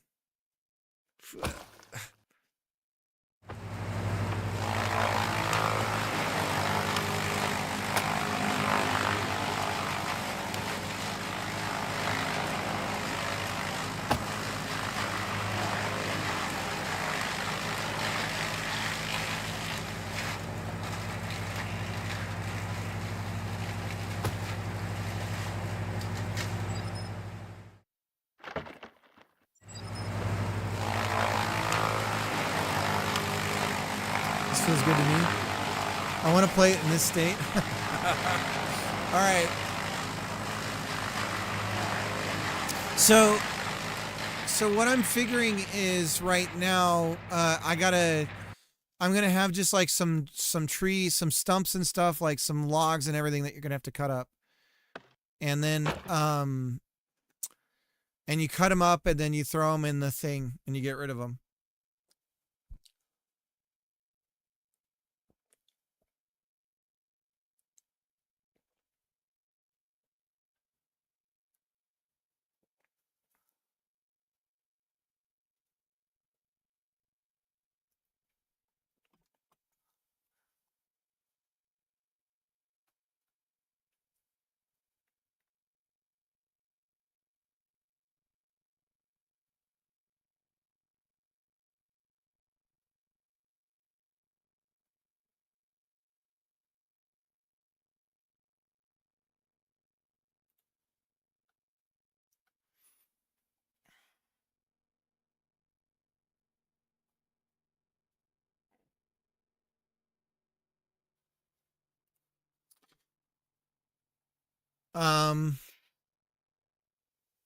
What I could do for the prototype is get rid of the climbing and bring back, how about for the prototype? I don't know. I mean, I could do the tree climbing stuff. It's just a lot to figure out.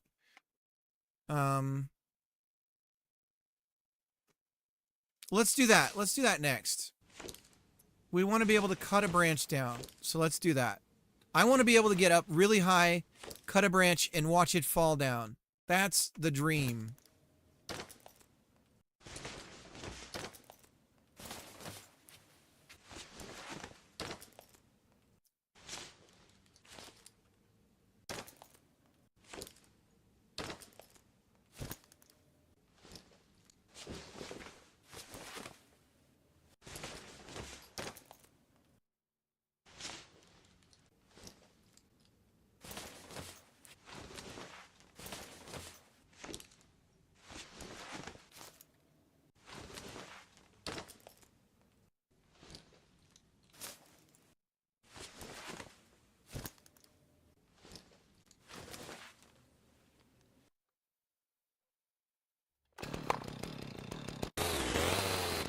No! What the fuck just happened? Why am I down here? Holy shit. There goes the tree.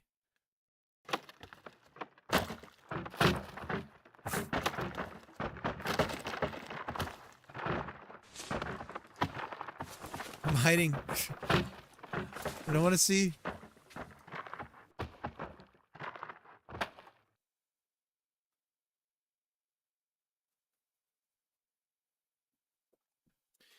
All right, let's get it ready for playtests. Let's just start fixing all the millions of little bugs and stuff and get this thing ready to put in people's hands in some form. I could have sworn there was an issue cutting branches while climbing.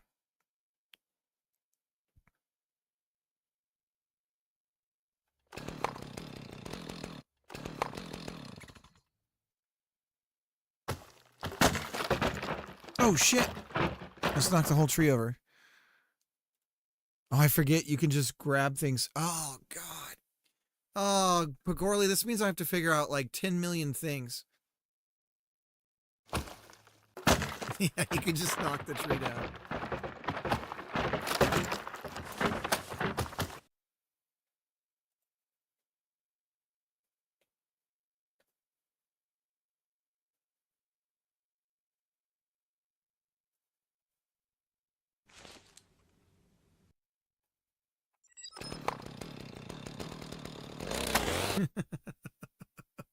Pagorli is into it. Pagorli's like, yes, I'm down.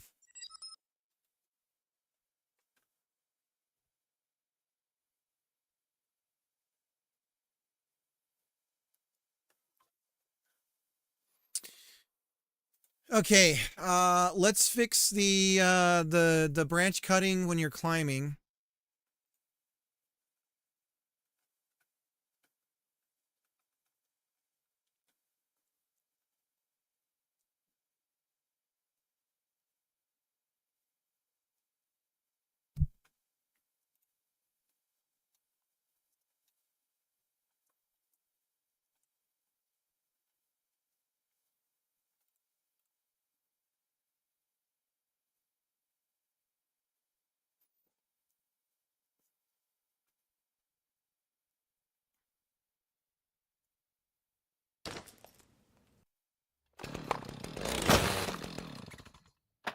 Oh, maybe I have it fixed already.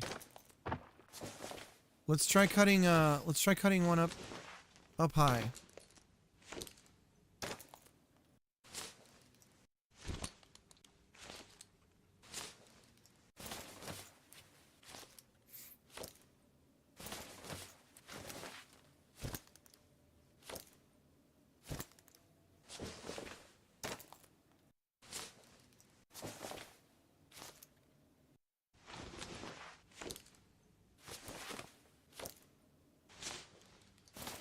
Here we go, guys.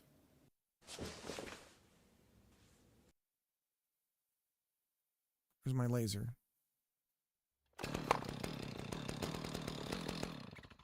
Oh, Christ. See, this is what I'm talking about.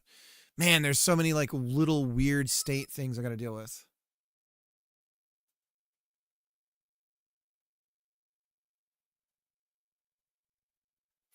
Arya, how did your stuff go last night?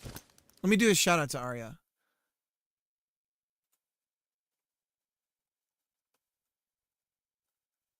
Arya is one of the cool, Arya somehow pulls off doing, like,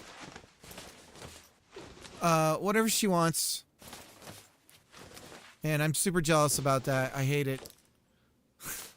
Thanks. I hate it. Does all kinds of cool stuff in the real world. And,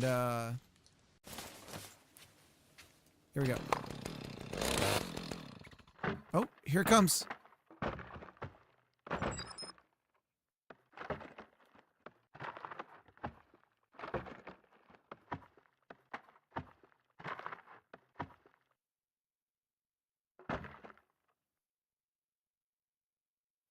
Okay, so for the sake of the playtest,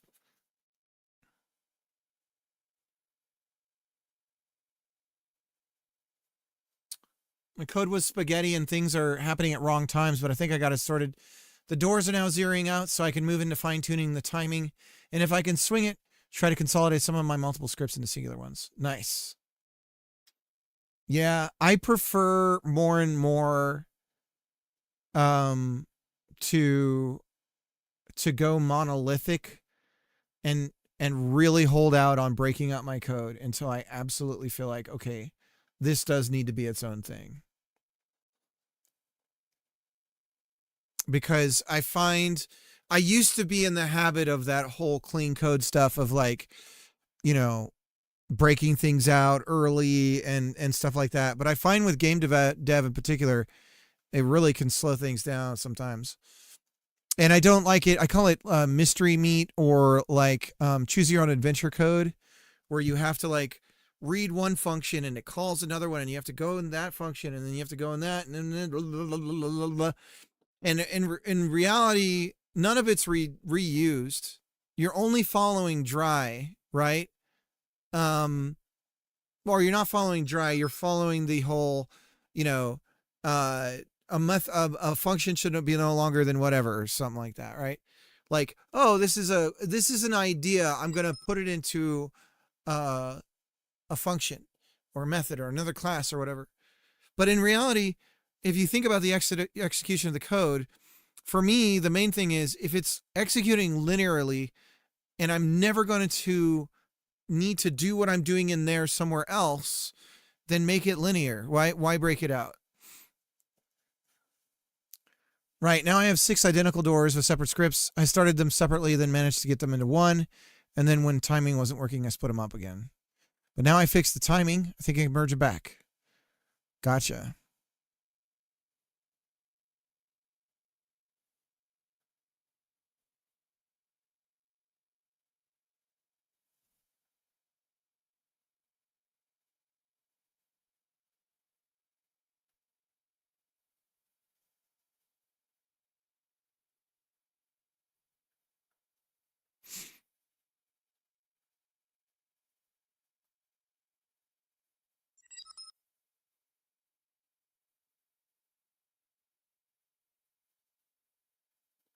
I'm so ready to be done with that project.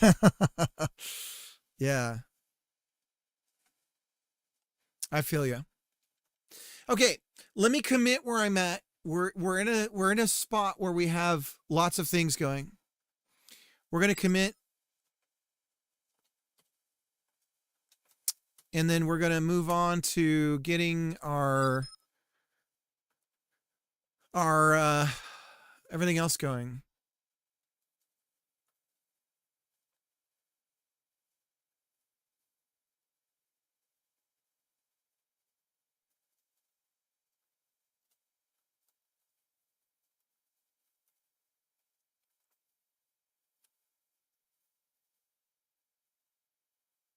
I have so many Twitch chats going. This is overstimulating. Start back before Christmas. That's the longest project I've ever maintained. Oh, yeah. Let me show you, Greg.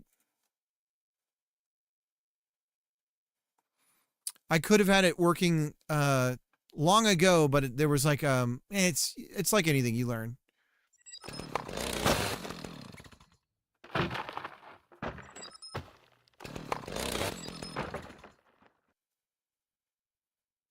Yeah, I thought you'd seen it because you were in the chat earlier.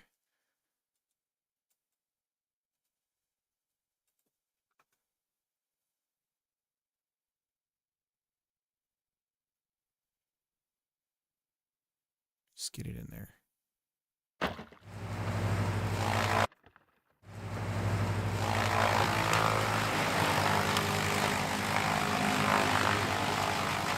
at that. We're chipping wood. It's janky, but it works. Get in there.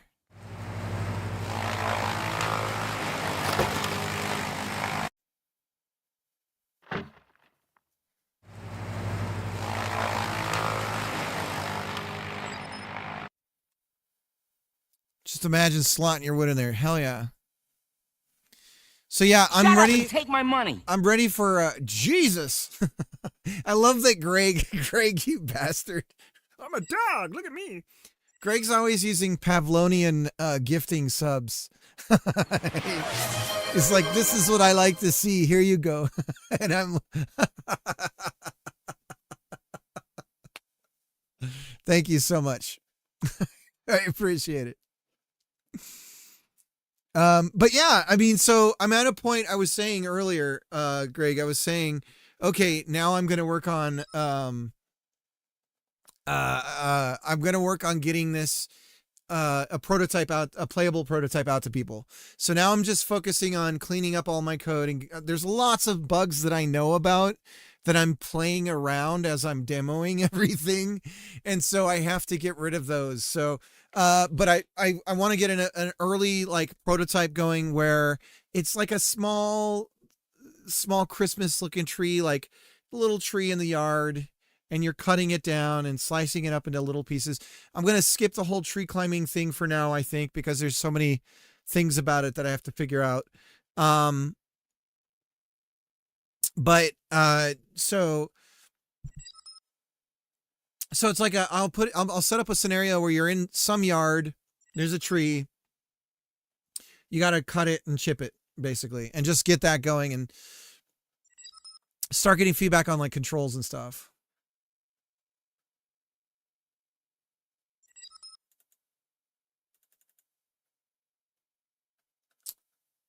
Yeah, but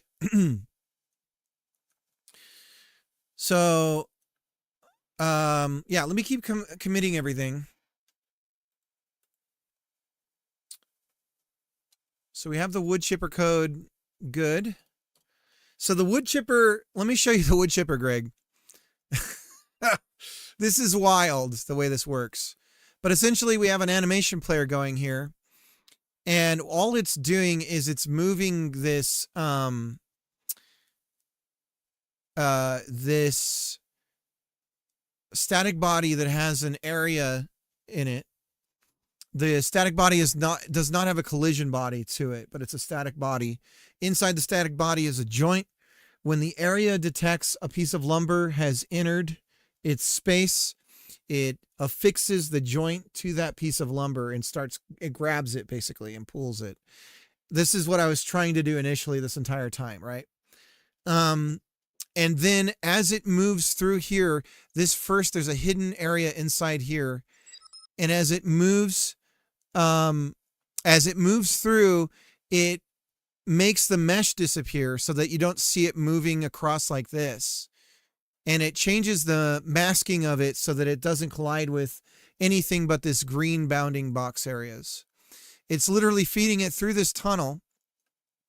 And then as it passes into this other area, this is the destroy area. So once the lumber gets to here, it destroys the lumber. And that way, as this thing is pulling across, it's continuously pulling more and more pieces of it. And actually I could mess with pushing the destroy piece further back and see what it does with its behavior. But that's the basic idea. So here it hides, as soon as the lumber touches this area, it hides the mesh and everything. And then as soon as it gets to here, it actually Q-frees it, deletes it. And it also changes the masking so that it stops being able to collide with the rest of the this whole thing. That's one of the reasons why it's popping out, actually. So I've got to fix that. But it's popping out because I don't have it quite lined up exactly with the rest of the model. So I've got to do that. I guess I could try to kind of get it a little bit better. It's real jank, but the concept works. And I have to, the thing that sucks about all this, the reason why it's so kind of weird is I have to do this with physics. I can't cheat this. It has to be done with the physics stuff because I'm dealing with things that are strictly physics bodies. I can't cheat it. Every time you try to cheat it, it like creates a whole different set of problems that you have to deal with where it's like, well, you might as well be using physics. So anyways, that's the main idea. It's too big brain. I think it's too dumb. Aria, this is like the most Yankee way of doing this. Like, it's just so stupid. It's like I just took a hammer and just started beating a way out of it to make it to make it happen. I can actually show you. Let me show you guys. I'll turn on the.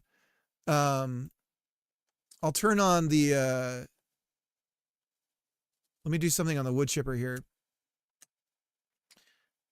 If we stop hiding it when it comes through. So I'll disable the visible here. And if we go and chip something now, you guys will see what's actually happening. I'll have all the collision stuff on. So it won't make the branch invisible anymore, but you're going to see it feed through this ridiculous approach. So again, it comes in here. As soon as it's detected there, that little thing spinning by, it flips off the collision masking for all the real world components. And it suddenly is only masked with this area here called like processing or something like that, like wood chipping or something. I forget what I called it. But it won't hide it anymore. So you'll see what's actually going on. So this is the part, Greg, where you tell me that guy who's working on that other game literally a week from now has a video showing him doing this exact same thing. That's what we're going to see, huh, Greg? So we take the branch here.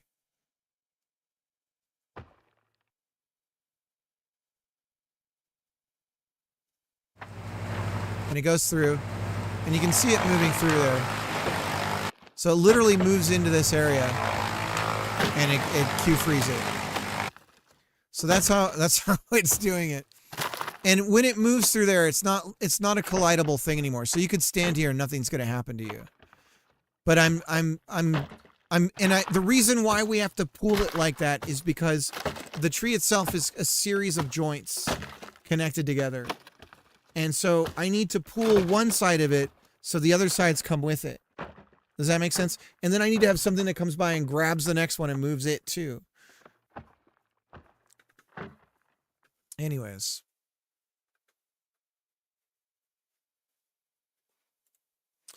But I'm sure there's like a dozen other ways of doing this, and this is only one of them.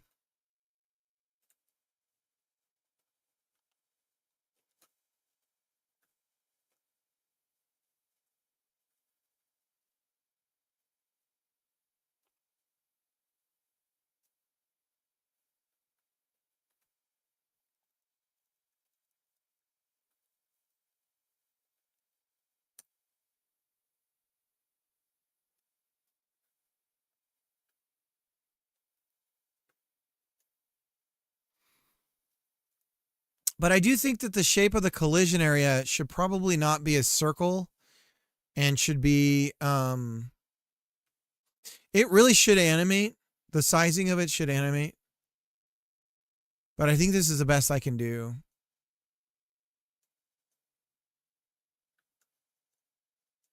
And I mean, I could speed it up, but I could also add multiple.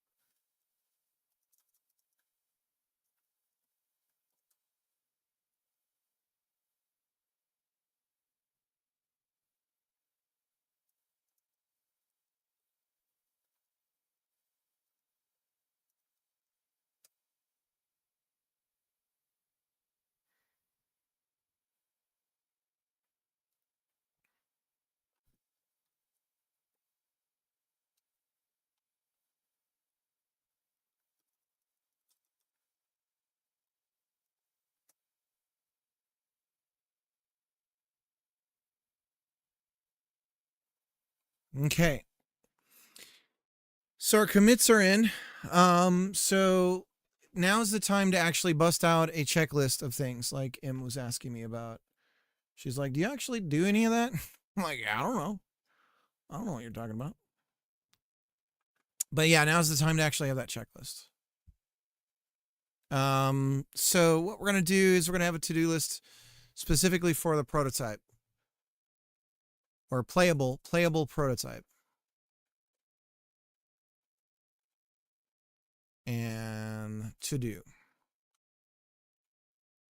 And then we're going to put this over here.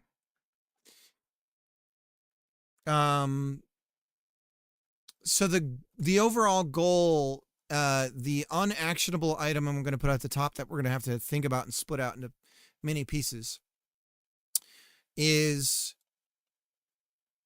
a simple scene where where the player is in the backyard of a house cutting down and chipping a small tree. Son of a biscuit.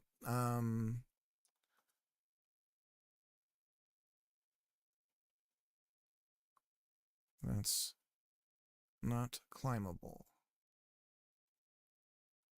But we'll see. That might change as I get the other stuff going. So I need to build a scene for that. And we have a layout of stuff. We need to have a system for containing the player in a zone. And the only way I can think to do that is to create a series of static bodies that just constrain us into a single area. Unless there's something in physics I don't know about. Seems to be the only way I can think to do that. Now, I could possibly do this with using SGCs and meshes and shit like that, but I'm just going to build it the dumb way. Do I do work on a level designing thing? Probably not to start with. Do we need a scene to which everything else? Yes. So let's make a new starting scene. What do we need in all of this? What do we really need? We have a series of controllers here. So, and that's all in the game code. So the controllers, the way that I think we need to think about the controllers going forward is there's an array of them, because everything like the wood chipper technically is a controller that's going to have an on and off lever and stuff you can interact with. And the way that it works is you go up to any controller, there's going to be an interact prompt, you say yes or whatever, and now your inputs are taken over by that controller. We just replace there's a global controller that is passing inputs to whatever it is, and you just replace that with your controller that inherits from the controller. It's just called a controller, and that takes over your inputs. That's how it works. And so what we'll do is, as we add these scene elements into the game world like this or whatever, those will go under something called controllers, just like this. And then all we'll do is populate an array of those. I think that's the way to do that. Okay, so we do need to fix that. So turn controllers into array. These are, you know what I'm going to call these? The first two things I was thinking, both of these technically are not hugely important. Into array from controllers in controller node. Okay, no biggie. That'll allow us to, this is also for the future of the game.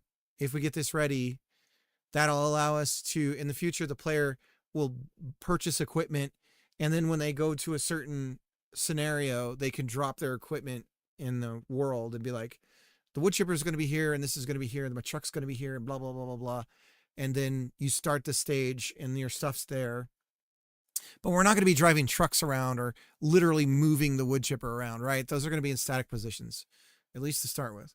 So that's how that'll work. Now, the wood chipper, interestingly, the wood chipper does have a hitch.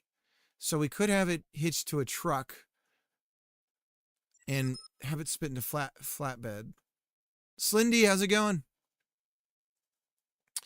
What was I talking about? Oh, stage boundaries.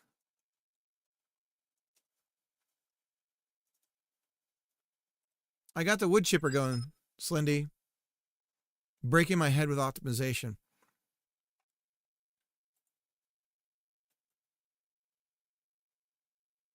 Understood.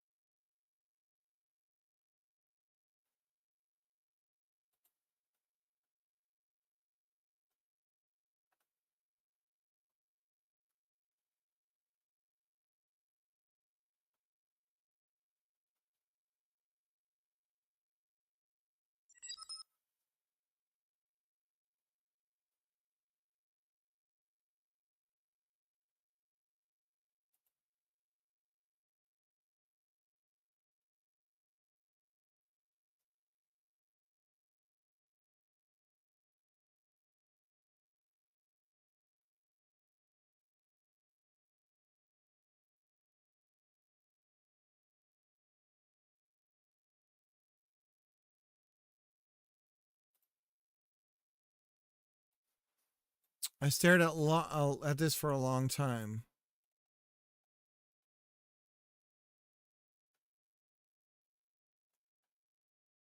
Oh my God, it looks like a UML.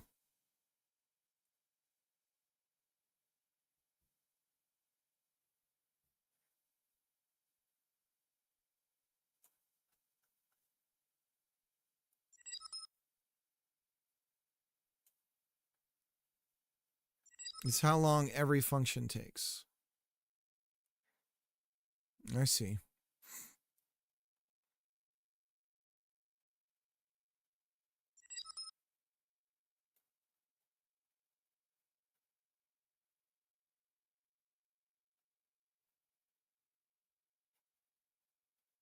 Brighter's more time taken.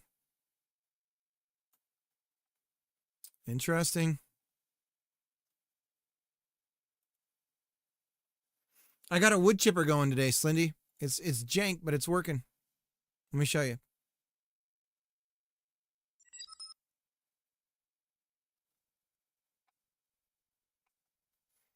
It's using all physics.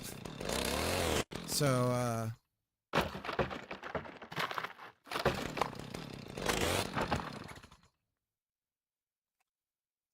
we can grab this one.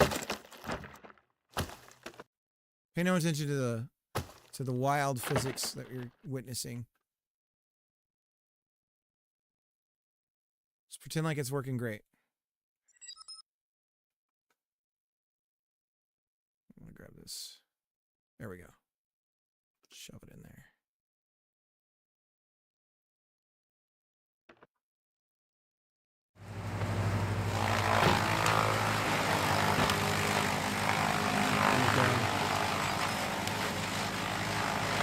The Artemis 3. It's exactly what it is.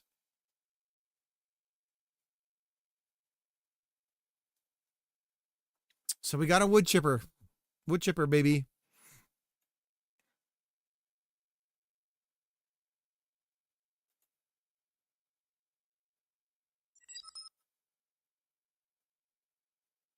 So what do you do with the wood chipper? chip it. You chip wood? Do. Chip it real good. Boom, boom, boom, boom, boom. Chip it. Chip it. You make money from it somehow. Duh. Question mark profit. Duh. Question mark profit, guys. Chip it. Chip it real good.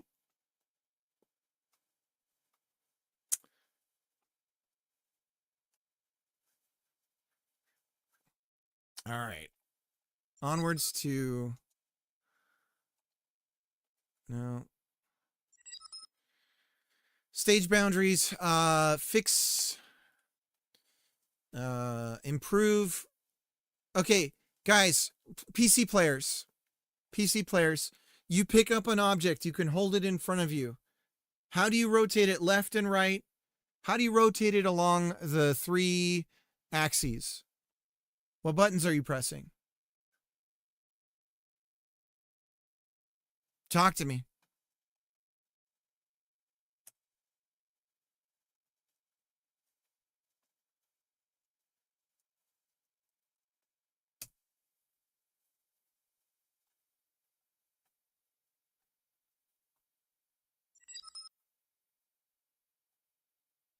I would use a mouse. Okay, but what is that like? So presently, so I copied what I understand to be the Bethesda Skyrim, which is your left and your right mouse rotate. You hold down a button to hold. So you're holding down a keyboard button to hold something. Left and right rotate along one axis. You press shift and it changes the axis that you're rotating along.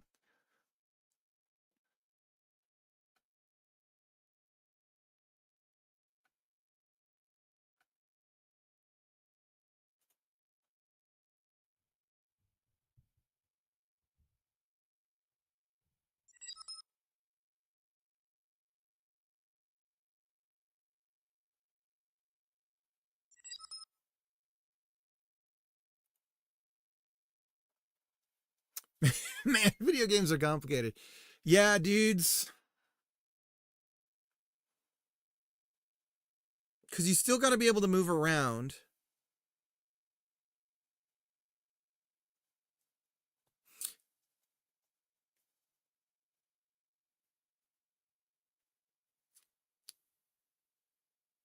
I'm definitely going to do something where if a piece of lumber is close enough to the wood chipper that we have some sort of, and I don't know if this is possible, but some kind of like magnetism that sort of like draws it in so it sort of lines up more easily. But I don't know how I'm going to do that. I would imagine the same way I would rotate an object in Blender. So how does that work on Skyrim? How much is Skyrim? Are we downloading Skyrim?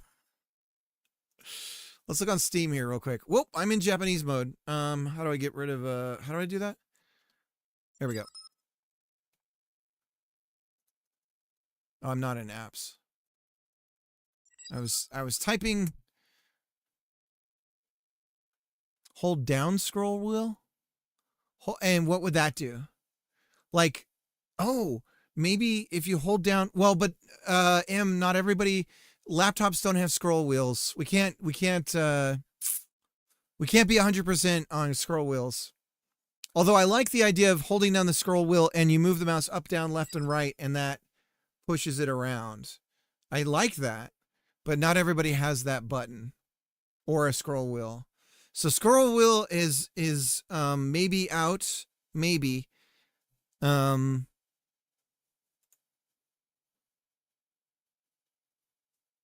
Let's see.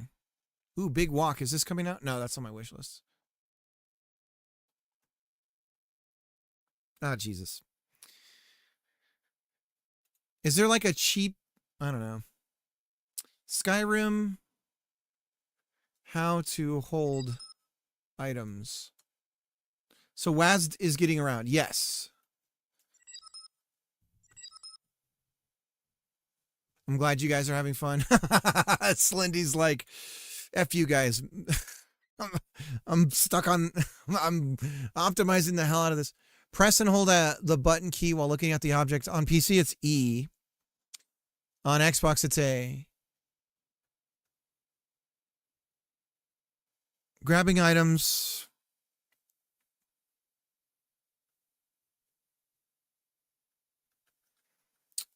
So E, Skyrim, how to rotate items while holding. Hold down the interact button, grab the item, then use the sprint button. What? So this is lying to me again.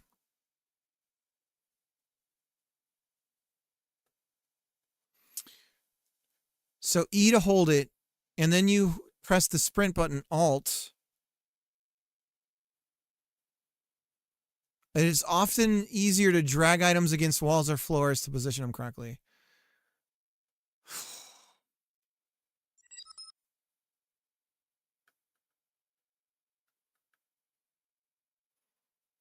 Impressive how opening the sidebar drops the FPS in half, honestly.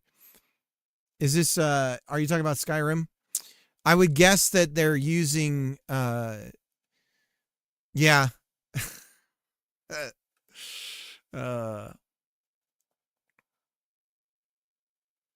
Use left button to rotate, A to grab, and L, E to rotate. So you're just locked on an axis.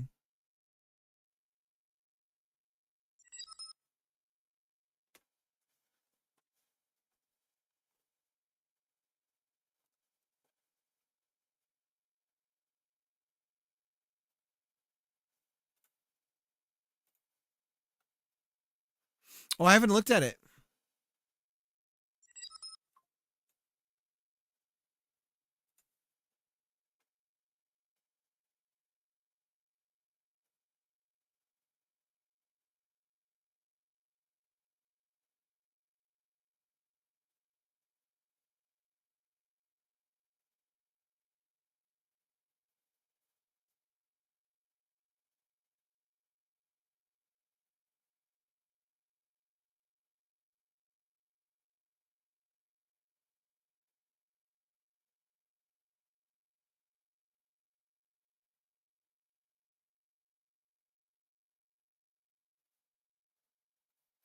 So what does count do?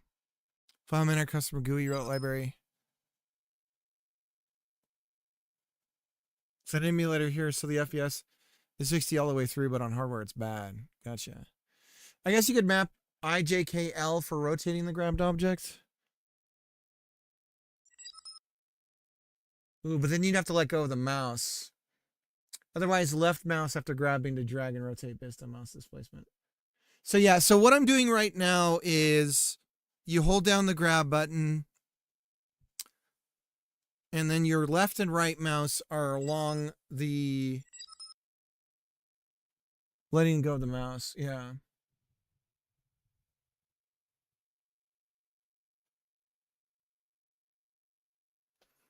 Change from move camera to, I'm doing both. Let me fix the first thing that happens. Let me show you the first bug that I got to fix, and we'll fix that, and then we'll investigate some possible solutions to the rotating stuff.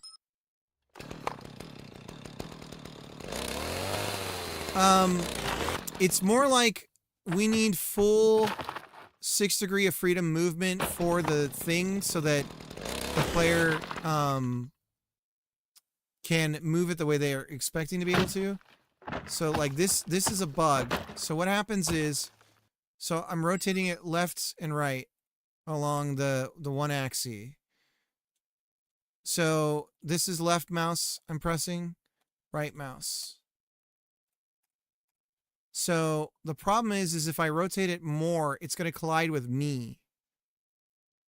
So when I'm holding something, I almost need to change the mask, or because I need to be able to rotate it into me and not have this happen. This is colliding with me, basically. And then I can just infinitely climb, like, look at that. I can hop into infinity. Then if I let go, it's going to go flying off somewhere. And I'm going to go... I'm in the atmosphere. Because when a branch falls, it needs to be able to hit the player, and the tree needs to be able to hit the player. Now it's a space game. Exactly. So we need to be able to have these elements hit the player at certain points, but at other points we don't want it to. Now, I guess what I could do is I could just make my player controller an area, and it's like, oh, it hit you, and you die. But then if it's a small thing and it hits me, it's like, well, that doesn't really hurt.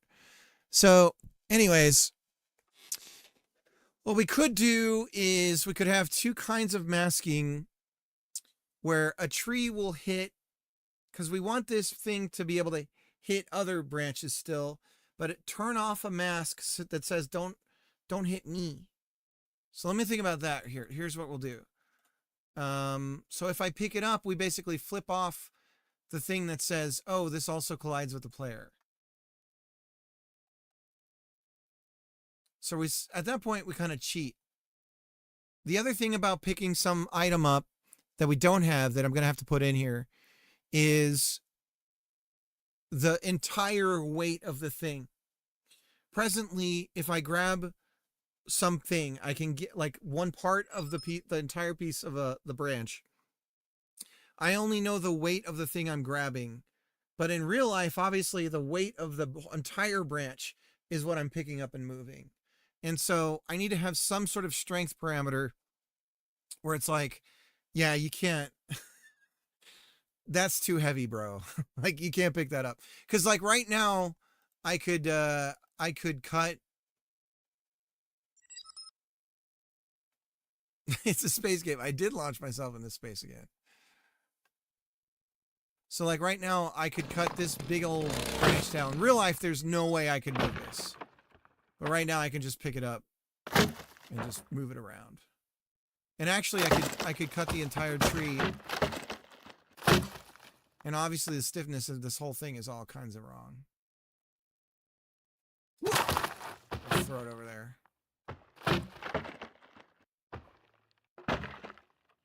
And I can grab the tree, too. It's not a good idea. So there's a couple things we don't want to be able to do.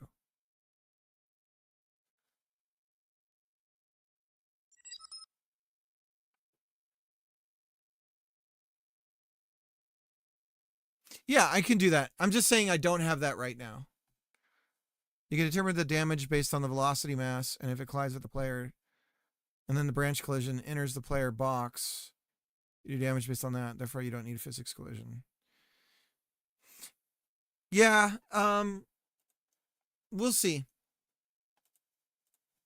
I don't know if I want to get rid of what could be, like, for instance, if we do ragdoll. Like if I have a player controller but I don't see it, but then when I get hit, the camera switches over to some kind of ragdoll thing, right? It'd be cool to see like, and then like my body's getting crushed or whatever. I don't know that I'm going to do that, but I don't want to take it off the table yet. So 3D physics, and we call it tree, but it really should be lumber. And then we have this thing called tree zone. We're going to have to look into that. So lumber, and then there's lumber can collide with lumber, but then lumber held. So we'll have something called lumber held.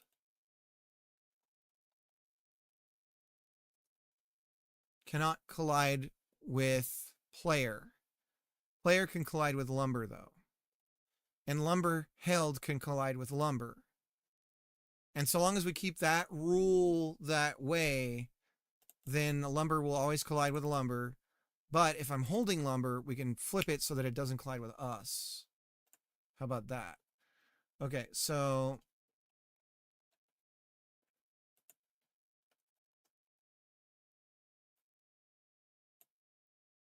and we have, it's called free move. This is our player controller right now. This is the joint area where we grab something and snap it to this position. So when you're grabbing something, this is where we're snapping it to. the joint that we're connecting it to. And then this is the thing that we want to disable, change the, where is it? It's the static body. It's the, here we go. It's the, so we mask with ground and lumber,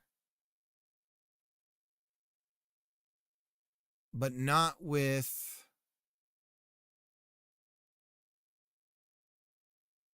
lumber held. Or is it the other way around? Not with lumber held. Technically, we're marked as ground. Now, lumber can collide with, so let's look at our lumber code.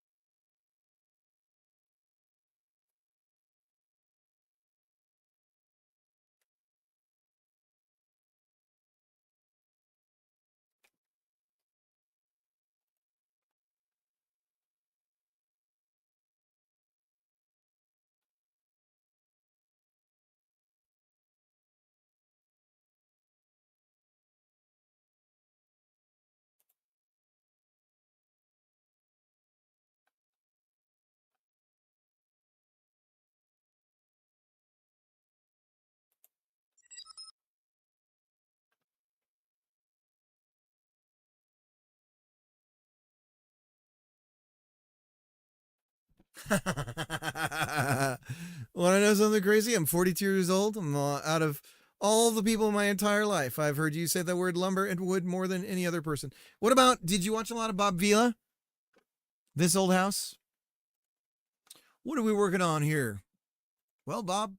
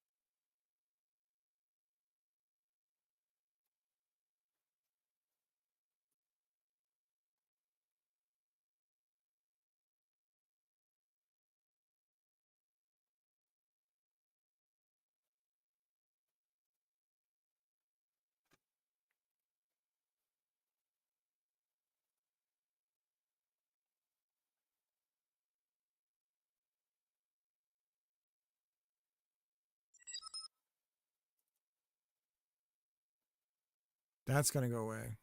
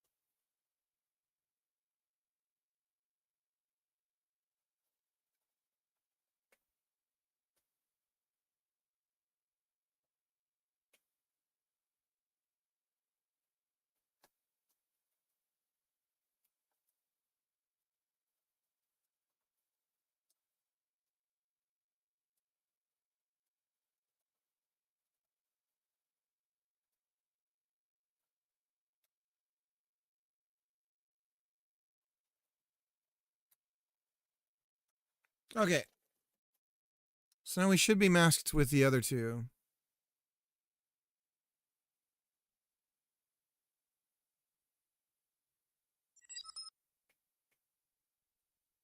Grand Designs. Well, I disagree strongly with that approach. Oh. But we still can be friends. Because we're kind to each other.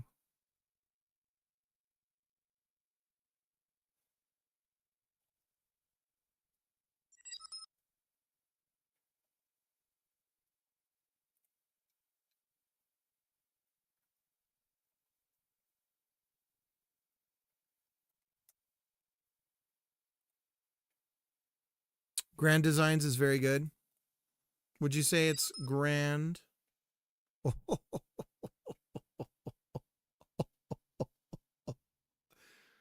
Oh.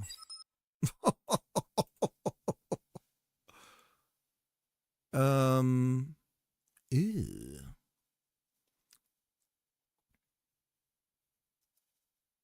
So originally, so I added lumber. Wait. Let's double check the config. Lumber is 1 and lumber held.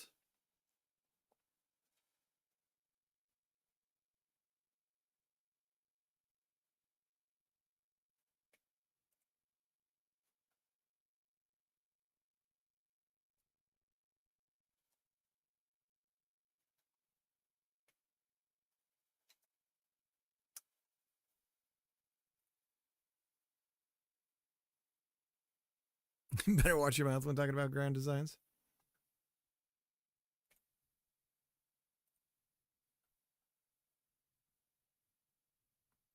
You shut your whore mouth.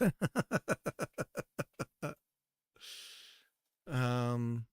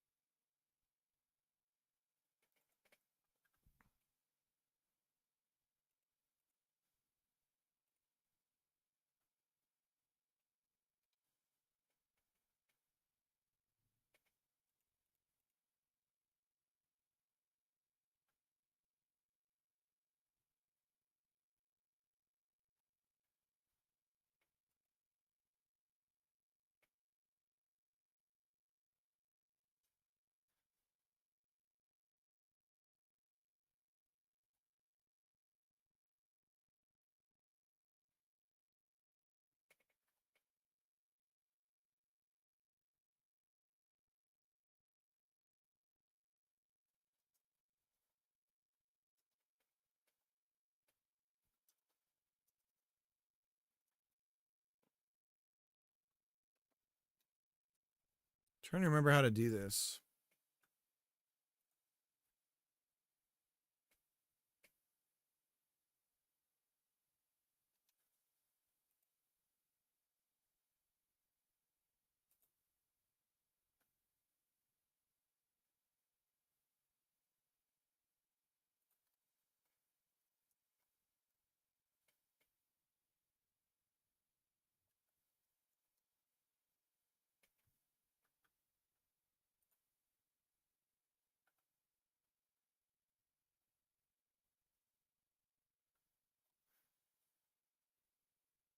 Oh, I gotta ore it. Is it ore?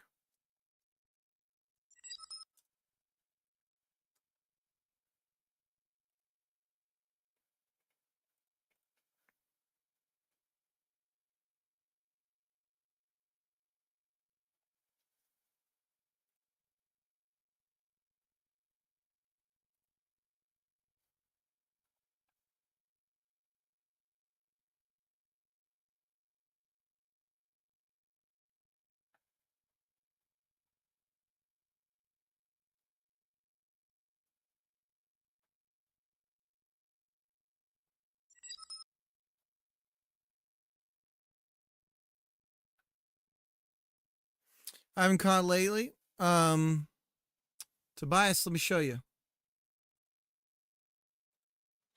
The basic premise of the said game is chop tree down.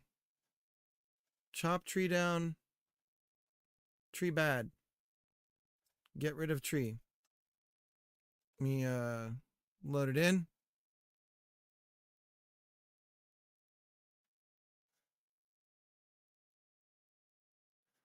See you later, Arya. Or enjoy the lurk.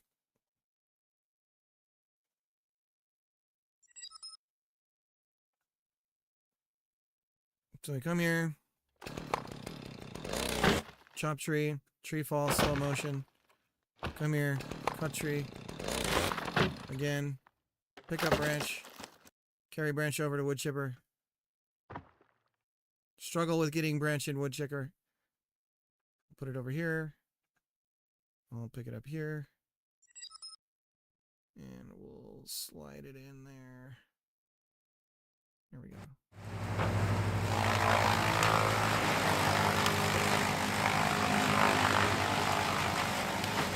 She's stuck.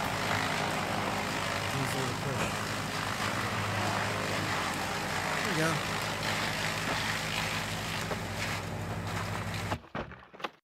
Not too shabby.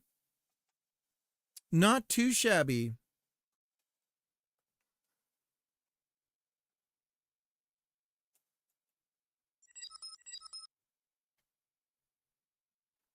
So funny to me. Yeah, it is.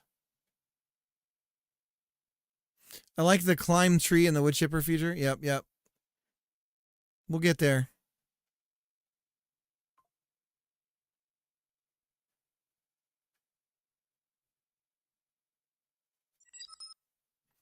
Problem is, looks great so far. Yeah, I appreciate it. It's coming. It's coming. Very slowly. How you been?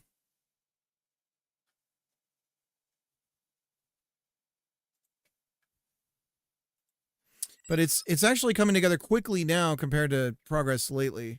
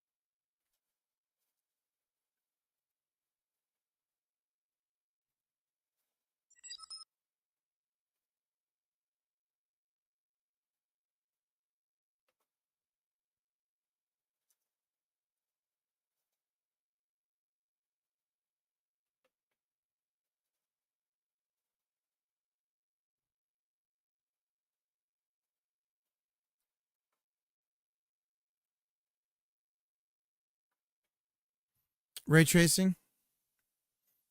It'll be a AAA. Gotta have ray tracing.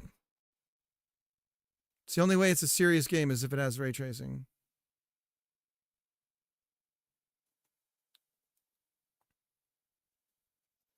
I can't seriously have to do it like this.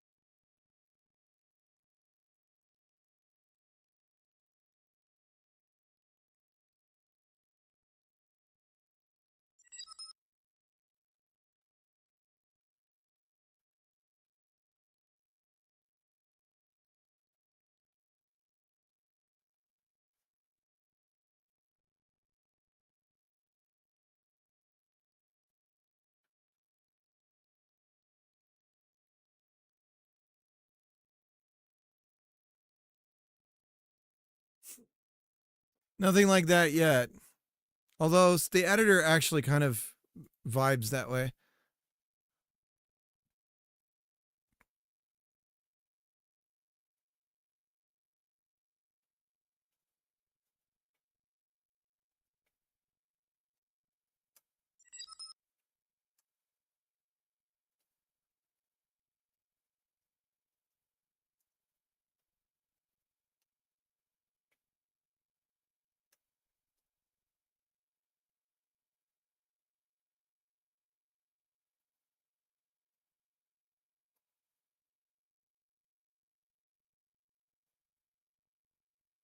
Ah, that's what I'm doing wrong.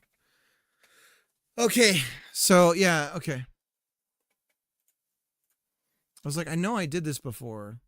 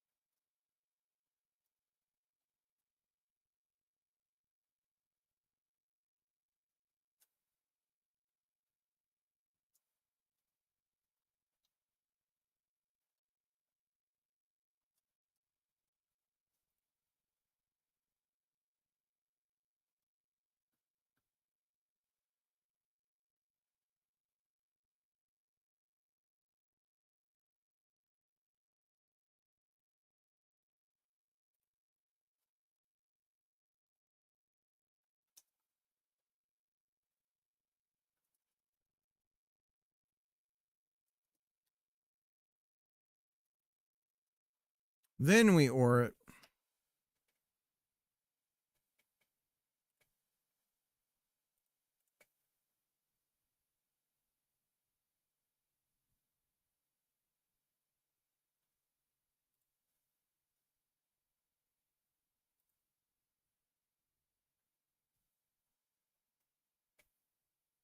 What?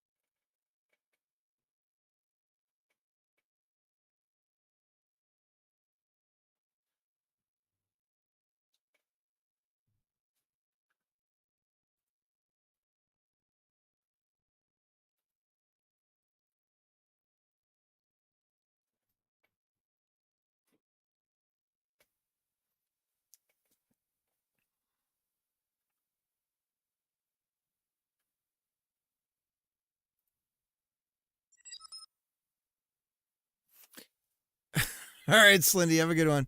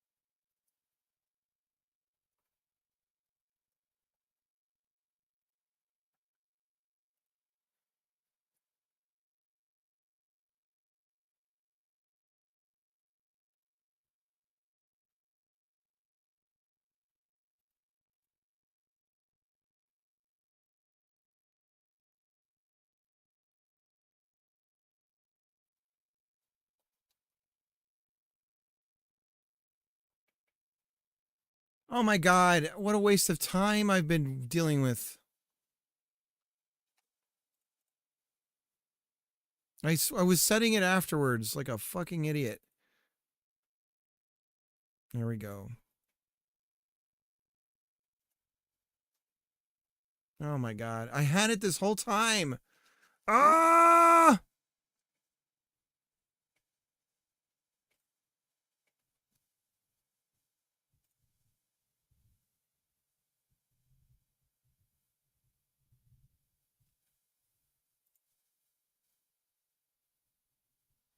There we are. Okay, so Lumberheld's, what a stupid waste of time. Okay.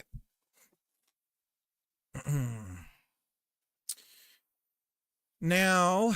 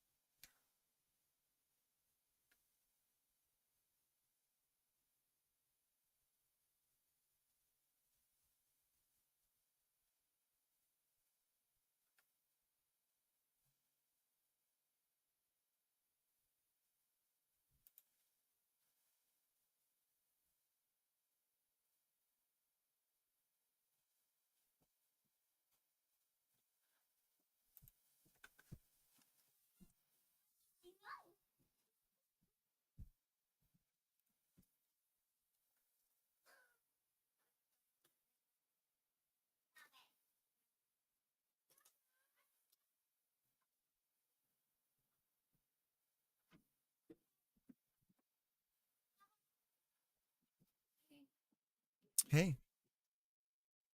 Look,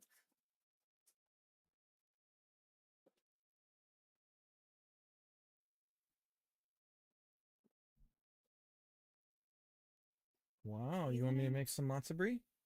these ones Or is it are matzo? matzo brie. Matzo brie? These ones are egg matzo, which I've never had. 52 cents. I have to get them. And then, of course, the things wouldn't scan, and I couldn't type it in. They had to do it for me, and they had to manually type it this in for each one because it wouldn't let them multiply. Oh my God, are you serious? Yeah. Well, they're so mad I at you. feel so bad. Like, I'm so sorry. That's awesome. Where'd you get it? Fred Meyer, Cool. you were right next door at the yogurt place. Did you get yogurt? No. Oh, that reminds me. No, I didn't. I got. I'll be right back. Yeah, Okay.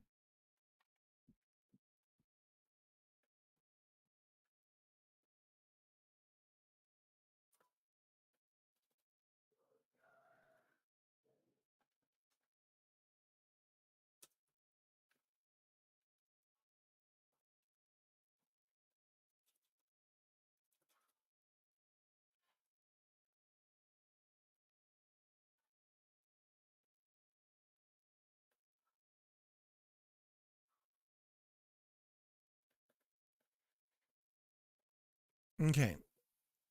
So if you go to hold it,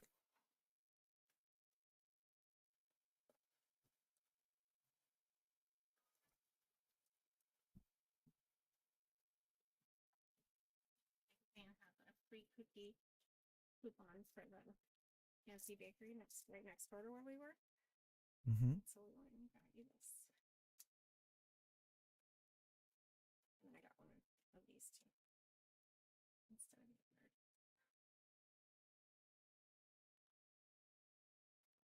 Snickerdoodle. give me a second, sweetie. Sorry.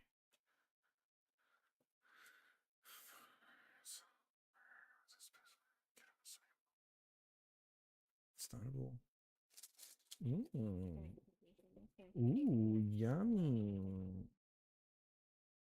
Oh, wow. Okay. That same magazine which has free cookie at that place. Mm-hmm. That's right next door. So it was like we went in there and get those and then get out. Nice. Frozen yogurt does not travel well.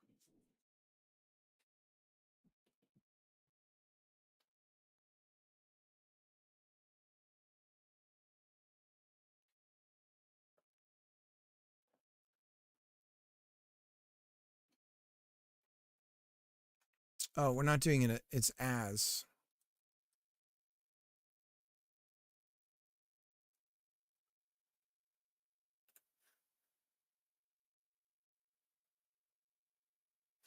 Okay, let's see what happens.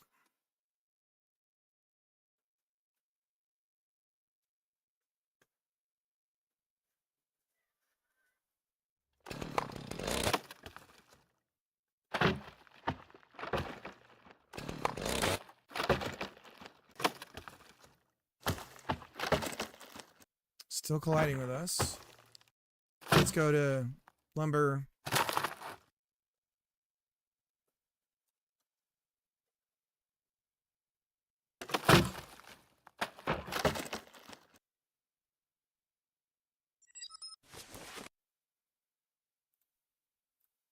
That's cool. Oh man, physics bugs everywhere.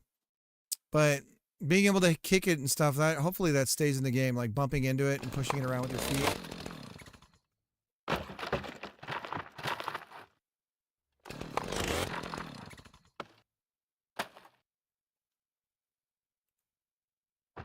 Okay, so hold fired. Oh, but the entire branch didn't do it. Oh my god. Fuck.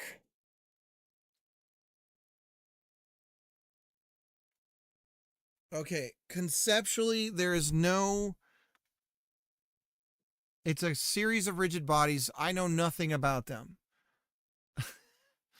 Okay, I think what I'm going to do is write a function that just goes, just go down the line, find every single one, and it has to be recursive.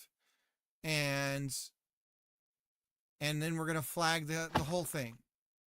And then when we let go, we have to do the same thing again to put it back into being a branch as well. Something we can bump into like this, right? So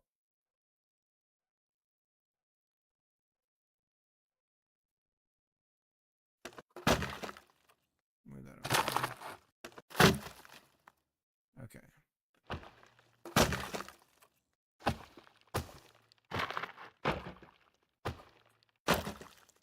Just push this around.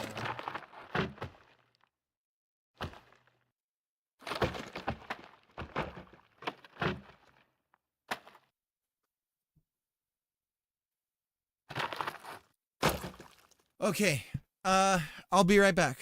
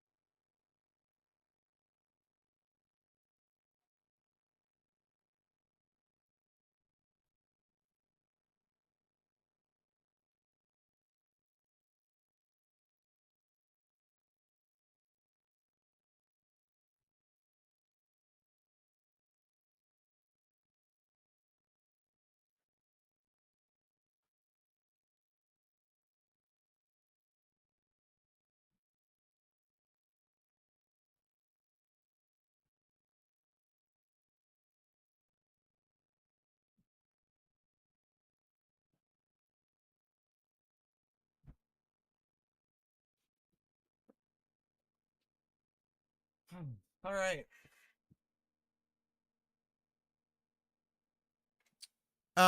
So they can't, yeah, that's kind of the interesting thing. They're not treed, they're not in a tree structure. So it's stuff is weird with physics and Godot and the scene tree. All of this entire tree that you're seeing on the screen is, they're all, every single branch and each thing connecting to each other thing is a sibling. They're not, there's literally no tree structure in the creation of this tree.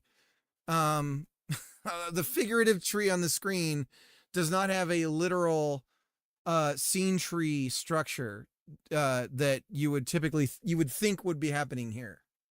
So, and it's necessary because of the fact that I have to child a joint on a rigid body and connect another rigid body to that. So I cannot child rigid bodies because they need to be able to be separate from each other so they can move in their own space and their own physics. So I can't have them be, so I can show you right now. So this tree here, isn't that what top level is for? I'm not even familiar with top level.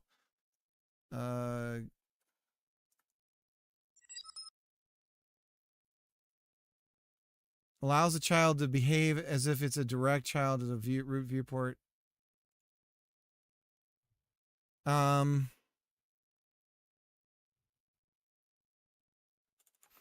I've never touched that. So, but let me show you the scene tree structure. So this is it right here. So this is the tree. It's literally, if I click on any of these, you'll see I'm on the scene here. You'll see it highlighted in the game. So they're all just siblings.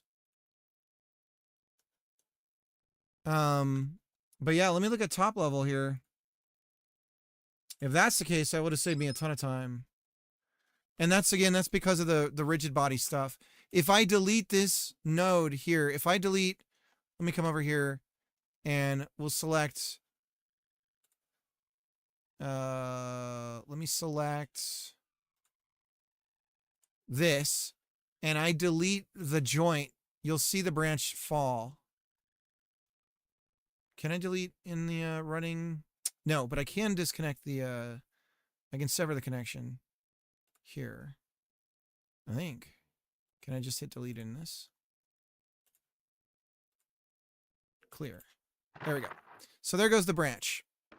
So I remove the joint connection and that's what causes and then everything else is rigid bodies joined together by more 6 degree of freedom joints. And yeah, it's really, that's the goal, is to have this feel like you're actually cutting down a tree. And so you get like that kind of it's too loose right now, but you get that sort of bendiness that happens with a tree, especially the thinner parts of the branches.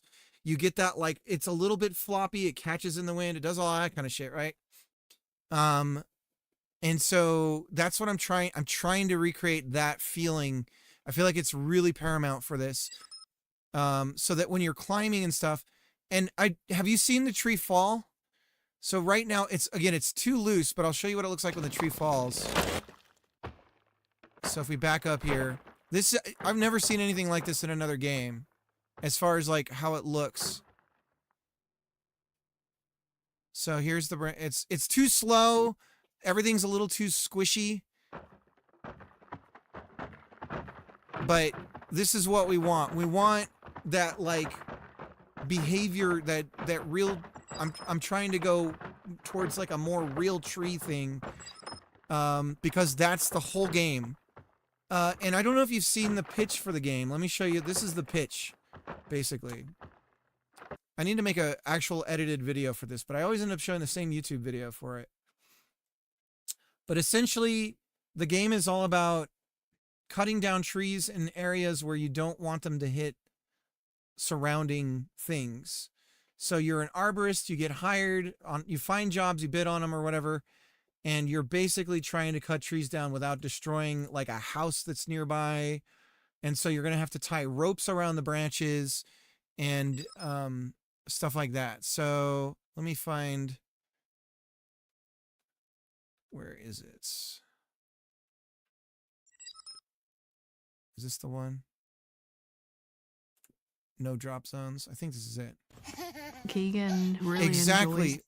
enjoys. Yeah, you totally get it. It's Power Wash Simulator, but you're cutting down a tree. That's how I pitch it.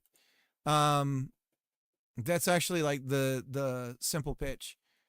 No, this is the wrong one. Sorry, let me go back. Where is it?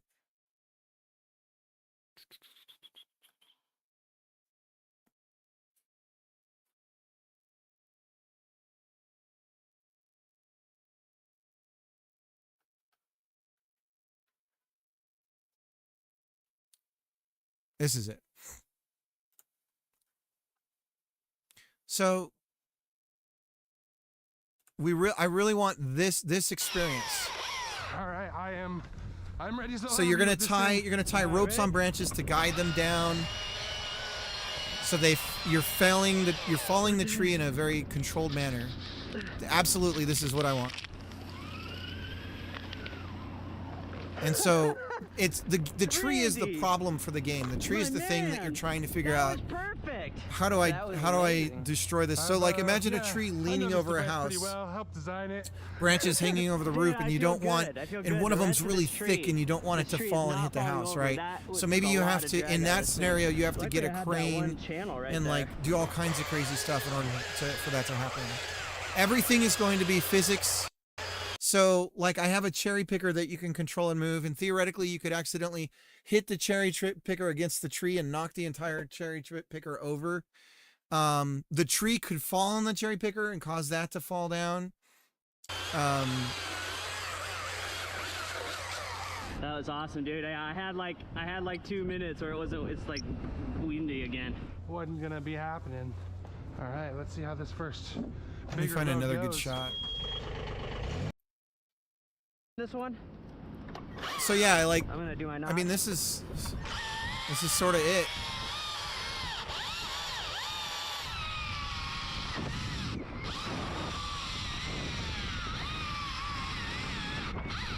I actually kind of love the idea of actually having a drone that you can fly around and look at what's going on. No, you're good. I didn't want to look up.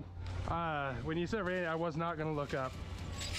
That's like the graphics look so real. But yeah, this is the Power Wash Simulator is the best parallel.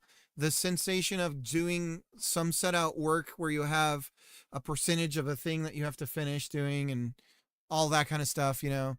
You won't have the satisfying dinging thing that Power Wash Simulator does, but you're gonna mulch the tree and get rid of it. And then sometimes you're not necessarily cutting down the entire tree or whatever. Mud, have you seen the wood chipper, Mud? It's working now.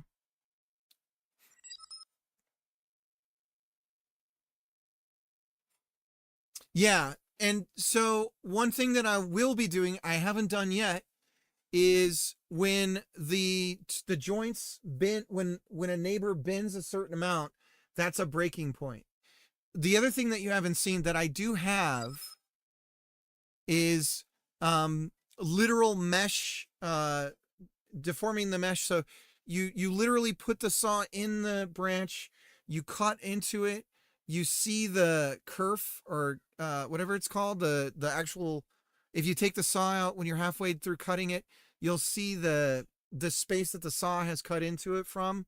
And then eventually we calculate how much of it you've removed, and we loosen that branch. And once the branch and the two things separate enough, we break the branch. And so it's going to have that thing where the tree branch falls first and then starts to free fall because the branch is snapped and the fibers are broken and all that kind of stuff. So that's the feel and everything that I really want to go for on this thing. Okay, let me show you.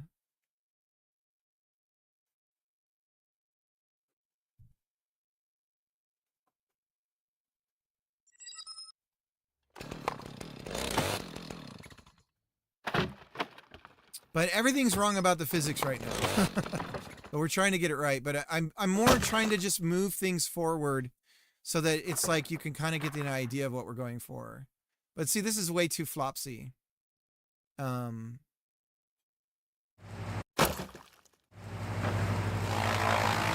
that's buggy as hell.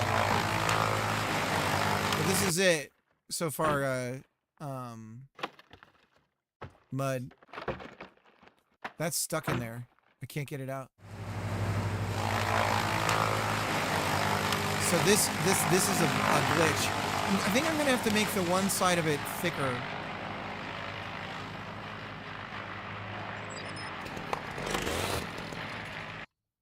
Let me grab this from this side here. Just flops this around.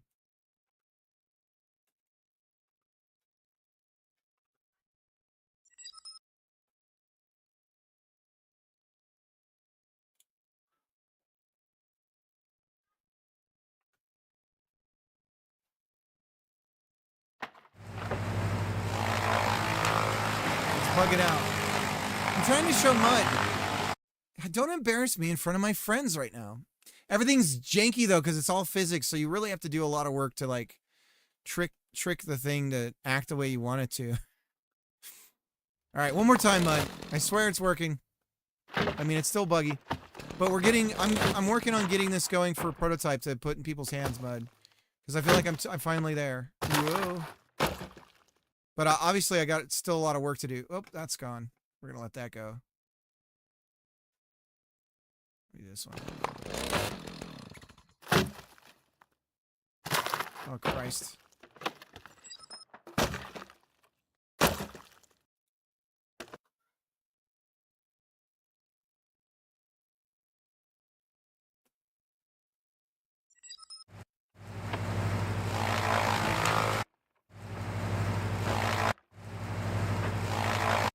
Obviously, the sound cues aren't right.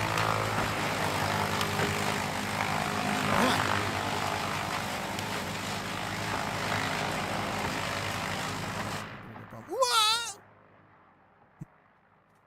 And then that happens. Woo!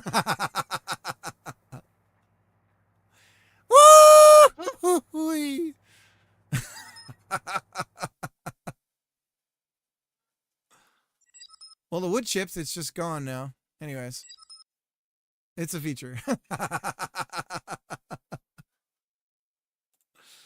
Anyways, we're working on it, all right? That flopsiness could work really well if it had lighthearted silly tone like Peak. Yeah, it's definitely the reason why I'm not focused on look or anything is because I'm just trying to get the feel. And whatever I end up with is like, okay, now I know what the art style should be like. But it is leaning towards sort of goofy fun thing. Can you weaken the joints where the branches come out of the main branch so they can easily squeeze in the chipper just like a real branch? Might fix it. Yeah, we're going to get towards that. So I have to base it off the mass of the neighbor branch. And then there's a lot of physics settings and stuff I don't quite understand yet. But I'm going to create tools for me to be able to edit those things, reset the tree and see what I end up with and go, okay, is this right? And maybe I'll do it where I can have a bunch of branches out on the ground and then sort of like pick them up and flop them around and everything. Is everyone who watches the stream just dads? I think mostly. But there's a few ladies that watch.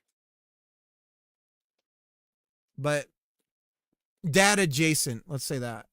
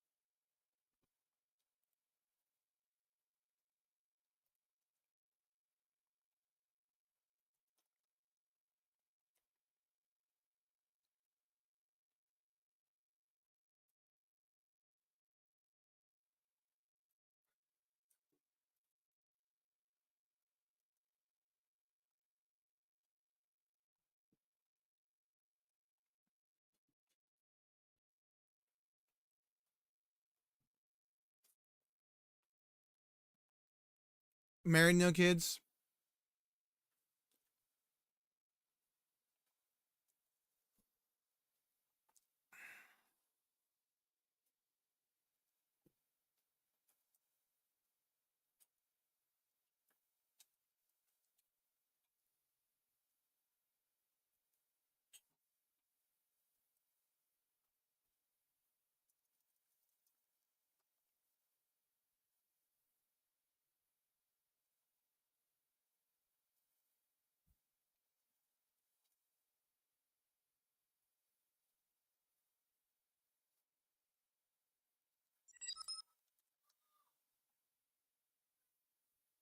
Yeah, it's NeoVim.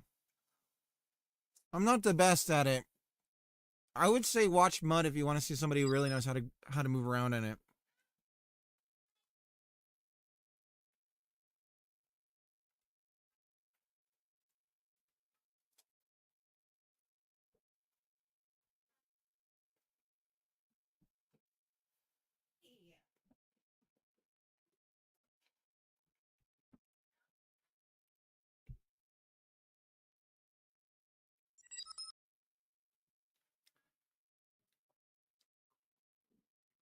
Helix a couple months ago.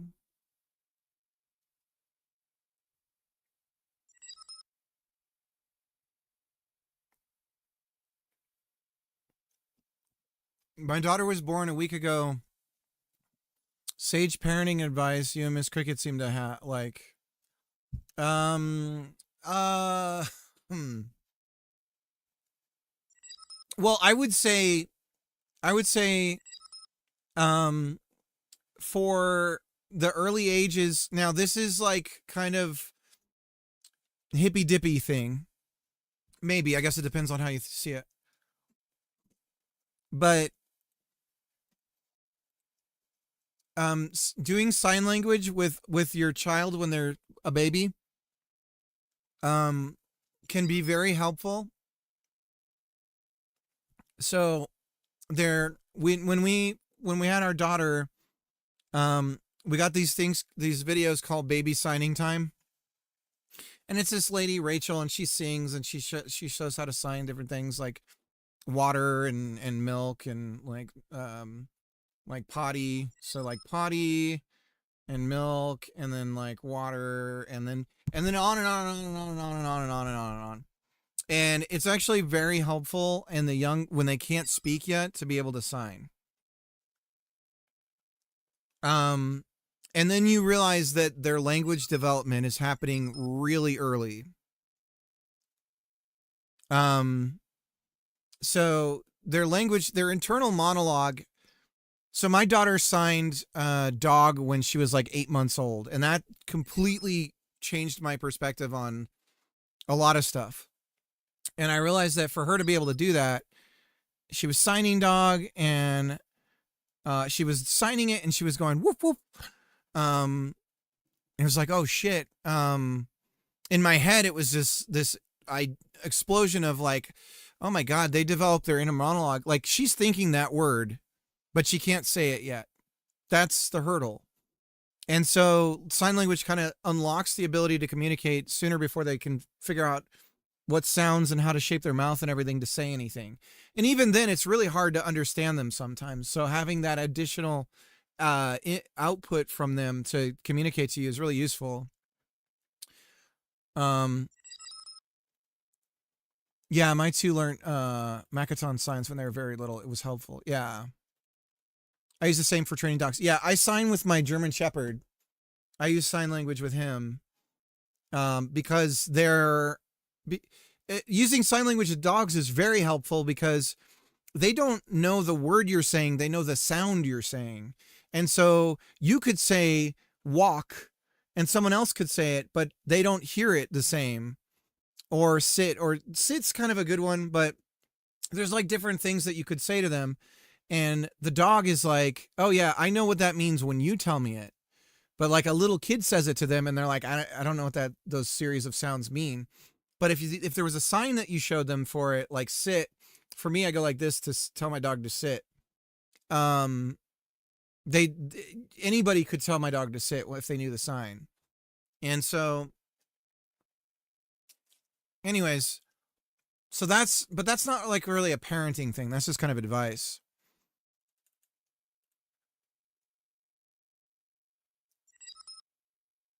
Makes it easier for young kids to talk or control. Yeah, exactly. Yeah. Do you know what? Oh shit, this thing is conscious already. It was more about the internal monologue thing. As soon as that connection happened, Mud, I stopped. I never talked to her like, so right off the bat, so no baby talk. No, none of that. I stopped all of it. Like, even though I wasn't really in the first place, but it was just like, no, I'm going to speak to her with the words that I use, because I know that she's developing the vocabulary and everything already, and it's just like the communication thing was like, it's just kind of, and also the other thing too is we tend to do that. Okay, here's the real piece of advice I have. We tend to do this with babies, children, like toddlers and babies, and we do this with elderly, which is we speak for them. Okay, so like with children, maybe a question is asked of them or whatever. Give them a chance to answer it. Don't fill in the blank for whoever's asking. Try to empower them to speak for themselves and speak. It happens a lot. Like, it's a vestige of like children should be seen and not heard. And so like, but we do this for old people too. Like we do it for like really old people where we're like, oh, you know, she doesn't care about that or whatever. And the person's sitting right there. We talk about them like, this is the way to formulate it. Don't talk about them like they're not in the room with them. Don't speak about your child as though they're not hearing you speak about them. Like if it was rude for me with somebody my age to be like, oh, well, he doesn't really care about that and blah, blah, blah, blah, blah. And, you know, like you don't do that with people that are your sort of equal. So try to talk to them like an equal. Obviously you're the authority and you're the parent, but I think that that's important. And it's hard. Like it's hard because you sort of get programmed to not do that.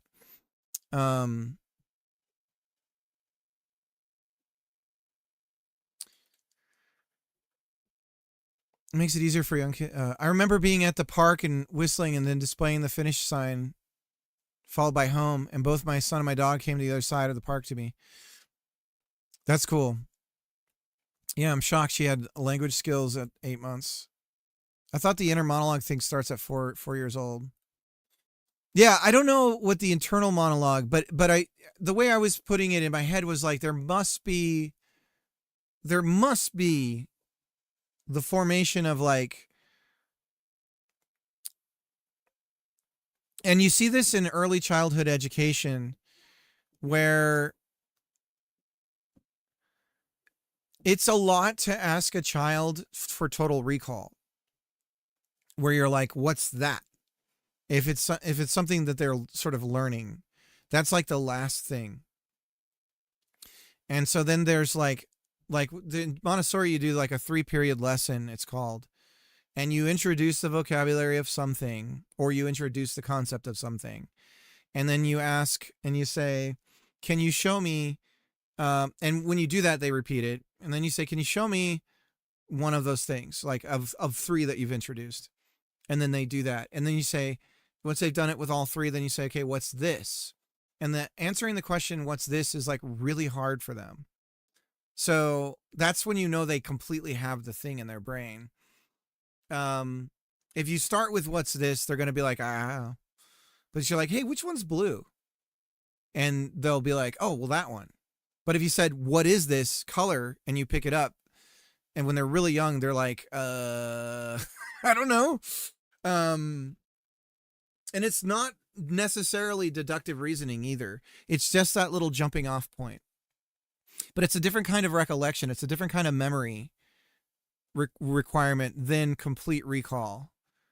But anyways, yeah, so I think probably the inner monologue is a lot like that too. And yes. Well, and also another trick is sometimes don't this is kind of the worst thing you can ever do. Don't ask your kid permission. Don't ask their permission to do something or have something happen. Here, okay, there's a bunch of tricks. So when it's time to go, in the earlier ages, you can just point to your watch and be like, it's time to go. And it's like, oh shit, well, the watch is telling us it's time to go. You're not. The watch is, right? And they're like, well, we can't argue with the watch. It's an inanimate thing. It's like, oh shit, it's time to go. The watch says it's time to go. They're like, damn. But also like, I find, what do you want to eat is like, you're setting yourself up for failure.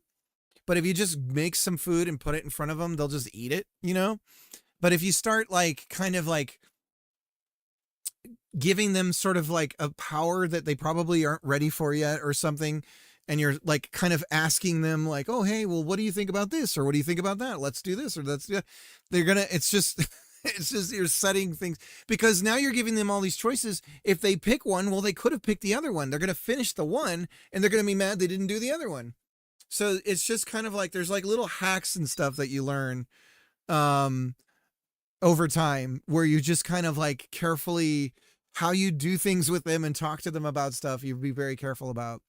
But another thing is that I would do with my kid is when we would go to the doctor, I was very open to them, and I would try to get ahead of time what they were expecting to do, like shots, anything scary. I just drown them with information. This is going to be scary. There's going to be, we're going to get a shot. It's going to hurt. Here's the reason why we get shots, you know, and I just talk to them about it, and it's going to hurt for a little bit, but it's going to go away, and we're going to go get ice cream afterwards, and it'll be fine, and blah, blah, blah. And just like constantly give them the tools that they need to be able to navigate the thing that's going to happen. I'm going to turn this thing on. It's going to be really loud. Do you want to cover your ears? Things like that I find are really helpful too, to prevent like, certain like episodes of them getting really upset or something like that. Modern methods of asking a young kid, i.e. 6 months and older, can I change your nappy? Asking them for their permission. They're too young. Yeah. Asking permission. It doesn't have to be a command either. It could just say, we're going to, and they're like, all right. But if you say, do you want to, or can I, with certain things, then you're just setting yourself up for hell. It's just a nightmare when you do that. But obviously you want to teach them, like if it's something with their clothes or that kind of stuff, then you need to show them that that's something that they get to choose with certain things, right? Because you want them to be able to be empowered to say no to somebody who might be doing something really bad. So there's a lot of like little, but I don't know, like parenting's hard. Every child is different. One thing you'll notice is their temperament. So there's certain natures built into them that are always just going to be there. That's who they are. And you're going to find that out very early. And sometimes it takes a while to reflect and look back and be like, oh my God, he's always been that way. That's how he is. And so there's like the nature and nurture part of child raising, where there's like a built-in nature to the child. That's what they are. And so then you need to nurture, like, oh, these are the parts where we kind of need to, that's admittedly who they are, but these can run into conflicts with like in society or in groups or whatever, working with people or whatever, like certain things like that. You'll be like, okay, well, I need to kind of shape them to kind of round it out. I don't know. And then I can't think of like, but then the same thing happens to you as having a child. Their nature will nurture something out of you, sometimes bad. Sometimes with the way that they are can shape you or make you respond in bad ways. And that's just part of, like, it's hard sometimes. And sometimes that's like, you got to be like kind of looking outside of the situation sometimes and go like, but sometimes, you know, you got a kid and they don't listen ever. And it's just like, how do you deal with that? You know, Now, that's not like my kids aren't like that all the time, but sometimes it feels like it's all the time. Answer all the questions. Question all answers. People say that teenagers have attitude or this crap that starts at 6 months old. Yeah. Oh yeah. They say the terrible twos. I find that it was around 3 when things get really bad. That's for me. That's when both my kids were like, where's the boundaries? Where's the boundaries? And they would test and test and test.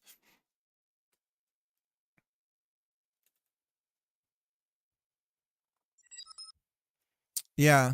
Well, and for sharing, I was weird about sharing because I found I think it's important for them to know what it is to have. Like, this is a weird thing, at least in the States. I don't know how it is elsewhere, but immediately we become insistent on the concept of sharing and imbuing that concept with a child that doesn't understand that the whole world isn't theirs and they're not old enough to understand that yet. And so, like, in early ages, I didn't try to be like, well, be sure to share and all that stuff, because there's this, like, they don't understand that yet. And you can't punish on that either, because they're not going to understand the punishment, because they don't understand the sharing part either. So, like, for me, it was like they need to know what it is to have in order to know what it is to give. And so I don't try to make them bullies. Like, if they take something that somebody else was already using, that's where I'm going to step in. But if it's like, you know, oh, you should share with Billy or whatever, I'm not doing that with them until they're a little bit older.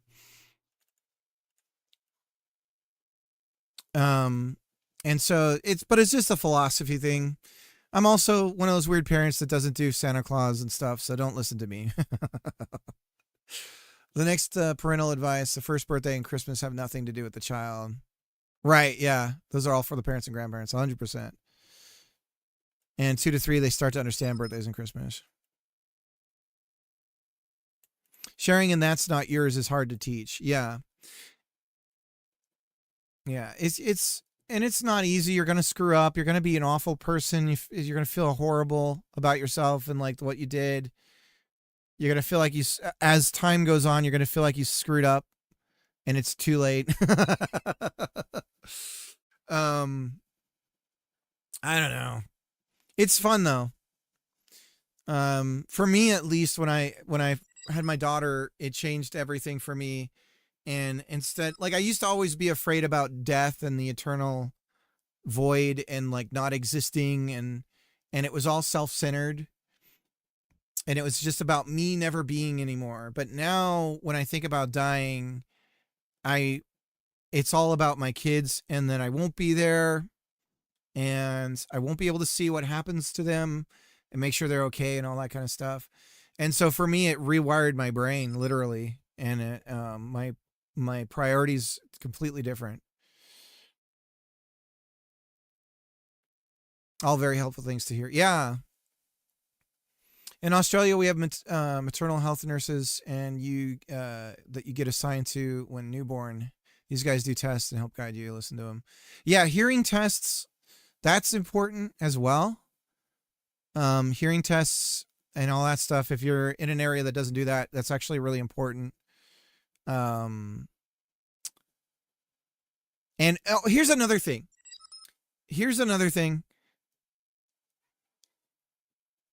I'm going through that in a real sense, stage 4. Yeah. So the realization of family and reconnecting is real. Yeah. How are you doing? I try not to bring it up, because you're here, and it's just like, well, you're just here. But another thing that I'll say is, and again, this may be regional, but when you're around parents your age or parents with a child your age, because you're going to be interacting with them all the time because you're taking your kid out to do these things with other little kids and stuff, they're going to drop like negs on you. You're going to be doing something that they disagree with, and they're going to tell you you're wrong. You don't have to listen to them. You can be tactful about it. But there is this like weird sort of social pressure stuff that goes on. And that can be hard sometimes. I find, yeah, that's always kind of weird.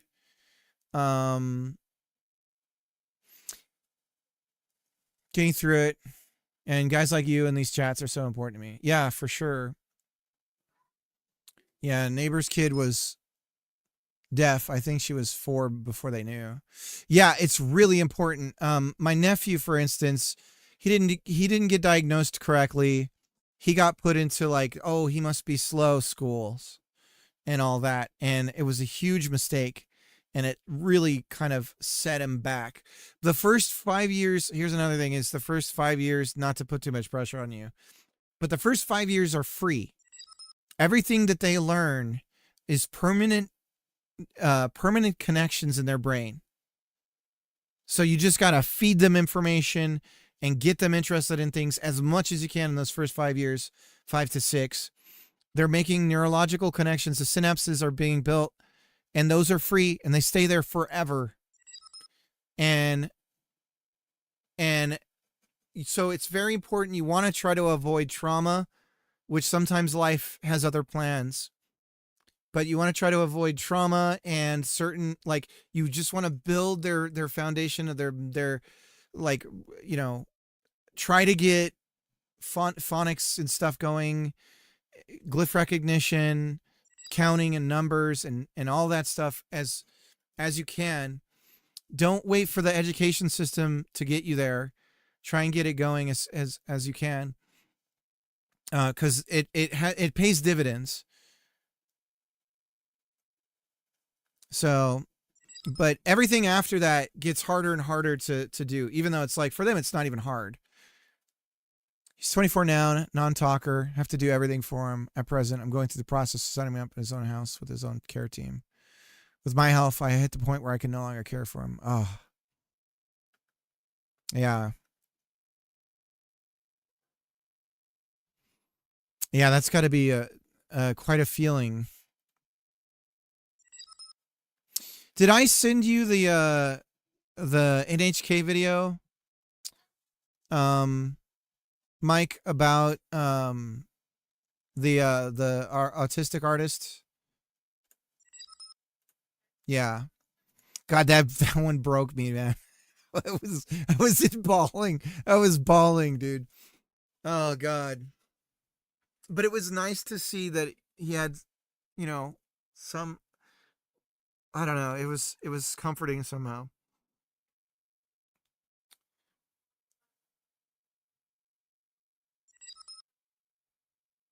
Man, yeah.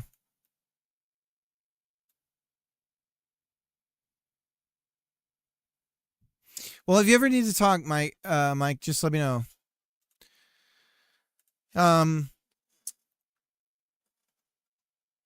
So yeah, so what we're going to have to do here is we have to recursively, so when we go to pick up a branch, we know we have a joint, and the joint has 2 nodes, and we're going to write a recursive algorithm that's going to go through every possible end of the joints and then flip the masking on it. And so that it'll be masked properly. And then when we let go, the same thing. The masking will change as well. But as a parent, imagine the feelings we're going through. We have to care over our son to other people to care for. I know. Yeah. Oh, man. When my mom passed, I kind of had the realization, we don't have a family network at all.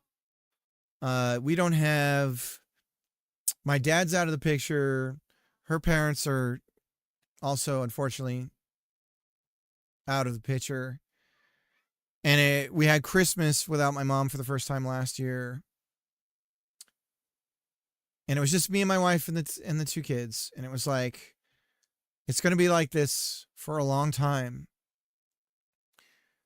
And then I just started thinking about, like, if we both died, there's like, they would go into foster care or something awful. And so, like, I'm going to talk to one of my sisters about making her a godmother, because We need to have some safety net for them in case that happens. But also just like the feeling like, oh, I don't have my mom to lean on anymore. There's no sense of like, there's somebody else can help hold the weight. And so it's like your Atlas. And, yeah, it's just like a weird feeling knowing that it's just you. For everyone, like, you've got these little ones looking up at you and you can't look up to anyone else. So, but also, so another thing that I've experienced is you try and make like friends for your kids, but sometimes you can't be friends with their parents. And sometimes like parents will like divorce you. So your kid's friends with somebody, but then they just ghost you or whatever. And that's that. And it's gone. And so that sucks. And you can't be friends with all your kids' parents, and they might not, it's weird.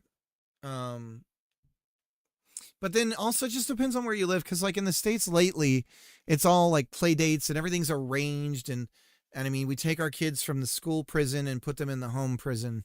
It's the way I think about it. And it's like, now you're locked in the house and now you're locked in school, and that's where you go. Those are the two places you go. And it is hard, admittedly. Like the world tells you that everything is awful. And if you give your kids any freedom, everything bad is going to happen to them. And so it's hard to like work against that.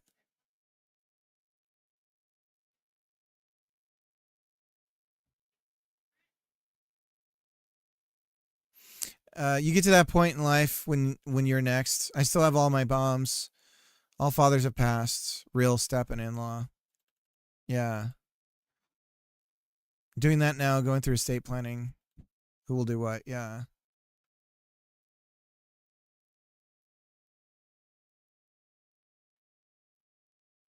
Right. There's that sort of right meme thing of the like where your priorities are, and they proudly say it's on like yourself and your family or whatever, and it's like, see, this is what matters. But ultimately, when you're gone, you know, it's like, well, now it's the rest of the world. Because that's what's going to be left for. So it's interesting.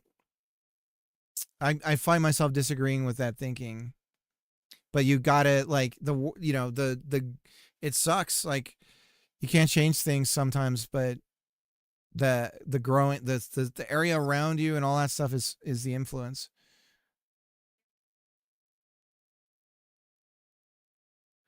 When you get the call that you're going to die, you do go through what I call realization. Yeah. I don't know how my mom did it. She like never complained and never had any like self-pity about it. And was always optimistic. And it actually, yeah, it's crazy. I'm going through a need to reconnect with people I haven't seen in 20 odd years. Yeah, I understand. I do not, obviously not in the way that it feels for you. I just, I do have a friend I really need to reconnect with. The problem is in life, it's like the longer it gets, the more you feel like, oh God, like this is like the reconnecting is going to be somewhere. Like, I don't want to be that guy who was gone for so long. You realize it's going to happen. You need to take things off the table that don't need to be there. Things no longer matter. Yeah.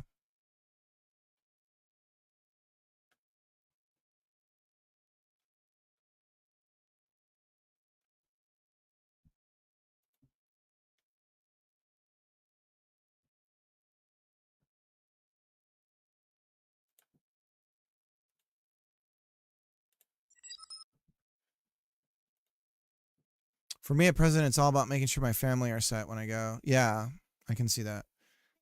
10 minutes to dinner. Okay, should I? Okay, do we have time to? Egg vodka tastes completely different. Oh. Sorry. Didn't realize. Kind of hard to judge it when it already has something on it, but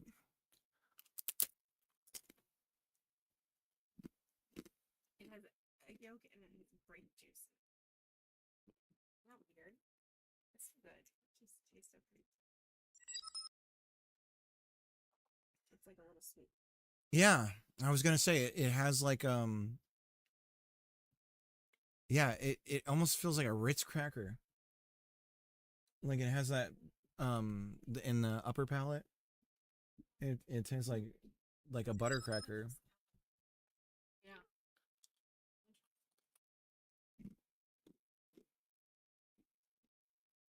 But for me, I'm starting projects like more photography and game dev.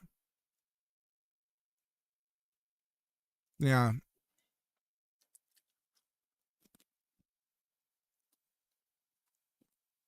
I started doing all this game development like six or so years ago. And it was like, oh, this is my Harley Davidson kind of thing, but this was like the thing I always wanted to do and I just never did it. And but now it's like 6 years later and I'm like, damn, I'm wasting my time here. Like I got to get something out. So obviously I haven't been working on the tree thing for 6 years, and I don't think I could have busted this out if I had this idea in the year one, so it's hard to kind of put it all together like that.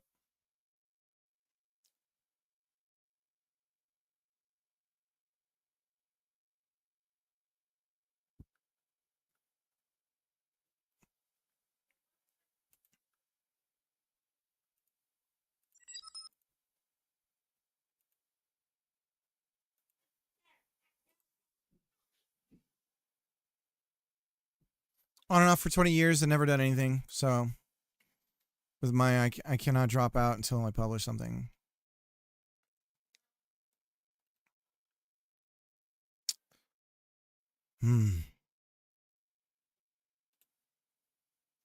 Life, man. All right, I'm going to raid out because I've got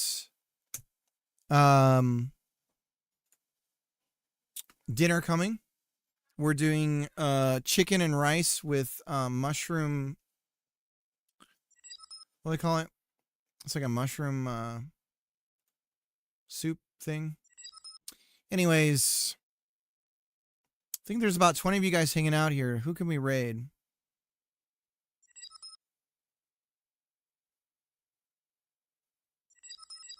It looks like Fiera is going. Let's raid Fiera.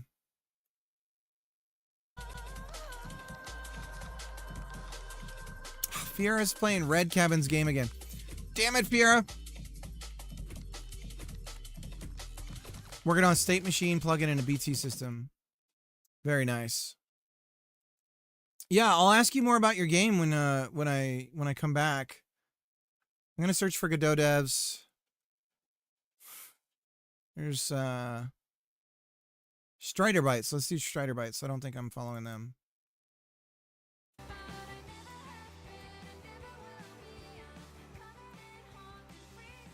So we'll raid them. Cricket. Thanks for the follow. Welcome in. All right. You can rate. Doing a lookup in dictionary is 01. All right, everybody, bust some ass. We got wood chipping. It's a bit kind of weird, but it's working. If we can figure out how to mask the edges of like a draw or something like that, might make things a little bit easier. But we have to funnel it down this thing because we have a physical mesh that we need to kind of contain it in, right? So kind of have to do it that way. Anyways, we'll rejoin on this, and I'm going to be working on, from now on, the title is going to be To the Prototype. We're going to start building out a list of things we need to do and chipping away at them. Get the game to be as sort of bug free as possible and move forward from there. Much love to everybody out there. Stay safe, Mike. Take it easy. Bye, Elise. Nice seeing you again. 10k items, gotcha. And good. Congratulations on the kid. That's great news. Don't be too hard on yourself. You're gonna screw something up. Oh, another piece of advice, really quick. If you're not too grossed out about it, doing cloth diapers can save you a shit ton of money. But it's a little weird, and you're gonna be the weird people doing cloth diapers. But it is a money saving thing. All right, bye bye. We have a for each